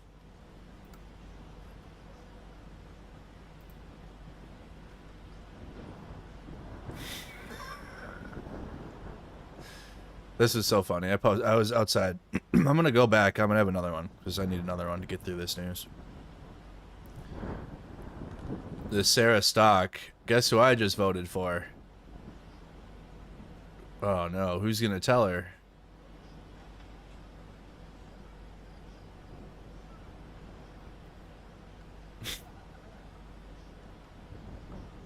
You have to fell for it again. HIMARS now, or actually that's a. No, that's the M270, if we're being accurate. We need a fell for it again HIMARS, though.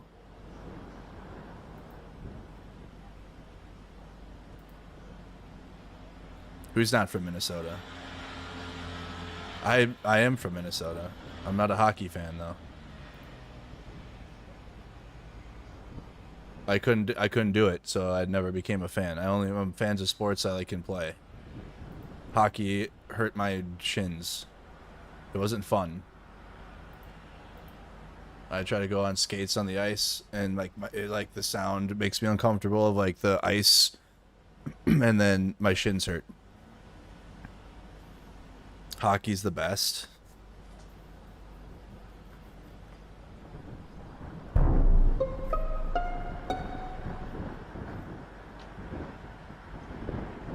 I have to have some controversial opinions, guys, so otherwise it'd be boring.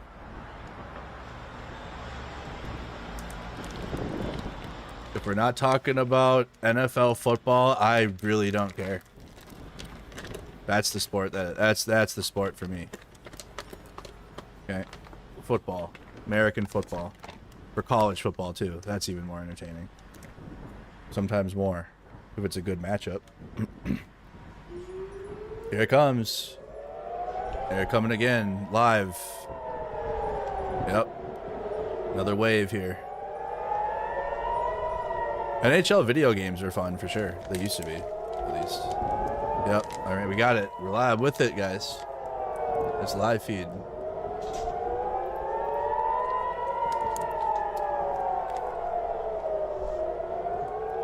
Another wave coming in on Tel Aviv here. We got some hits already in the sky.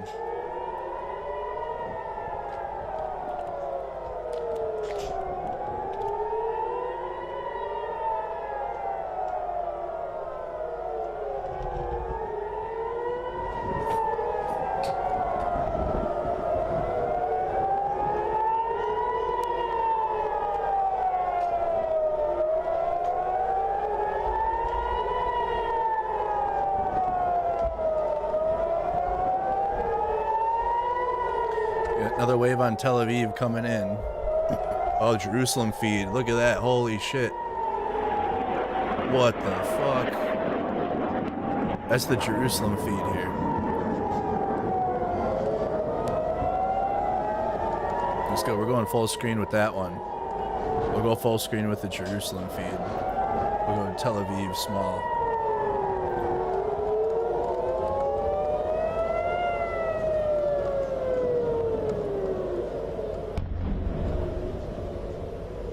That one was hit. I think one came in. I think one was able to get through. So Jerusalem's that's another one coming in.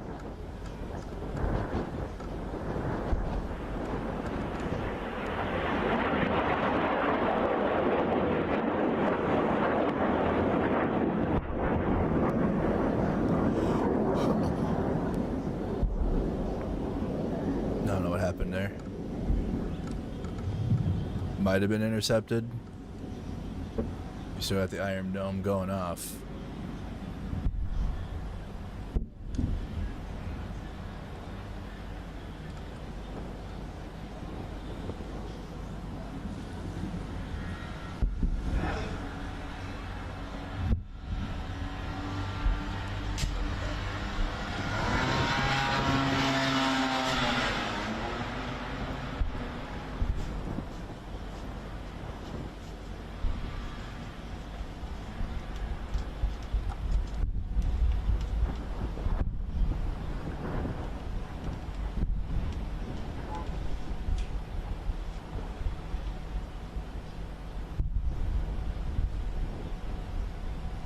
So we just saw another wave from Iran on Israel.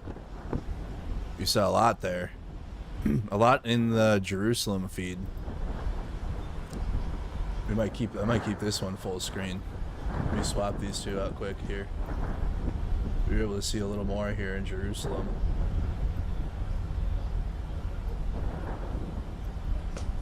There, I'll do that.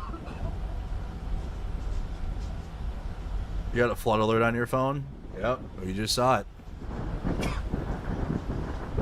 Sounds like the journalists having a safety meeting too, bro. This shit's pucker factor.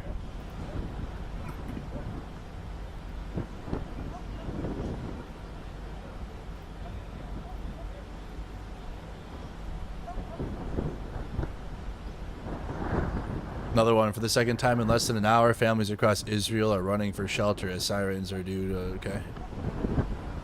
Yep. Yesterday they didn't launch 2 in a row.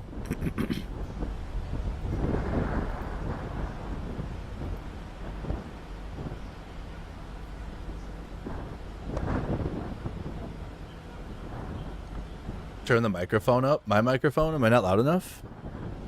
Can you guys hear me? I can't turn I turn the audio up as loud as possible. I have a gain up. It's not loud. I have gain on the here. I'll turn it down for now. Am I not? Can you guys hear me? Okay, good. Should be loud. Like, mic is cool. Awesome. I have to turn the gain up when that happens because it's hard to hear. Meanwhile, this happened in Ukraine. 55 injured, 40 hospital, at least 14 killed in Kyiv. That's Mayor Klitschko of Kyiv.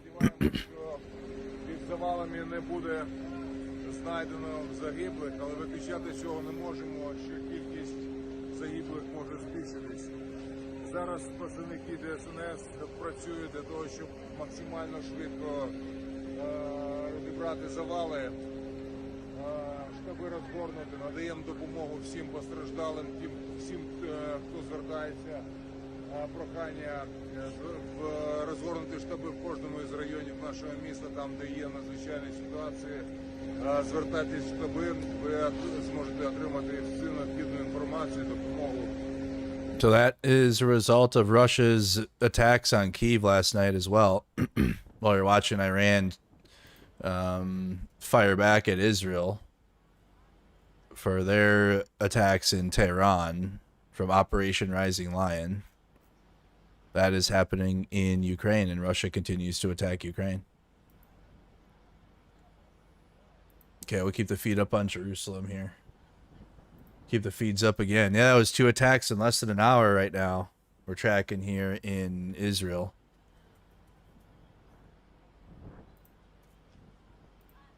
Keep the IDF posts up. See what Iran is saying here. Tel Aviv is burning. That is not okay. That's why that's not Tel Aviv. I don't know where that is though. Doesn't look like it. Maybe a hit. I think maybe one or two got through, but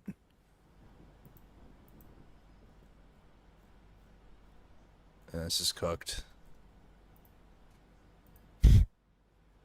Iran will just be like posting memes all day, like, or things that aren't even in the realm of what's happening. Like, they'll post about it, like, so the way you can track it is like, okay, they made a post, but the post is going to be irrelevant to like what is happening, but they'll still say, oh, hey, another wave from True Promise 3 or whatever is coming, which ends up being accurate.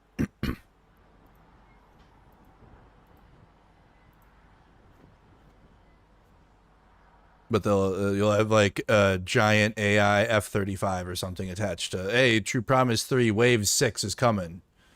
The Wave 6 part is true, but the AI generated picture they'll attach to it won't be. So it's like, that sucks.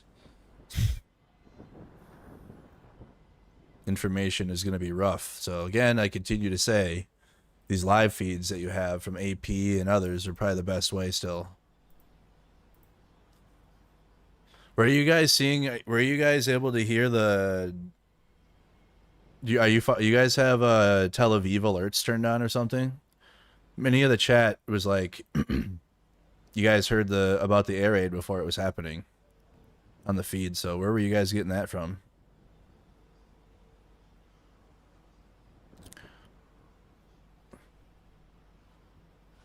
What are we bitching about today? What in the fuck? We're watching breaking news happen.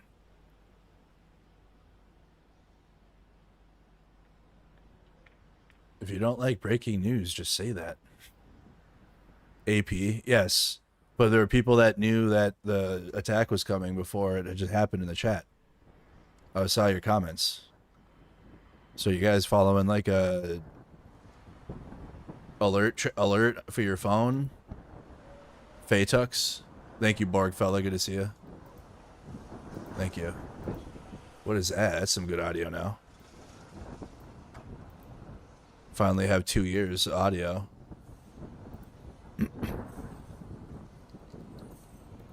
The Red Alert app. Steve's watching the same thing we are, but there were chatters that knew about the SOP before the feed.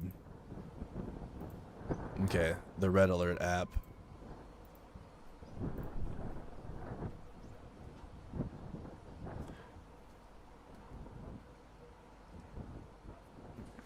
Yeah, the AP one in Tel Aviv only has one audio feed coming, not only through one ear.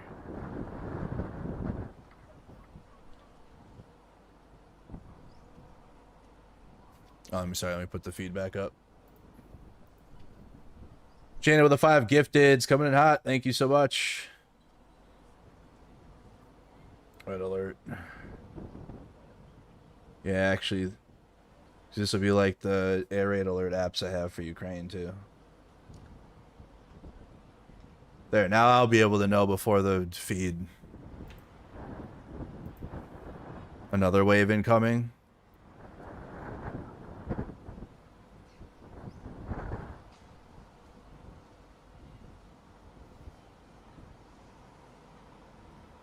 You guys have a Telegram channel you recommend me joining?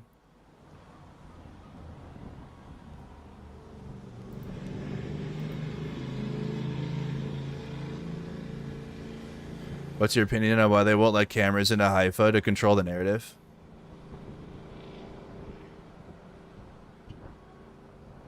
With a dash of operational security for sure, for what they want to do, but it's still just controlling narrative too at the end of the day.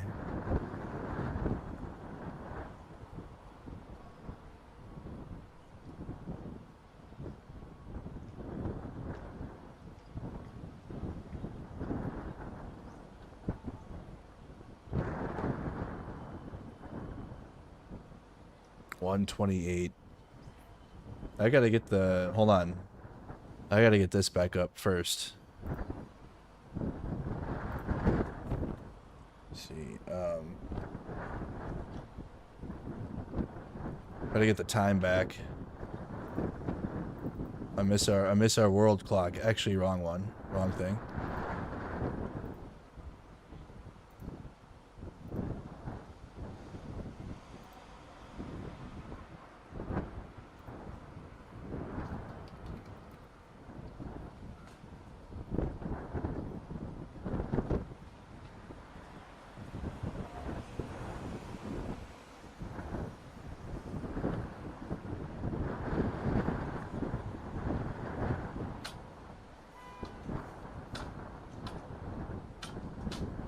There we go. Now everybody should know what the time is and never ask, right?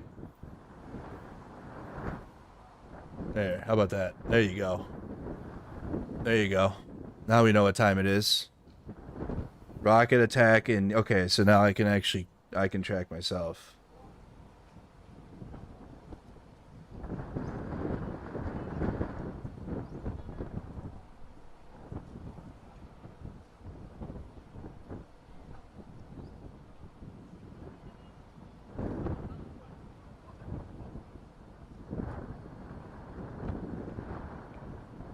Okay, the Red Alert app, I'm trying to figure out how this thing works. It's not really the best designed app.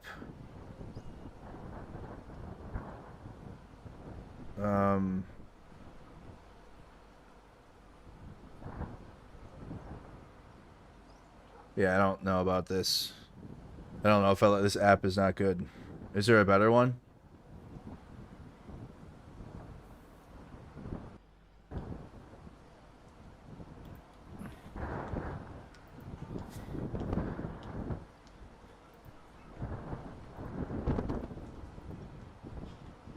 Who's blocked? Tehran time is a half hour ahead of Tel Aviv time. Thank you, Bremner's Ghost. Plus 30 minutes.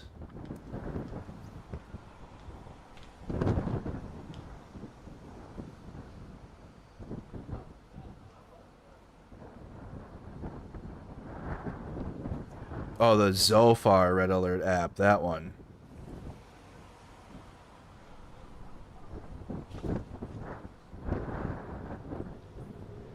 Okay, got it. I got it. It's a different Red Alert app. Zophar Red Alert. Just give me let's see. Tel Aviv.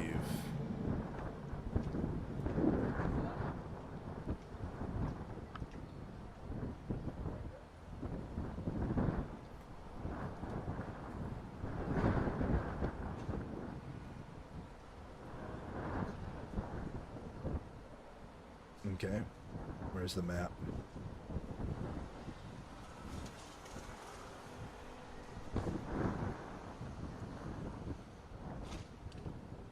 Alert alerts in the last 24 hours. How does it work though?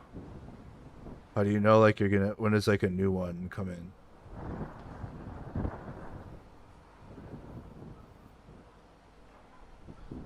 Receive alerts. Threats, sound test alert.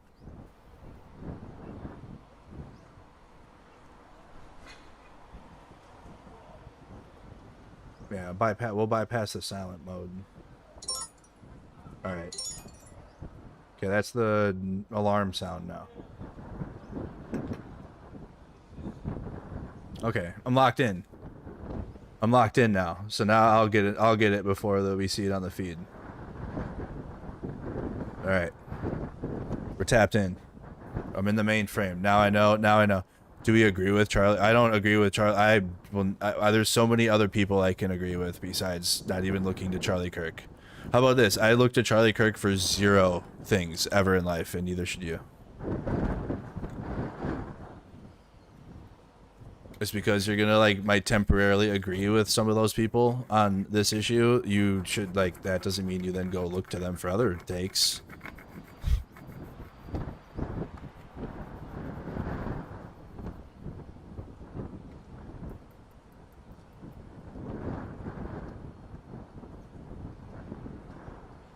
Yeah, we finally have some decent audio here. It's been 1 ear. Alright, so we're going to be tracking if there's another wave. Now we'll get the alerts if it happens. Those were test alerts. Those weren't real alerts. I was testing it to get it to work.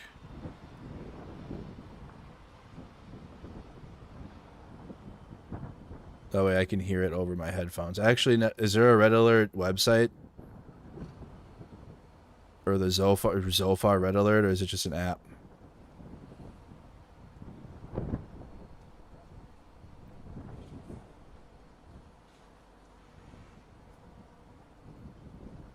There is a website too.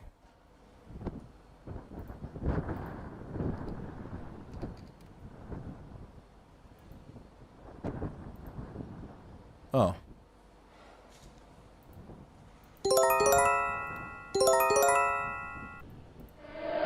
That's terrible. I'm not playing that one. I'm not playing an air raid alert sound.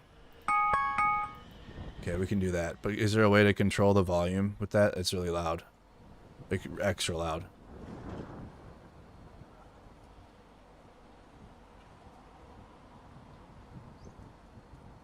Okay.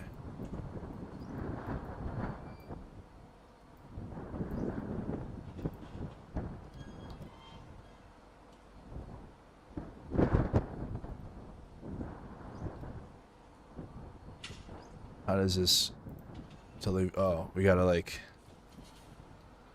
Tel Aviv, South and East Jaffa. Okay. East. Okay. What other? Okay. For now. Okay, how do I send it? Send it. That's the one I want. Nope, I don't want additional services.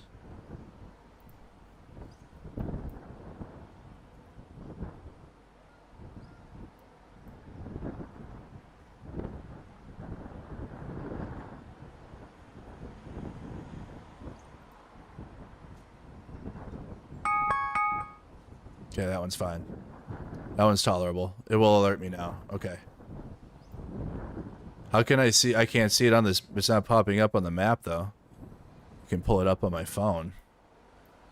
I got it all locked in here for Tel Aviv. I guess we'll just have to wait and see how it plays out. Okay. Okay. Tel Aviv, Yafo. Right there. Ah, that's your phone's alarm sound? No. That's the sound your phone makes? Okay, maybe this is different. How about that? Is that one better? We'll do that one. Is there someone that uses the actual air raid alert sound? That was awful. You already get the actual air raid alert sound in the feed.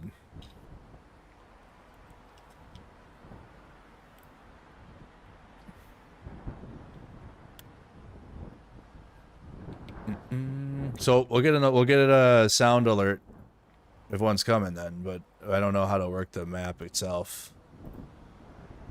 Let's check flight radar.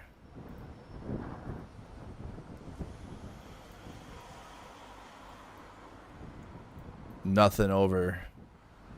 That UK Royal Air Force tanker is almost back to Cyprus. That was like the only military aircraft we saw in the region.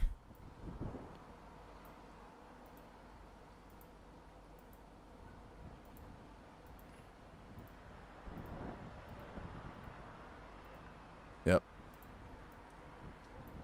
Okay. So that's yeah, that's what it's looking like.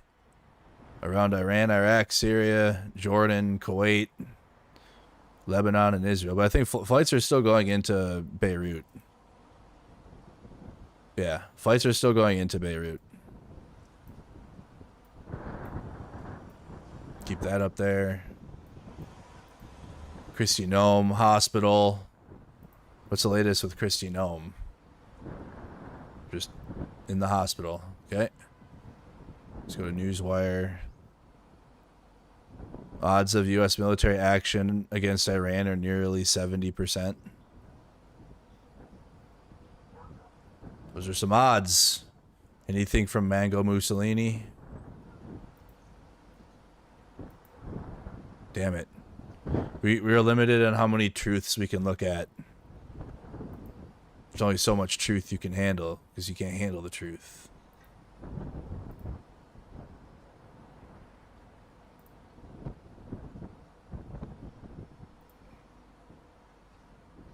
White House has called a full lid for the evening, indicating that Trump is not expected to make any public appearances or... So he's not making a statement? Wow, the suspense.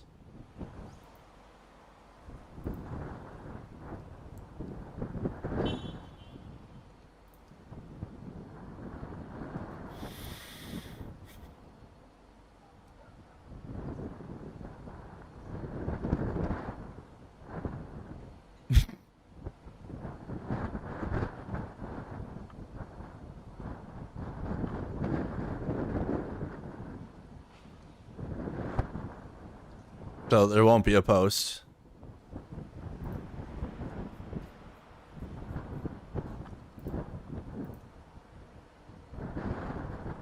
Is there another IDF account that I should be following for updates? This is the main one. How many IDF accounts do they have?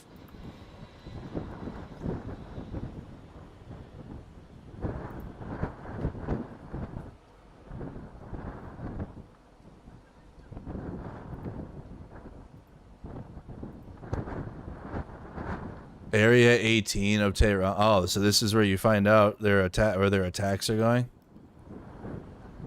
Area 18 of Tehran indicated in the map. In the coming hours, the Israeli army will take action in this area as it has done in recent days in Tehran. Now it's really loud. We can turn it down a little bit. Dear citizens, for your safety and well-being, we urgently request that you immediately evacuate the designated area in Tehran's Area 18. Your presence in this area puts your life at risk. So I gotta make sure I stay on this account. So they're the ones that post about what's going to happen in Iran. So there will be an attack on Iran then.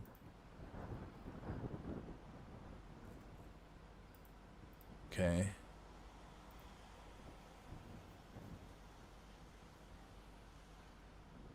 Just probably follow it so keep notified.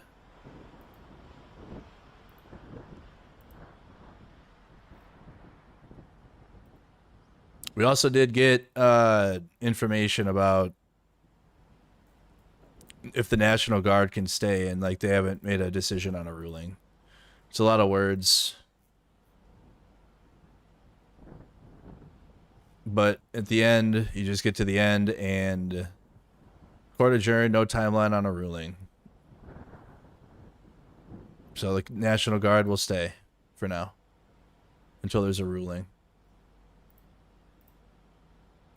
We can get into that a little deeper, a little later. Does this reveal that Iran is weak and not as strong as thought? I don't know. I'm not really all up on Iran's military capabilities completely. They just lost all of their F-14s. They have a lot of proxies, obviously, but their military themselves, and like what they have specifically.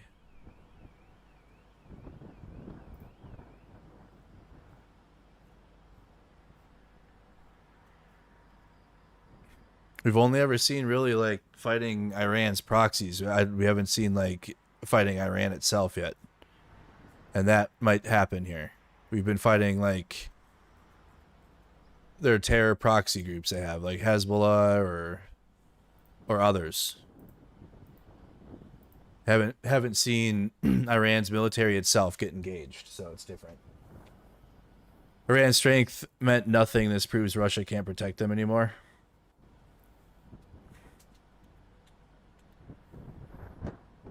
Says Bob. All of you guys support Ukraine, but you don't support us taking out one of Russia's staunchest allies. We support Ukraine, but not at the point of dragging the U.S. I mean, I don't support it to the point of dragging the U.S. military involved in another Middle Eastern conflict.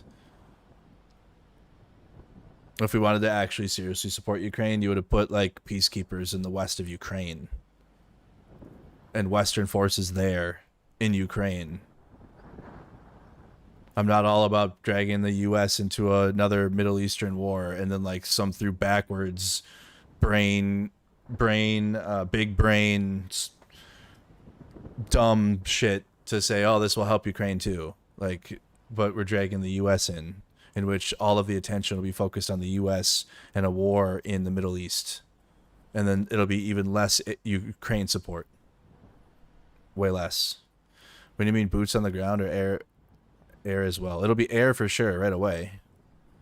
Like if we're going to do anything with Iran, it'll be air from the Air Force and using bunker busters on their uranium sites that are underground. In terms of boots on the ground, that is what everyone's worried about. And that is the concern, is that will be another Middle Eastern war. And I support Ukraine because we had the weaponry that we taxpayers already paid for. It's collecting dust all over the world. It's in the Middle East too. Old shit. We don't use Humvees anymore. Or at least our active duty units are fading off of Humvees to JLTVs. So there's Humvees and equipment that you've already paid for in taxpayer dollars that Ukraine can have, and they've been receiving them, and they've been using them well to fight Russia. And that is a better way to help, is give Ukraine weapons because that's what they're asking for.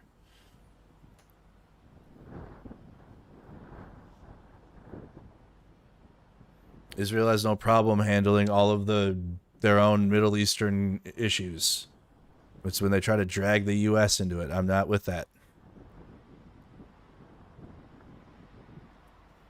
Thank you, Alan. Thank you for becoming a member. You doubt we'll have boots on the ground? I hope not. I hope not. We've already seen... I've said it before, we've already seen the U.S. Air Force and the UK Air Force get involved directly over Jordan, shooting down Iranian drones that were attacking Israel last year, and I believe the year before, but definitely last year.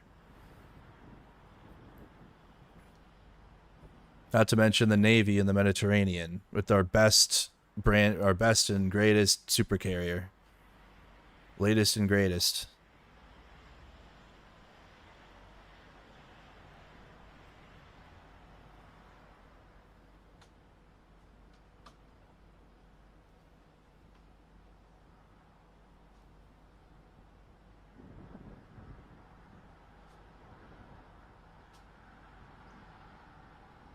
And it sounds like a lot of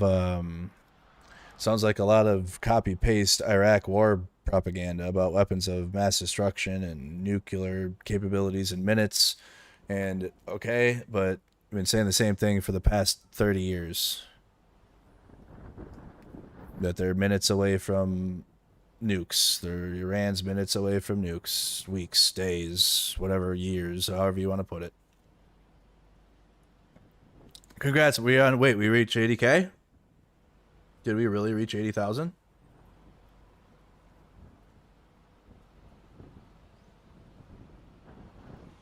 Not yet. You tricked me. We're getting there. We're like 200 subs away. Maybe we'll get there eventually. We're not there yet. You can't say congrats yet. 200 subs away. You tricked me. Yep.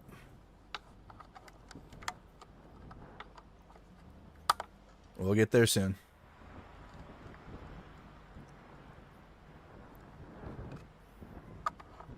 What is the doomsday clock saying? I've stopped looking at that.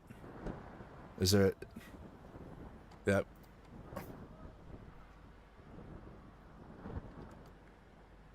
The doomsday clock. It is 89 seconds to midnight.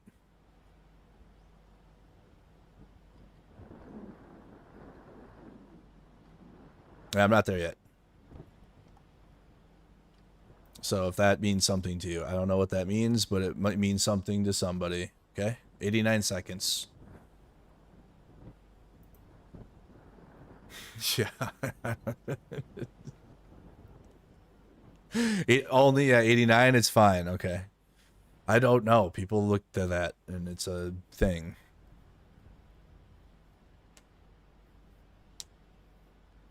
$23.58 in England, so yes, the doomsday clock is almost correct. There you go.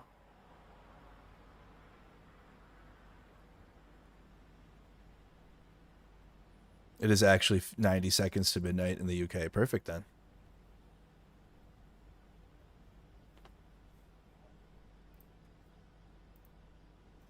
You'll get there. You'll see midnight for sure. The rest of us will be stuck at 89 seconds.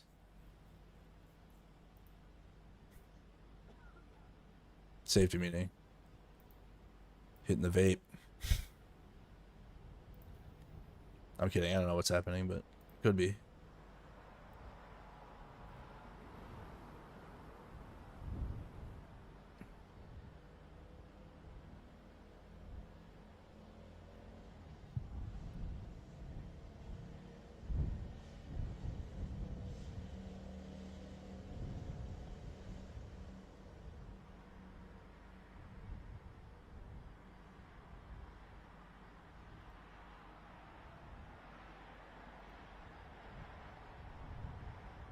What is happening?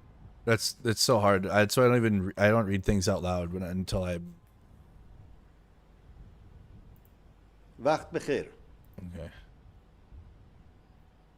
There will be strikes in Iran tonight, though. That's happening, according to the IDF, in Area 18. Okay, Area 18 of Tehran, indicated on the attached map. So if you're in there in Tehran, apparently they're going to strike it soon.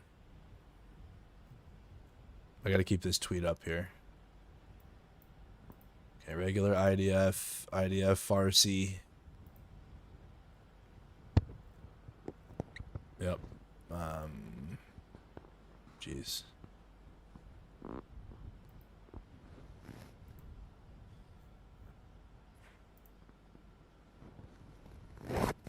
This is not AI, this is Tel Aviv. I don't know, boss. I haven't seen it look like that yet. There were definitely like 1Z and 2Z rockets, though, that we saw, but I don't know about all that. I don't think we've seen that tonight. There's definitely rocket attacks, not denying that, but I don't know about that photo. So this shit sucks. People are ass, bro. They're like, this is not AI, and like, it's definitely AI. But it's also like stretches the truth, because it's like, is there attacks? Yes. Are we watching rocket attacks on Israel? Yes. Or is it those? No.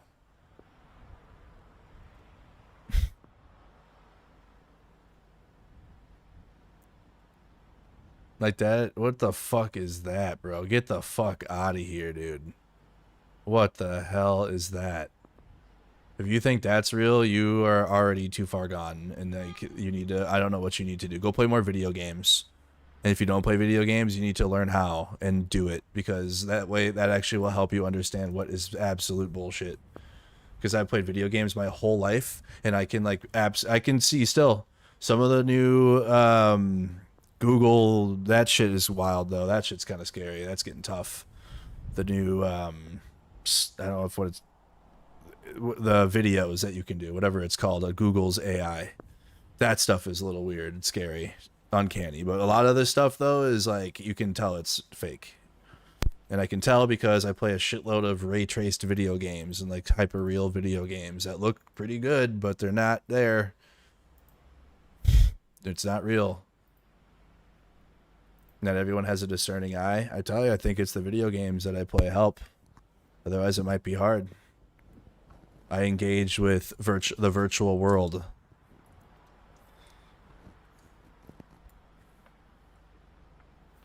Yeah, the VO3. Thank you, David. Yeah, that stuff is getting a little scary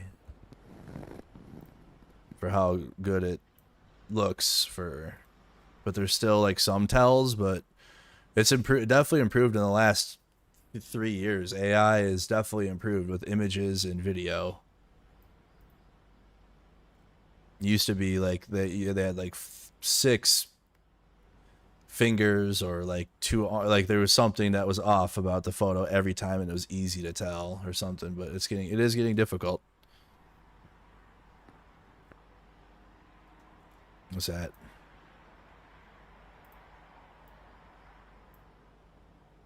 Sounded like it's a heat at first, but it's not.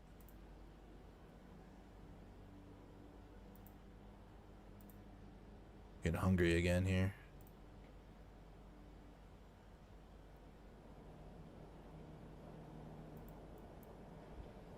This is the moment. What is that?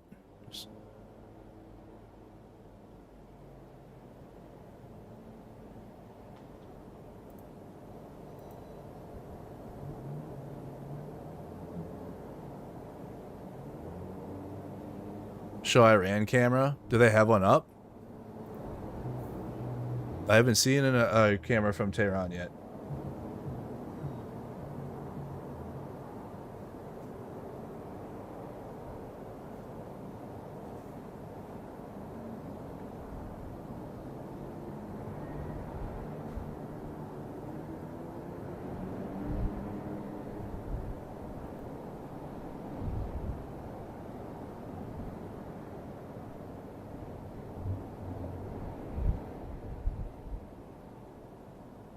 Yeah, I don't have any Tehran feeds right now.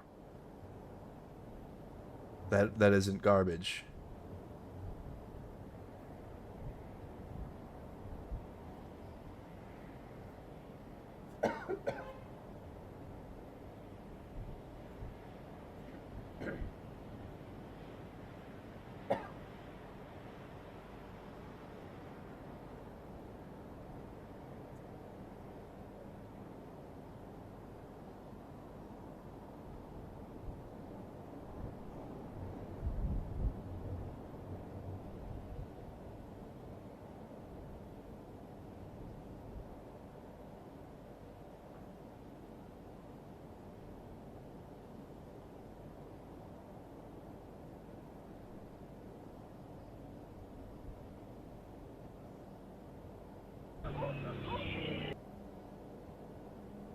That is so bad. Those cameras are so bad. But yeah, it's something. Can't see anything.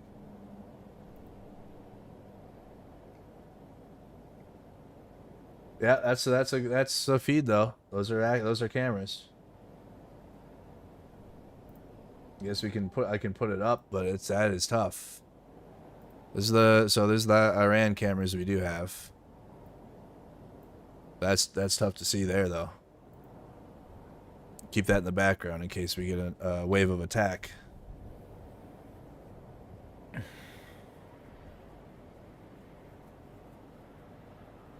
Intel Cams probably has the best cameras, but InquizX has unique ones. Yeah, we got some. We got a window up. Still very, very smudgy and blurry to see.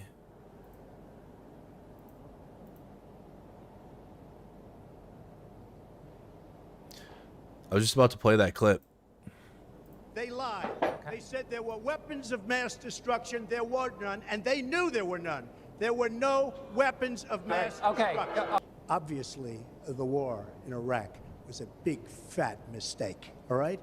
Now, you can take it any way you want, and it took Jeb Bush, if you remember at the beginning of his announcement, when he announced for president, took him 5 days. He went back. It was a mistake. It wasn't a mistake. Took him 5 days before his people told him what to say, and he ultimately said it was a mistake. The war in Iraq, we spent $2 trillion, thousands of lives. We don't even have it. Iran is taking over Iraq with the second largest oil reserves in the world. Obviously, it was a mistake. So George Bush made a mistake. We can make mistakes, but that one was a beauty. We should have never been in Iraq. We have destabilized the Middle East. But What happened to that Trump? What happened to that guy? Where's he at? Doesn't even look the same anymore. I mean, so you still think he should be impeached? I think it's my turn, isn't it? You do whatever you want. You call it whatever you want. I want to tell you, they lied. They said there were weapons of mass destruction. There were none, and they knew there were none. There were no weapons of mass destruction.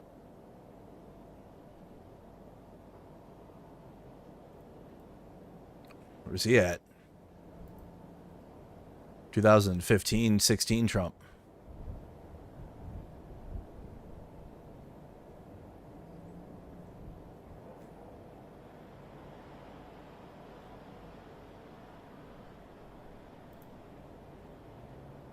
Almost hard to believe it's been 10 years. Yeah, it's been. Yes, it has. It has. It has. Indeed, indeed. Been a long time of them. So we aren't going to get any announcement from Trump tonight. That's not going to happen. He was going to, but now they're not.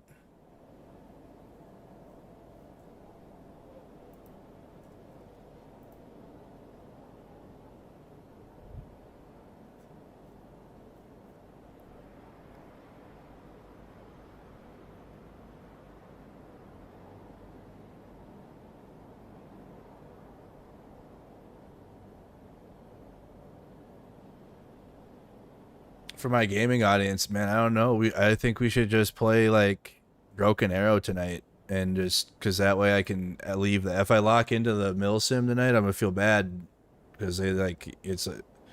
We might have to tune back. We might have to come back over here tonight if some shit happens or whatever. Or he tweets out stuff again. I literally ended the stream yesterday, and on my way to softball, I'm reading "Evacuate Tehran Now." I'm like, bro, what in the I was like, I felt bad for going to softball because there was a lot going on last night. A lot of postings.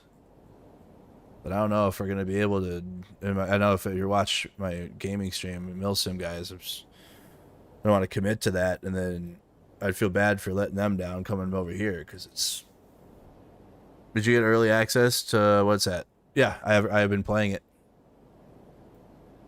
Played it all night last night till 4 in the morning. Here's what Bernie has to say about the war. Thank you very much for joining me.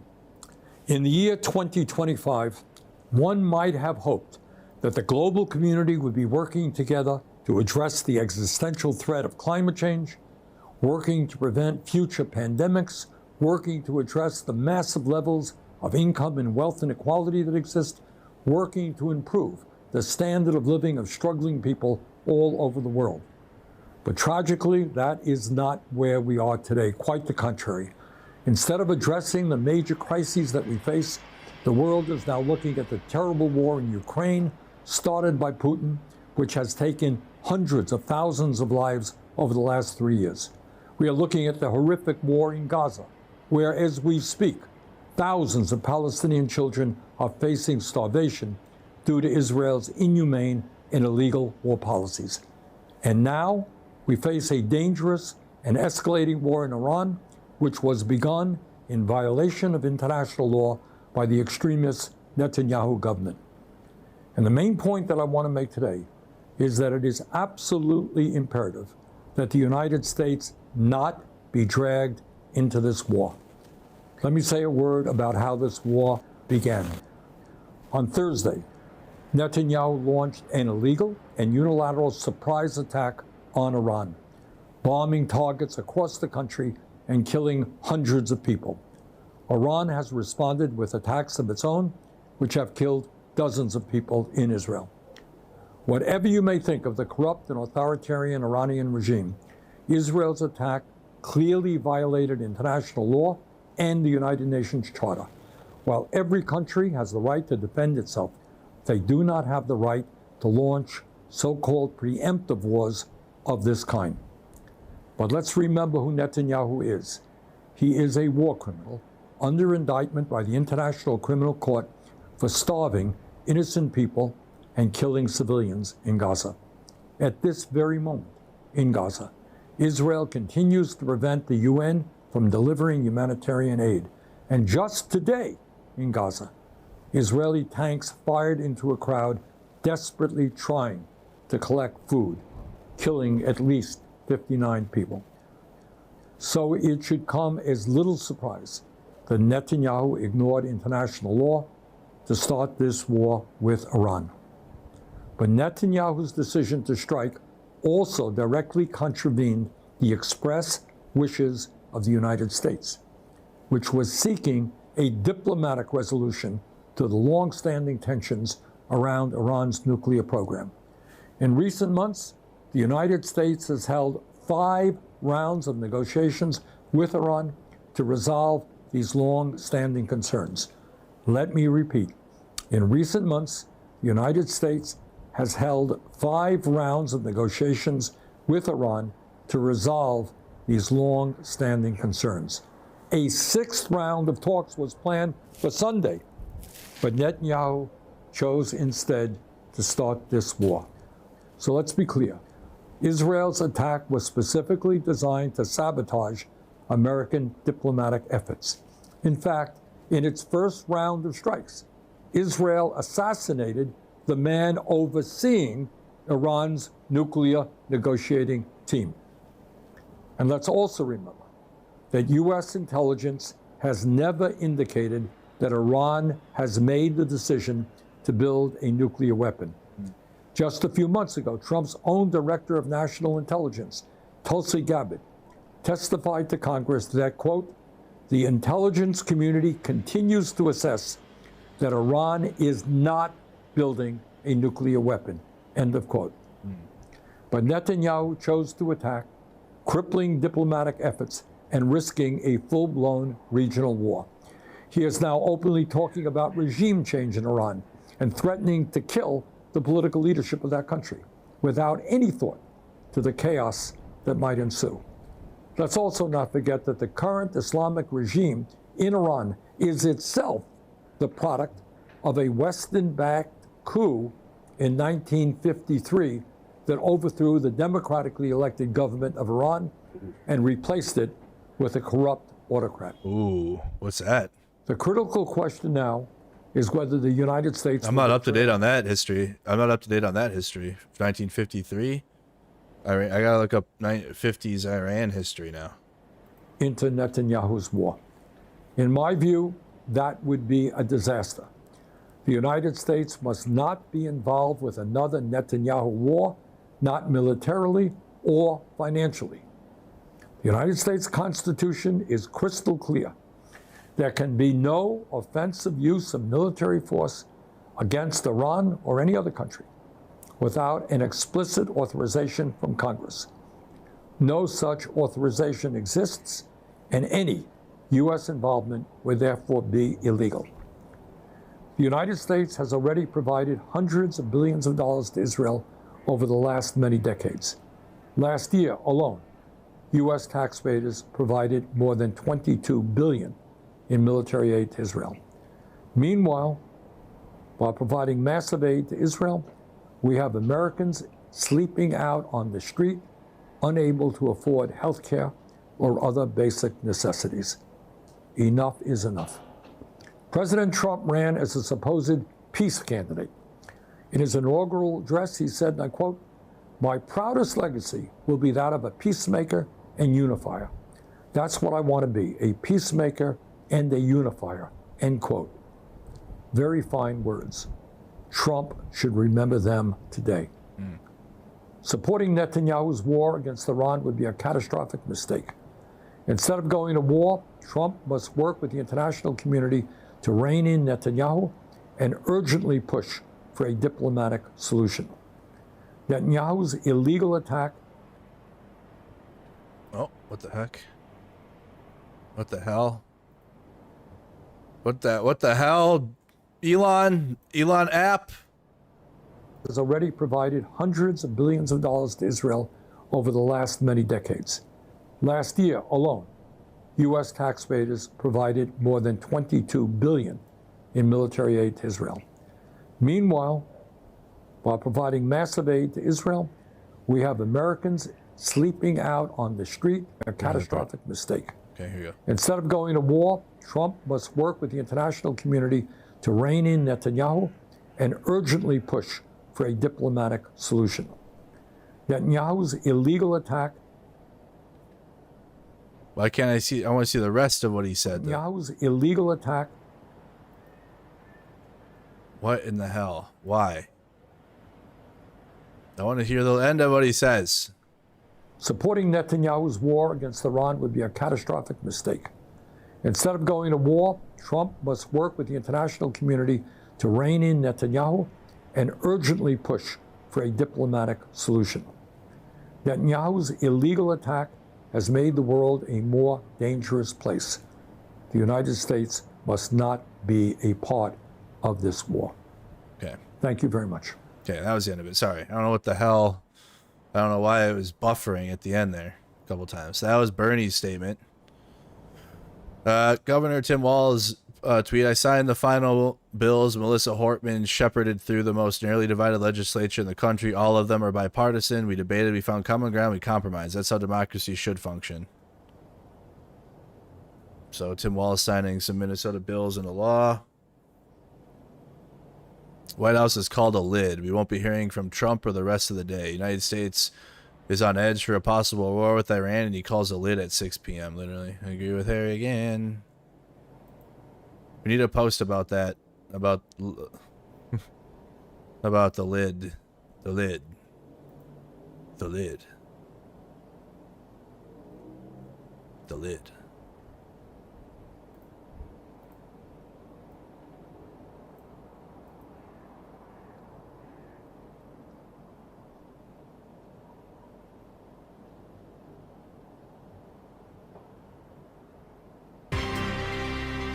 It's actually been an open secret for decades, but for the first time now, the CIA has released documents that show its role in the 1953 coup. That is the coup that toppled Iran's democratically elected prime minister. Mohammad Mossadegh had moved to nationalize oil production in Iran. Well, the U.S. was concerned at the time that that would mean a victory for the Soviets in the Cold War. So shortly after his election, the CIA began to plan his overthrow, teaming up with Britain's MI6. Now, the CIA, we've seen it spelling out its involvement in a series of newly When was the Israel project or whatever that the UK did?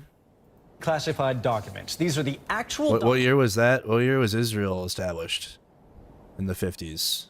Documents marked confidential, top secret, eyes only. It's the stuff of crime and mystery and spy novels. This one talks about the security implications of CIA letters of commendation for those who served. Oh, it was 47? Okay, it was the 40s, okay. In that operation, codenamed The late 40s, late 40s. And this one, dated July 22nd, 1953, almost a month before the coup, it talks about preparing an official American statement to follow a successful coup. So let's dig deeper into this story. We're joined now by Middle East analyst Robin Wright. She's in from Washington. Robin, this is an event that the Iranians still talk about 60 years later with surprising frequency. What have you learned from these documents that you got to get a look at? Well, I've written about this episode in 3 different books, so this is, as you point out, not something new, but the fact is the United States has finally openly provided the documents and details. And it talks about how this was approved at the highest levels of government. It details the amount of money that went into buying, currying favor among the various sectors of Iranian society. And it points out how important this really was.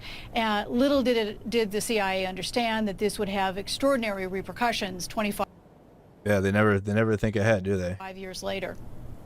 And, you know, one of the things that's fascinating is, like, it is an open secret. This is something that we've heard from former Secretary of State Madeleine Albright, President Obama as well. Both of them referring to this as this cooperation that happened. But the first time that the CIA has really acknowledged its role in this, do you think there's going to be any kind of shift or a change or a way that the new president of Iran, Hassan Rouhani, can open up a new dialogue with the United States? Well, the release of these documents were as a result of a Freedom of Information inquiry. So this was not something that the United States voluntarily provided, but it does come at a very curious or interesting time because Iran has a new president who's talked about moderation and trying to engage in really serious dialogue with the outside world, the world's 6 major powers, and even hinted at direct talks with the United States. And it's very interesting how this release of documents is playing in Tehran. The fact that the United States has acknowledged it openly, put it out there on the table, may actually help both sides get beyond it. The United States has formally apologized for it in the past, but in vague terms. Now the details are known, and kind of fessing up may. What was that? I thought I heard a boom. We'd hear the alarms go off, though. Change the atmospherics, at least. And Robin, you know, this case perhaps explains to some Americans, to some of us, why in the Middle East, in countries like Iran, some of the public opinion is so mixed and negative, really. Yeah, what happened to this CNN? No wonder why MAGA hates it, because they used to be truthful. And, like, they're like, there's some that are on there now, but, like, the right wing kind of took it over, from what I've seen. I can't 60 minutes. That's all. Damn, you can watch a whole under the Shah. Wonder if it's because of the far right extremism of, like, the Shah and that shit, and, like, maybe I'd have to watch the actual documentaries and get into that now. Yeah, I'll keep the people in line and I'll work with you.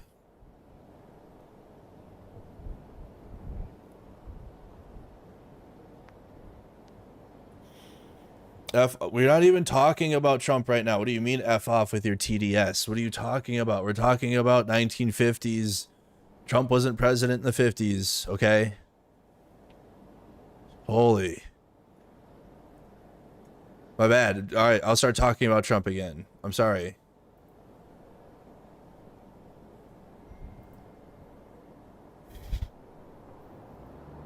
Come in and just say TDS. My bad. It's really just like a projection. Like, I'm not talking about him, so it's like you're mad. Honestly, we're not even like waiting for his dumbass to say something or like what's going to happen with the U.S. But beyond that, we're just kind of tracking the conflict right now with Iran and Israel. And if like he's going to drag the U.S. into it, or Israel's going to drag us into it, and Trump's going to say, okay, let's do it.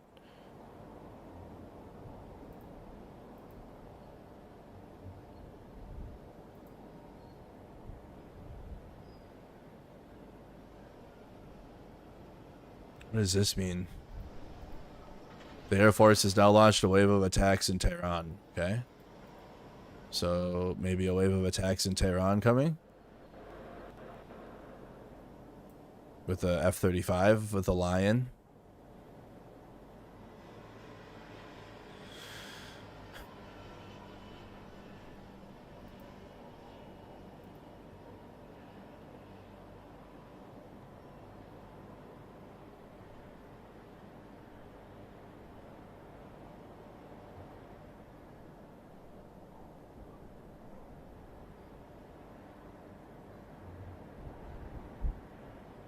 Of course, his message is wise and deep, divinely inspired. You can sum up Mike Huckabee's text to like, please, master, remember me. I know I'm not in your, I know you don't think about me, but I exist, and God sent you to do this. And if you need me, I'm here. That was Mike Huckabee.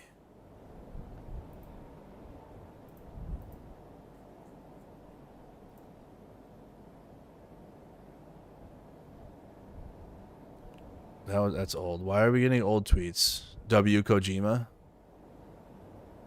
What's coming tonight will be remembered for centuries. They keep hyping this. What role should Congress play in this? Oh, geez. So what role should Congress play in this? None. I'm very disappointed to see my senator, Tim Kaine, I'm a Virginian, Yeah, none. That woke Congress. demonstrate constitutional illiteracy about the document that James Madison drafted, which vested all commander-in-chief power in the President of the United States. I'm aware of the War Powers Resolution Act. It's unconstitutional in my view. In any event, it's been honored in the breach by people like President Obama, President Biden, who have both People in the forces and breach. withdrawn forces without congressional approval. There's usually a little bit of a dance that a president does and send them a notice that they've done something, but it's simply ridiculous. The president is the commander-in-chief. If he orders the B-2s to fly from Diego Garcia or wherever to strike Fordo, it's within his complete authority to do so, and Mr. Massey is not a Republican. He's an irritant. He's out. Massey's out now. Not a rhino anymore. Or sorry, not a ironically. He's not MAGA. He's not cool anymore. He's out. Massey, he gone. Took his MAGA pin away.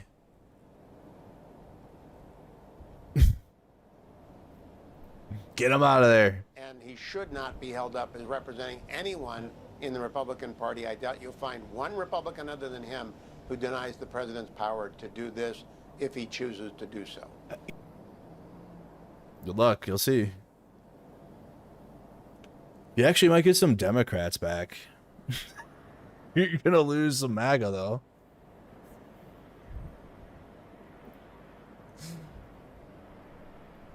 Oh boy. People that are in the middle, centrists. You get some of those back. And you'll lose MAGA though. You'll lose a good portion of it, not all of it. Because remember, they want civil war. They don't want foreign wars. No more foreign wars. We gotta fight these liberals. You got liberals out here. You gotta go fight them and send them to El Salvador. You don't have time for these foreign Israel wars.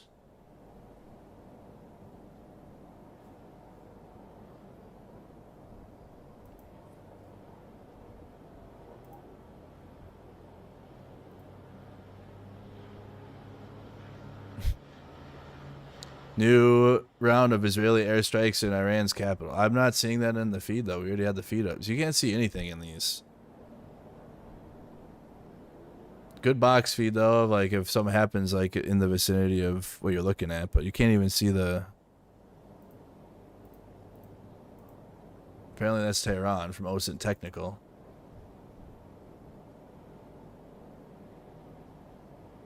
Could be one of their bases.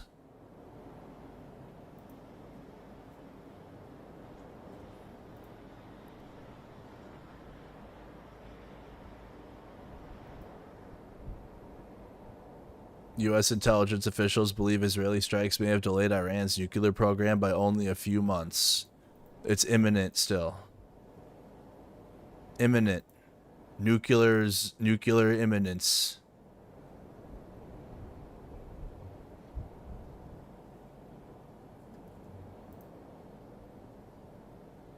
Holy. So you got more pictures coming in than over the sky. So, okay, we can retweet that. So this is a response in Tehran that we're looking at here. So this is Iran, just over the mountain. So it's outside of the city. Doesn't look like Section 18 or whatever from the IDF.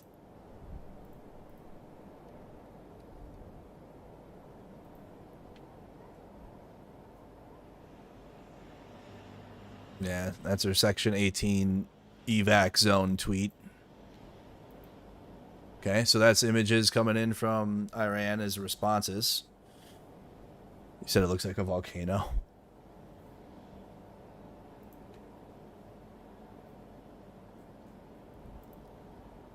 9 seconds ago. Okay, hold on. I took the film from Narmak near Rezalat. It was northeast. I don't know what's there. Okay. There it is, geolocated.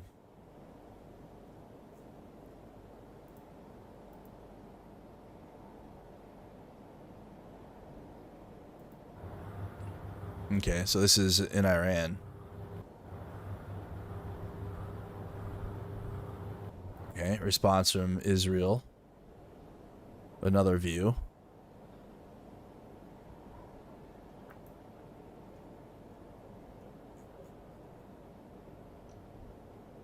News from your friends in Iran.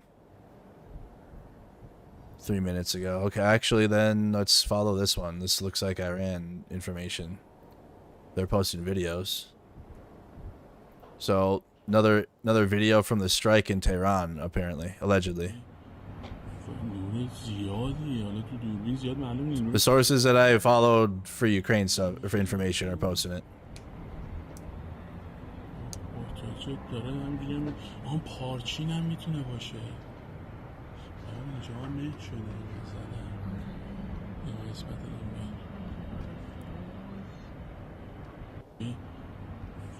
Okay, so and then you got it geolocated. Got a couple other videos here then. Part is just a few minutes ago. We don't know where it is. Probably Parchin.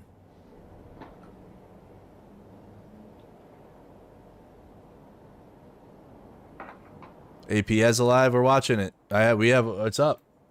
We got a live in the top right, and we got it full screen. Hey, wait, APS alive of Tehran.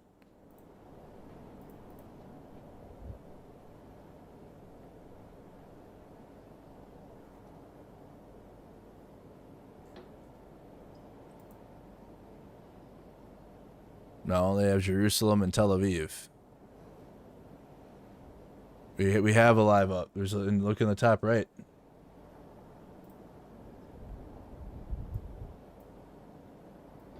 Yeah. Up here, top right. Tel Aviv's up there, but we got a full screen. What have you missed? There's been a couple waves of attacks on Israel, and this is a response in Iran we're looking at.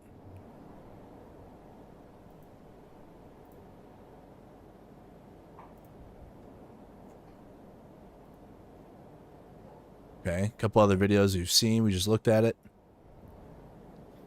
And that's 7 hours ago. Showing Israeli strikes in Iran.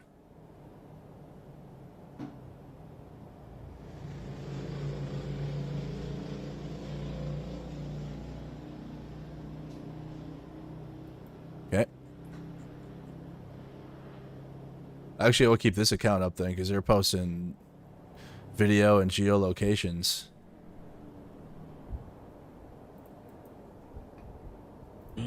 That's the latest video, just a few minutes ago posted.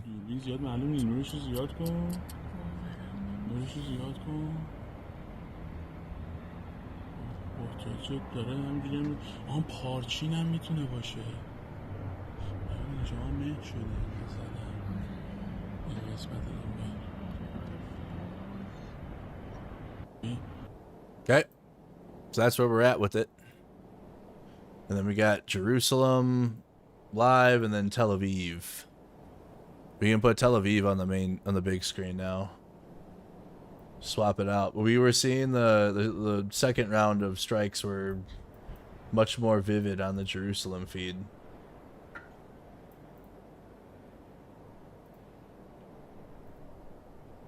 Fixing the camera.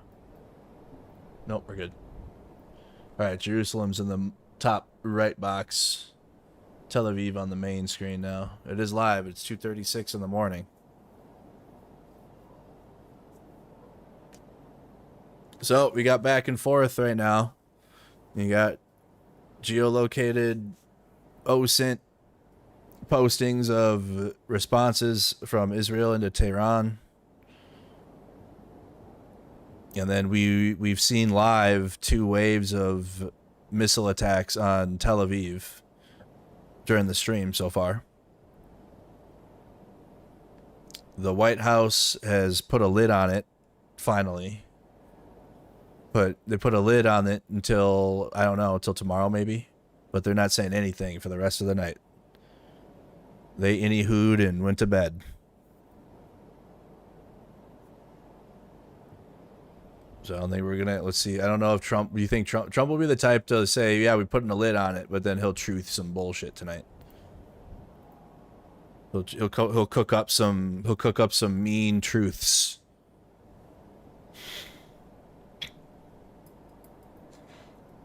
I was shook. I pulled up to the number one. I was mad because I was worried that I had quit the stream and went to go play softball, and there was a storm. But the storm went around the whole thing, so it's fine.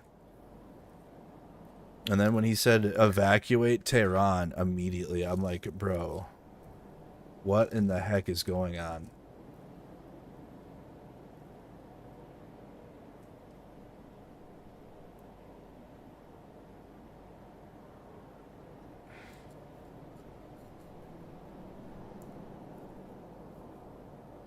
Israel has the capability, if they want to, well, they broke the United Nations treaty. That's facts.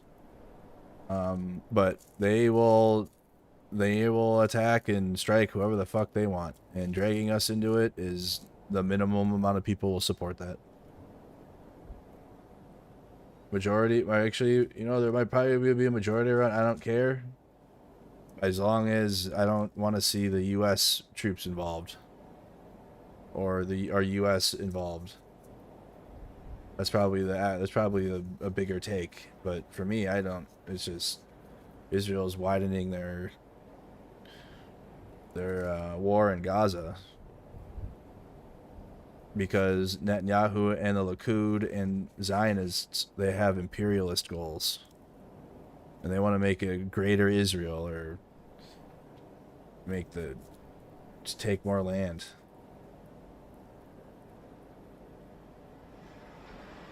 And I'm not making that up, just that's exactly what Netanyahu and his government have said. Not in English, but in Hebrew, and then translated.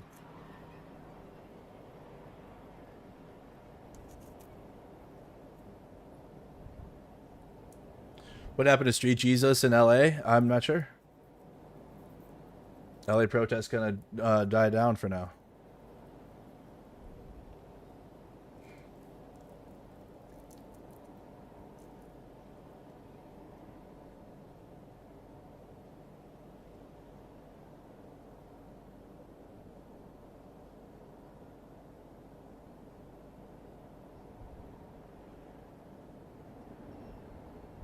All Jedis are Siths? What?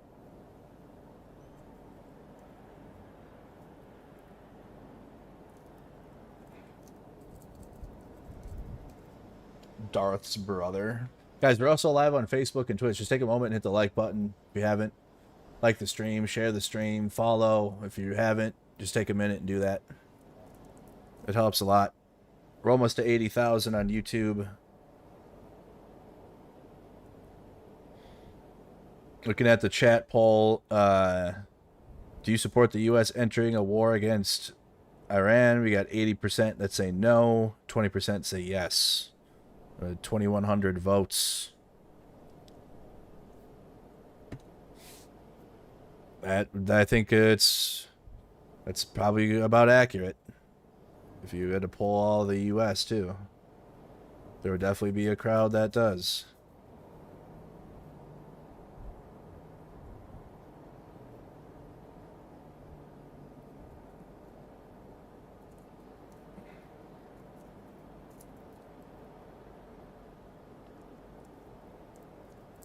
The right's anti-war president, literally. Lisa found out a scene from one of the Star Wars movies that was filmed here. Something about them flying through the woods, forest, some shit. You never seen one of them? Which scene? Which Star Wars movie? The Israel Defense Force earlier issued an evacuation order for both Arabic and Farsi. Yeah. That's up here. Good call. We got that tweet up already here. We've read it a couple times. Area 18 of Tehran. IDF Farsi. It's an account I didn't know existed until now to track when they're going to alert parts of Iran of attacks. That's the last thing the IDF account itself posted.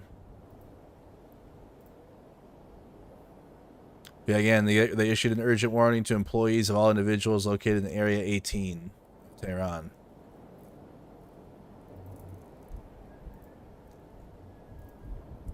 All good. And we can review any more video coming in from Tehran as well. The MM poll results always surprise you. Were you expecting different?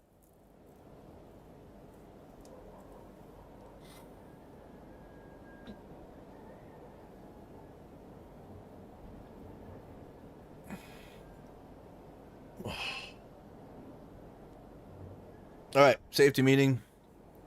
Stretch break. More. I need more stream juice. Safety meeting. That's what. There you go. Got a sign for it now.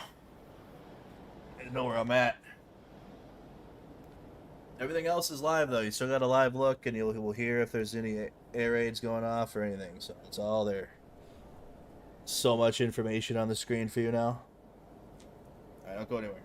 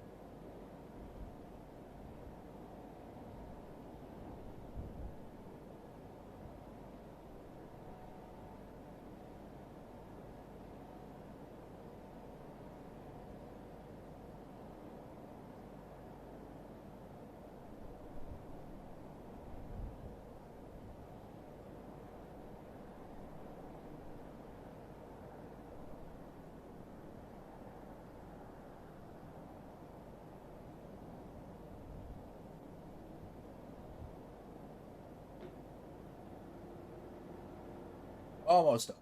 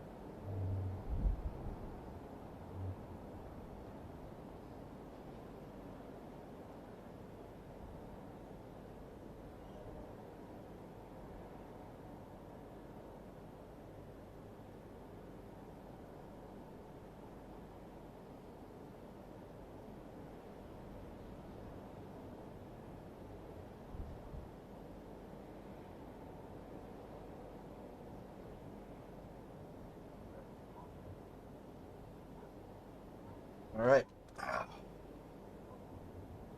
All right. How's everybody doing? Let me get a plus in the chat. The White House tweeted something 28 minutes ago with the oath. This morning, as many as 200,000 people expected in Washington, D.C. to celebrate the 215th anniversary of Russia. the U.S. Army in the National Mall center stage for a festival, flyover, and historic military parade.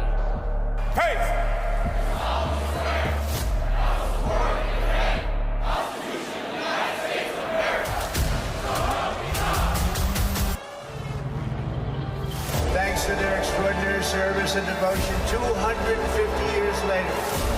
America stands tall, America stands proud, and America stands free.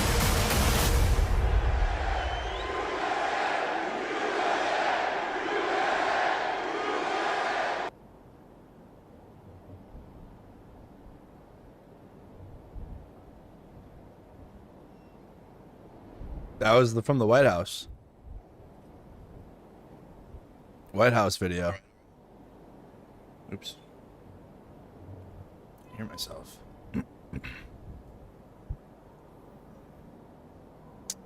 Wild. Pretty wild, huh?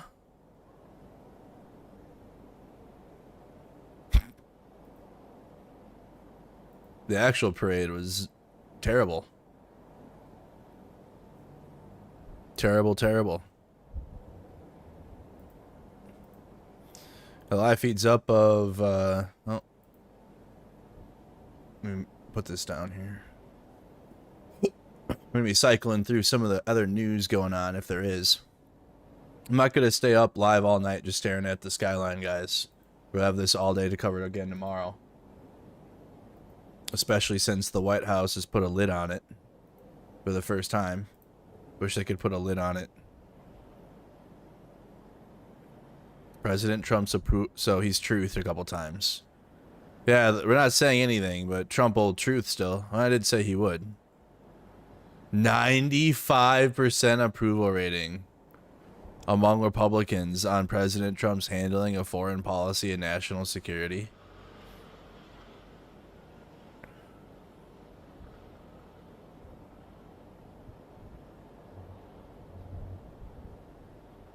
Talking like North Korea numbers here.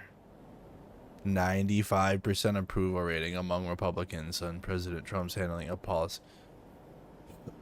for foreign policy.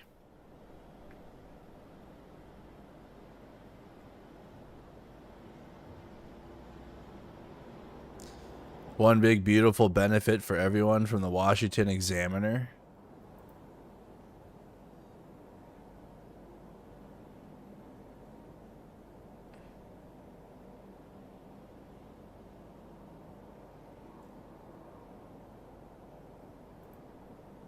Okay. One big stupid bill.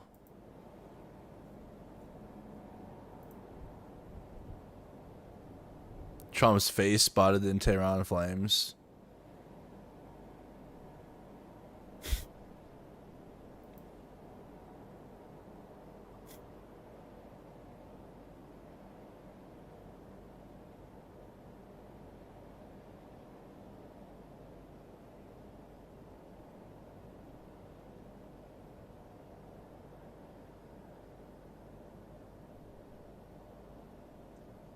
Oh boy, okay. Anything more from IDF Farsi? They had Section 18 or Area 18 is going to get hit. That doesn't look like Area 18. It's like up in the mountains. Anything else from Tehran? We heard a few waves of Iranian missiles coming in on Tel Aviv. That had to be a couple hours ago now. Damn, dude, it's already been almost 6 hours. What the heck happened? It's 7 p.m.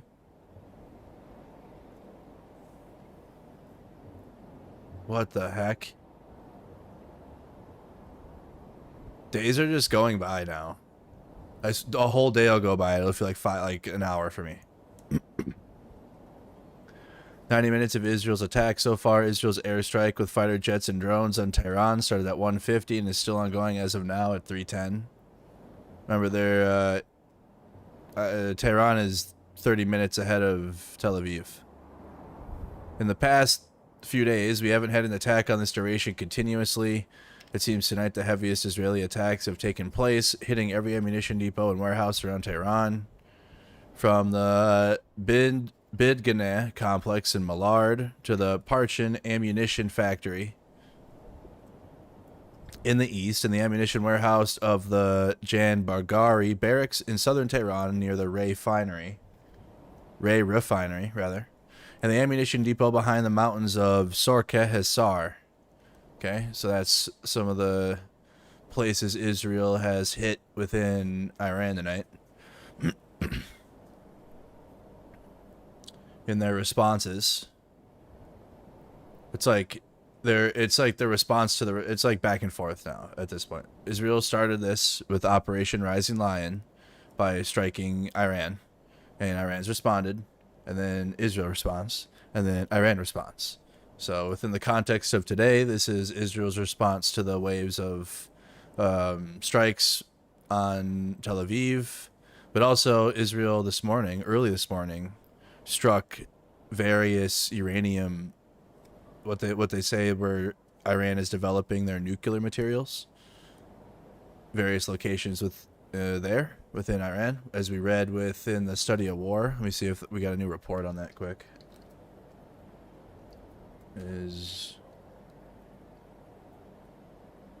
See if we have a new update on it.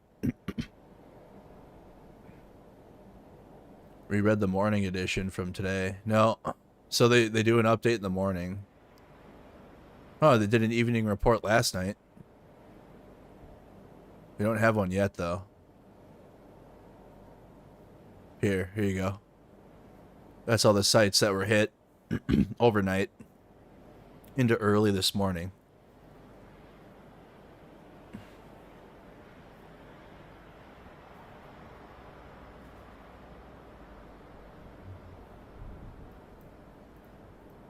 I mean, you can call it. I mean, you can call it however you want it. How about that? This direct conflict directly with Iran started a few days ago. Yes, Israel's been battling Iran's proxies, but this is with Iran now directly. Which, again, you can also say, well, it's also the same because Iran has control of their proxies too. So it's like, yes, just however you feel comfortable. Okay, we're all watching the same feed together. You can call it however you want.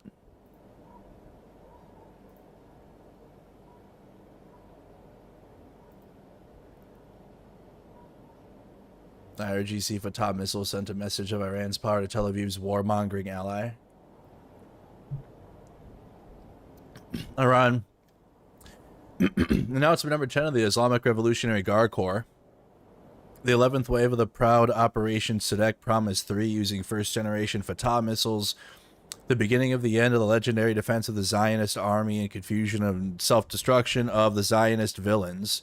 We congratulate you, the commanders and loyal warriors of the IRGC Aerospace Force. Tonight, Fatah's powerful maneuverable at missiles passing through the missile defense shield repeatedly took the Zionist cowards' refuge and sent a message of Iran's authority to Tel Aviv's warmongering ally, who is mired in empty fantasies and illusions. Tonight's missile attack showed that we have gained complete control over the skies of the occupied territories and that its residents are completely defenseless against Iranian missile attacks. Okay. That's what Iran says. Yeah, let me make this a little smaller. There you go.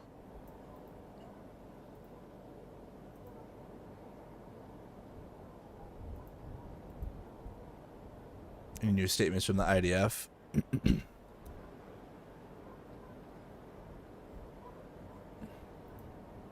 Oh, probably just Israel itself, too. No. Okay. We'll just stick with the IDF. And then any Trump truths. Oh boy. Meanwhile, Elon Musk, John, has shared a drug test. The results on X is pretty incredible. He did what now?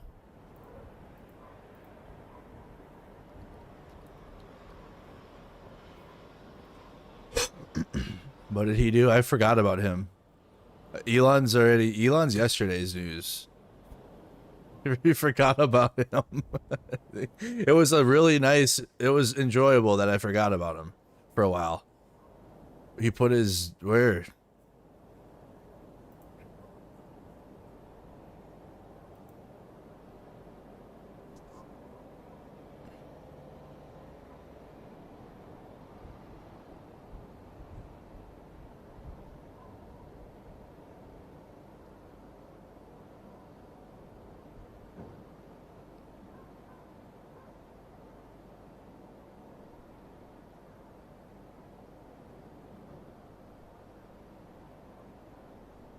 You can almost see the actual, you can see the markings around the shit that was added.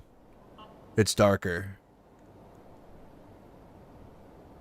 When you look at Photoshop, there's like usually like you can't get it perfect, like, and you can still kind of see the little tiny little outline around the Photoshop, and it's there. I have astigmatism, so I had to look at it really close. Jesus.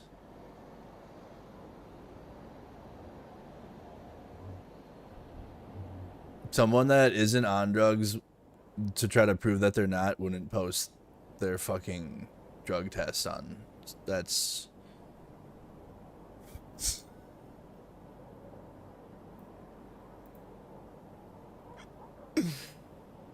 Are you just naturally weird?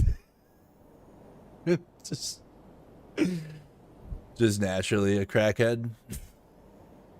Like, bro, get the hell out of here, Elon. You're done now. Alright, no one wants to play with you anymore. His crash out was, it was epic.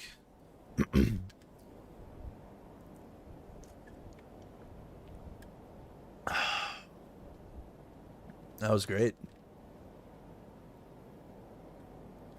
It says page 1 of 2 on the second page. Wait, what? Where's the second page? Oh, it's probably... I don't know, just... There was a second page.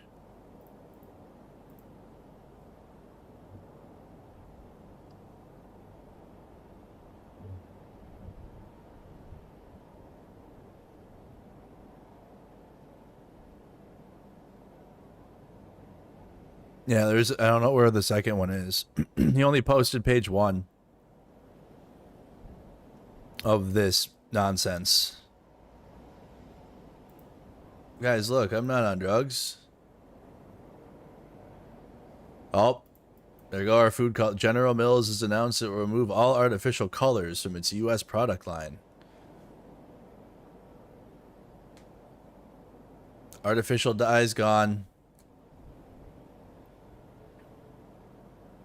Red dye number 17 or whatever, 42.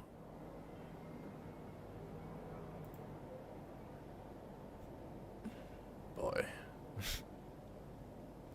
This is an open betrayal. The people that voted for Trump in office. The White House. Damn. What is this one? Would you look at the time?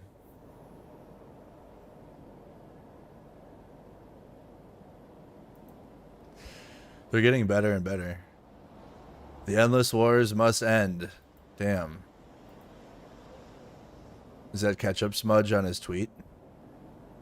How did Trump get ketchup smudge on a tweet?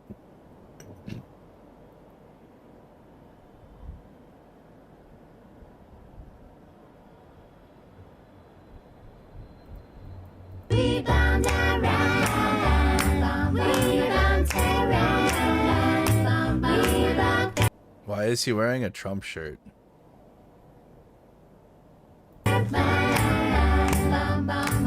When you're messing with the Jews, you're always gonna lose its God's plan, and God rules the land. I fucking hate all of this. That's why I don't care what you call it. This is all fucked, okay?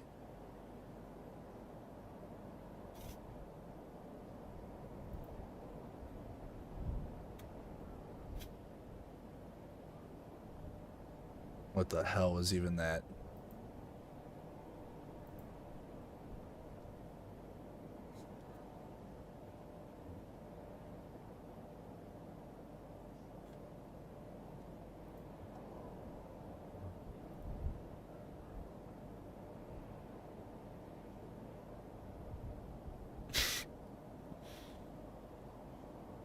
It's like comedically dog shit, but it's like fucked at the same time in like the highest level. But I served in the military, so I'm gonna have absolute black humor. But yeah, super fucked. But it was like that. It was like so fucked. It was like comically bad as well, like a double whammy. Boy.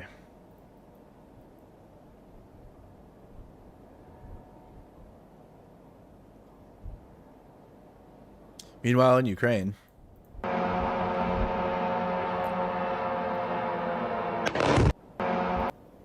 happened overnight. Trump told Zelensky to stop striking Russian energy facilities, refused to impose a price cap on Russian oil, and criticized Western leaders for expelling Russia from the G7. Meanwhile, Russia is targeting random civilian targets with drones. How can you defend this shit? You can't. Nobody can.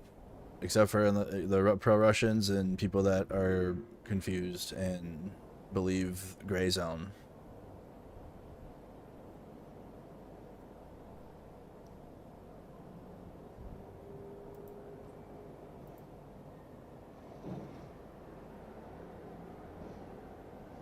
What reality do we live in right now? A shit one.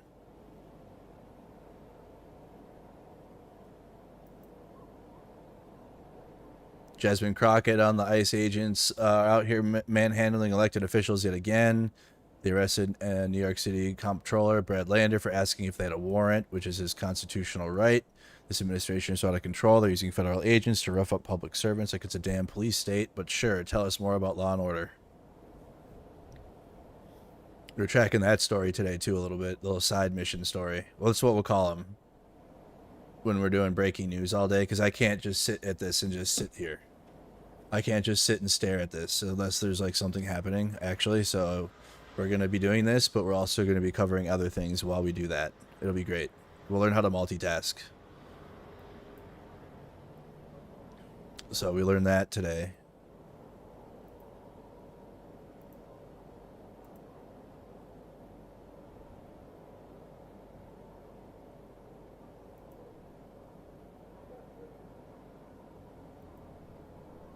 You guys can follow me on X if you haven't.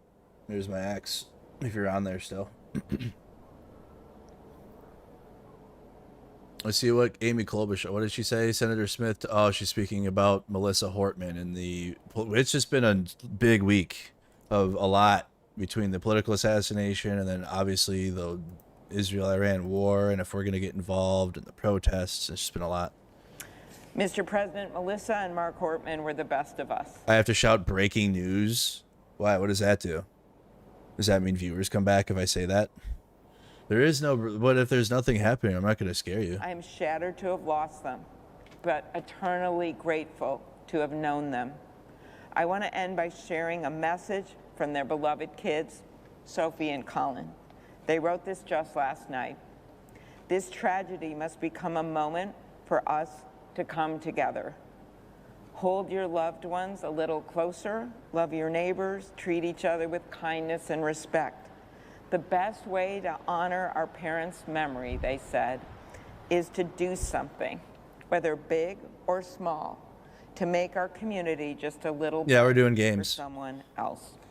I urge my colleagues to hear that message, and I'm honored to be here with my wonderful colleague, Senator Smith. We are. We're going to do Broken Arrow again tonight. It's fitting.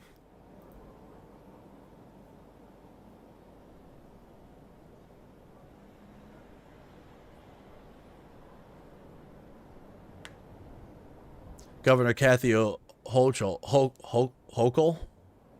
Kathy Hochul from New York, who got called into the House to get grilled, along with Tim Walz and J.B. Pritzker from Illinois, and they handled it amazing. We tuned in a little bit. We didn't watch the entire thing because those things can get long and drawn out, but when we tuned in, it was some good content for a while. Do you want to know what I really think?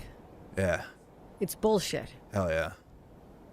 How dare they take an elected official who's been going down there for weeks to escort people who are afraid to walk into a courthouse in the United States of America, because despite them having legal status and following the rules and making their appointments, that they don't know what's going to happen to them. So Brad Lander has stepped up to be a guiding help for them. And this is what happens to him? What the hell is happening to this country? I just left Little Haiti. People are being traumatized. Small businesses, people walking down the street. When I was there in August, the streets were mobbed. People were walking down the sidewalks. There were vendors everywhere. The traffic was crowded. Today, there was silence. People are living in fear. One woman just told me the ICE agents are going in and out of buildings there. They came here with legal status. Temporary protective status was legal. Tens of thousands of people came here with legal status, and it's literally ripped away from them overnight. So, I know Brad Lander will be okay. We'll have attorneys, a lot of people paying attention. But what about all the people who don't have that high-profile position? And I'll say this. I told President Trump, I will work with you to better the state of New York and the city of New York. I'll work with you when our interests can be aligned, hopefully many times. But when you challenge the values and our rights and the people of our state, I'm going to have to fight and stand up. That day has arrived. Okay, that's Kathy Hochul. Posted that a few hours ago. Standing against the Trump administration.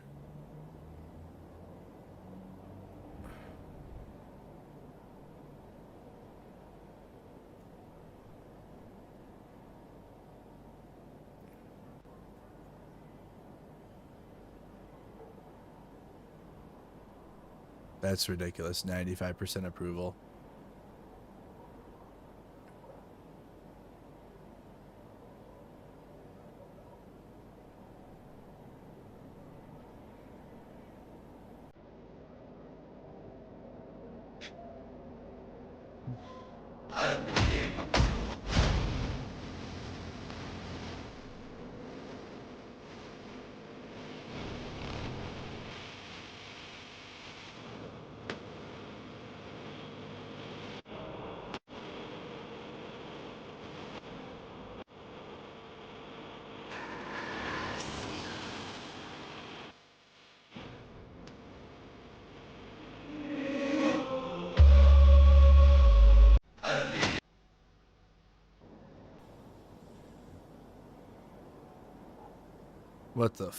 What the fuck?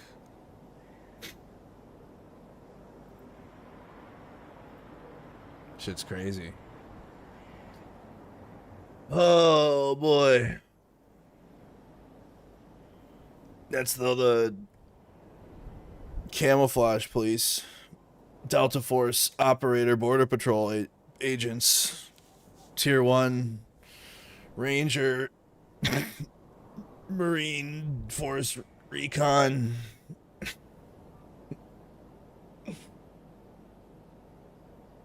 Holy. God, that sucks. Oh boy.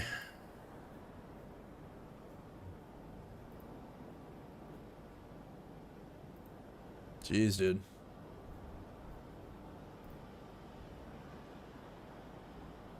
It's 1991. The Cold War is over. Finally, peace at last. A bright future lays ahead. The Russians, they're our friends now. Did that last for like, what, 5 minutes? But that was fun.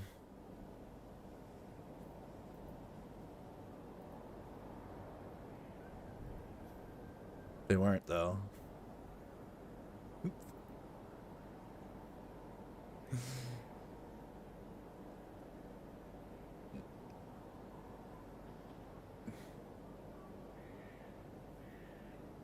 Well, here's what Russia has to say about things, I guess. Israeli attacks on the peaceful nuclear facilities in Iran are illegal, pushing the world towards nuclear catastrophe. Russia firmly believes that an Iranian-Israeli settlement can only be achieved through diplomacy.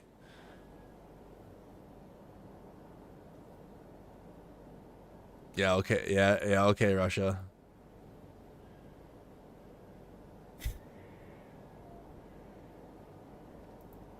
Yeah, okay. The Soviet Union fell, but Russia would never. Yeah, exactly. They just rebalanced and rebranded. That's all that really happened.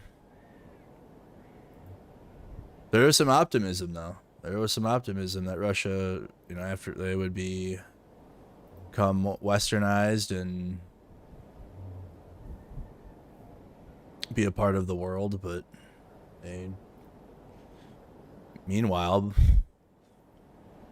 KGB, FSB were like, nah, we will rise again. So they've been on that shit, actually.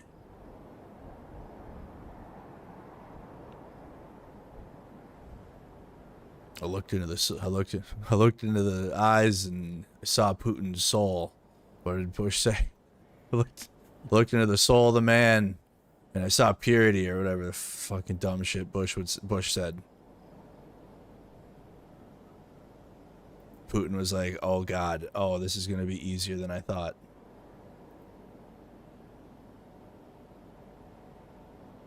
Jesus, I can't even go through tweets right now, dude. It's diabolical. That was diabolical.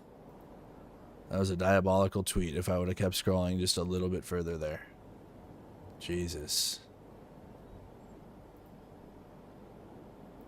The first meme war. Okay, and then I can't even look at this guy's postings because his website doesn't work.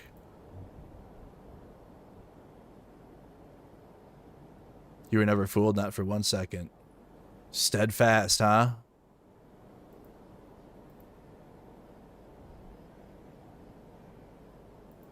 Oh my God, dude, this website is so bad.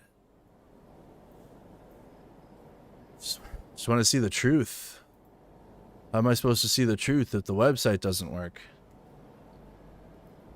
I know. No truths for... I'm out of truths for the day. I'm out of my truth tokens. What the heck? Ah. God dang it. Did I waste... what happened? Okay, no, the truths are back, guys. We fixed it. Oh, man. I was worried there.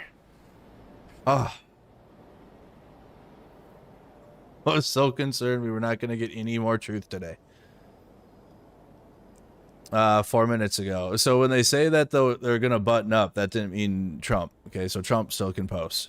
It is my great honor to announce that I will be putting 2 beautiful flagpoles on both sides of the White House, north and south lawns. It is a gift from me. Oh my God. Make fucking... of something which was always missing from this magnificent place. The digging and placement of the poles will begin at 7:30 a.m. Eastern Time tomorrow morning. Flags will be raised at approximately 11 a.m. Eastern Time. These are the most magnificent poles ever made, the best. They are tall, tapered, rust-proof, rope inside the pole. Yo! Oh, and of the highest quality. Hopefully, they will probably stand at both sides of the White House for many years to come.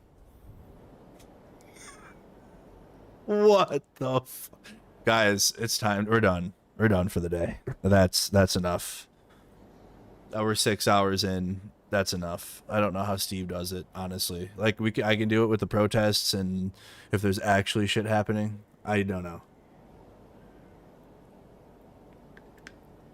What the fuck?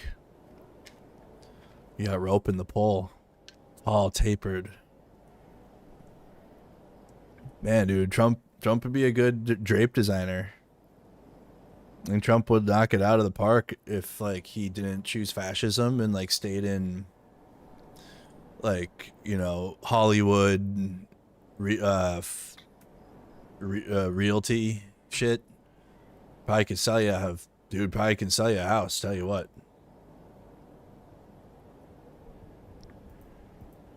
Dude, Trump could sell you interior design. He could sell you a spot for sure.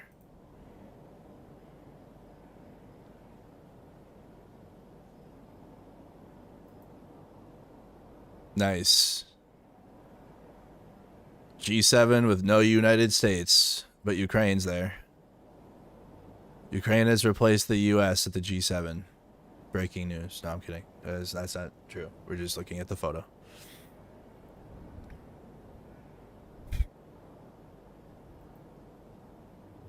Is that the photo? Did they do a group photo with Trump? They didn't do it. No, it's still the G7, just Ukraine replaced the United States. Is that the official G7 group photo? That's crazy.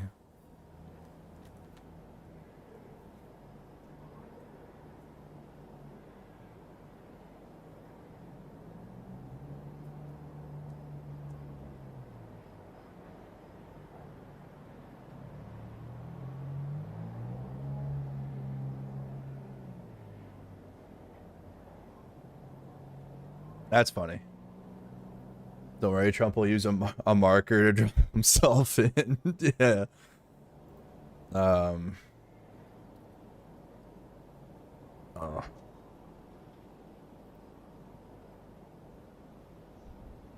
Okay, so again, just like I covered yesterday, you have the Trump phone. If you didn't know. You have Trump Mobile now. Okay. Oh God. Same coverage. Okay, there's more to the website now. $47.45 a month, bro. Why wasn't it? He's such a bastard. It couldn't even be 45, 47 in the order because they make more money with 47 in first.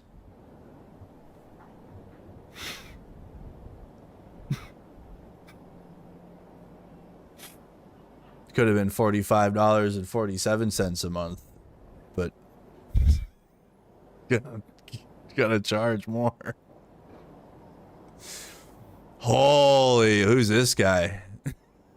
I bet you didn't know you were getting. Probably this is a stock photo. Jesus, poor people on the Trump ad now. What the fuck? And then you got the Temu Apple iPhone Trump phone too. So you have the actual mobile service plan, and then you have the phone that's coming out, the T1 SM.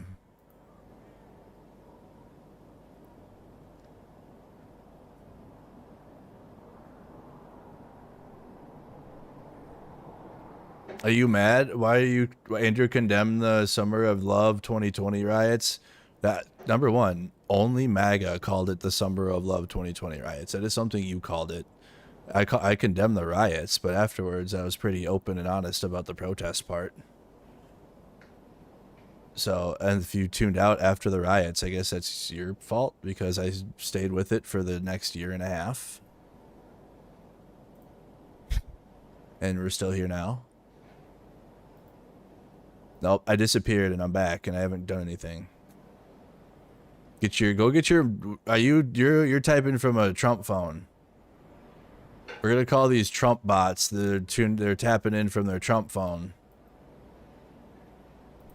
Come on, look at this. It's the grift that keeps on grifting. Our Orange King, the man impeached for making a perfect phone call, is now selling phones. That's poetry if you ask me.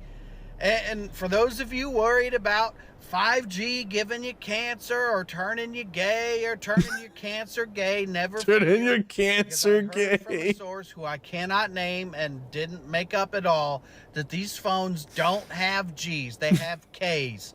3 of them, and their unlimited talk, text, and data plans reign supreme. And that's not all. With those other carriers, you had to be accidentally added to a group chat to get more plans, but not these phones. No, Pete Heck said he's gonna text you direct. Hold on, I'm getting one right now. Oh, we're going to war with somebody in the Middle East. I won't spoil it. You can guess in the comments. But also, these phones are secure. Like with those other carriers, who knows what they're doing with your private data and information? Probably giving it to the government, if you ask me. But you know who you can trust? The guy in charge of the government. It's hold on, I'm getting a, oh, dang, Pete! I didn't know you were circumcised.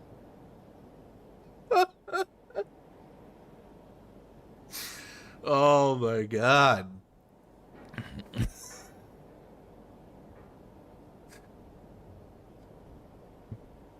Oh boy. Come on. He's selling phones. Get your Trump phone. Yeah, you'll get, hey, get your Trump phone. You'll get exclusive access to the Pentagon war chats, and you can see what's happening. Maybe you can be like, I'll hire you as like a, you can go be you can be MAGA still, and I'll pay you to be MAGA and be in the group chats, and you can let us know what happens.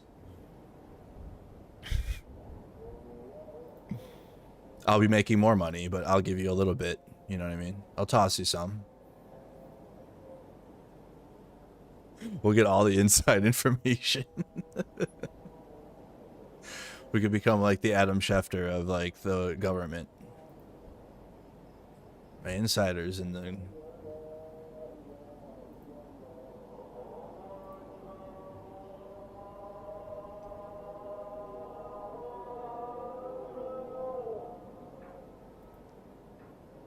Prayer time. Should I be posting these like Steve does? I don't. Am I fucking up by not doing that? I don't know. I just read them to you guys, I guess. I should be posting though. Just a lot.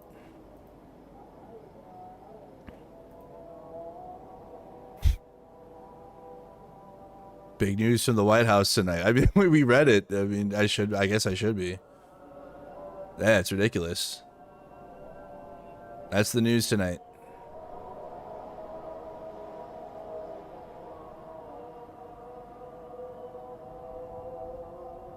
What's coming? Oh boy. All right. Meanwhile, from Iran.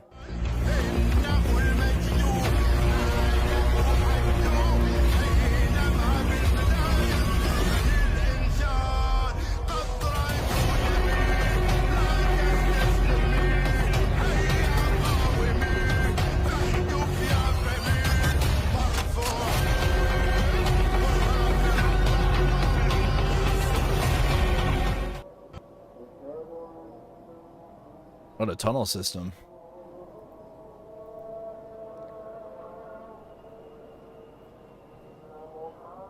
That's what, so you see how they're underground? So that's what Israel's going to be wanting from the US, is to use our bunker busters and use our Air Force to go and blow all that shit up, because it's clearly like under the ground. And we have bombs that absolutely can do that too. So that's what Israel's likely going to be asking for.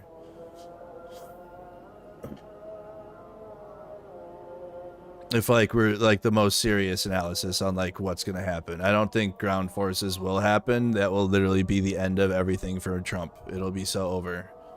And I don't know if he's like willing to risk that. But we'll see though. He's a psycho, so.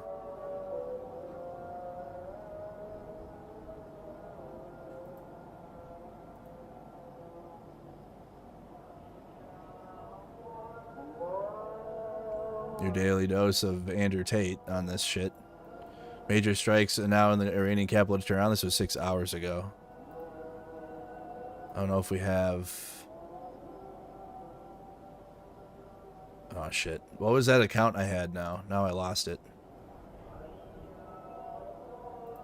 You don't remember that account I had up on X for the Iranian OSINT? Damn it. I think I followed him. Try to pull it up.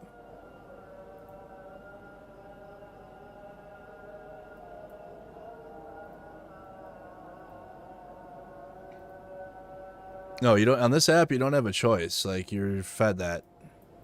You could be like, you could follow everything opposite of that, and Elon will still be like, okay, here's Andrew Tate. You'd be like, oh, no, thank you. I didn't want that.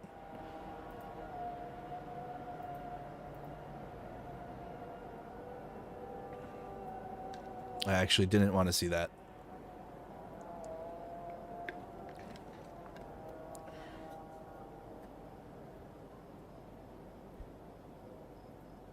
Shit.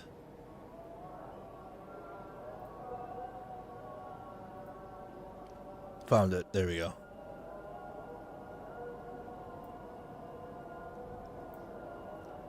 Some OSINT in Tehran. Yeah, nothing new. The last was they saw Trump's face in the fire in Tehran. Or they altered it, probably. But these videos were... besides that, these videos were at least accurate. And being shared by other OSINT that I trust that we saw on the timeline, so...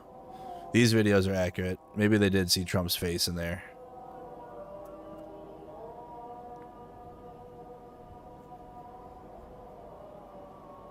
Maybe they did.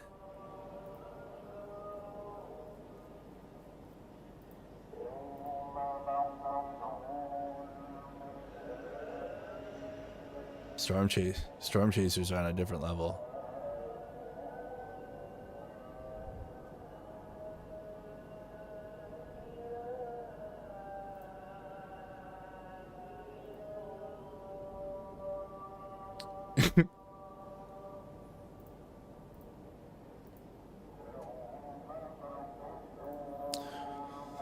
Well, we're live in Tel Aviv, guys, with it. I'm probably gonna... I'm not gonna stay live too much longer on this channel. If he tweets more crazy shit like evacuate Tehran now, then yes. But I think for now, we'll call it for the day. If you're new to the channel, hit the subscribe button. Daily streams. They could be longer than this. It could be shorter depending on what happened. So to recap, we saw 2 waves of attacks on Tel Aviv. You can rewatch the stream and watch those as it happened. We got some geolocated responses within Tehran. Section 18 within Tehran is going to be attacked tonight, apparently. The White House is putting a lid on everything official, except for Trump's truth, so you can do that, I guess. But any official word from the United States is not going to happen tonight when it comes to this conflict. And we'll have to wait for that tomorrow. So I think, honestly, anything else we'll probably wait for tomorrow too. But make sure, again, you are subscribed with your notification bell on. So that way you can tune in when I'm live. So expect streams might be earlier tomorrow like they were today. We do the 3 p.m. Eastern usually. But honestly, with all of this happening, just... when I wake up and like I said earlier, when I wake up and get caffeine in my system, we're probably going to go live and just start tuning in to Tel Aviv and tracking the war and then the response or potential involvement of the U.S. and also side mission news during the day and other things that happen. This is what we're doing. Yeah, play it by ear. So play it by ear. The best way you can do that is join my Discord server and then make sure that bell is on. Hit the all notifications on the channel. That's what you can do to make sure you're here for whatever. But tonight we're playing Broken Arrow on my gaming channel. There it is. I'm going to send you guys to it anyways. So maybe you want to watch the skyline and then come watch us play this game. And it's great. So come and check us out. All right, guys. Thank you again for tuning in. If you're new, thank you. We had 29 new members this stream. Thank you again to everybody supporting. We're almost to 80,000 subscribers on YouTube. So if you could hit the subscribe button, I would appreciate that. Thank you for Talbaz for the Prime subscription during this stream. I appreciate that. And all you guys that have followed on Twitch over Facebook, come over to Twitch and YouTube and follow and sub if you haven't. And I'll see you guys tomorrow. Take care. Peace.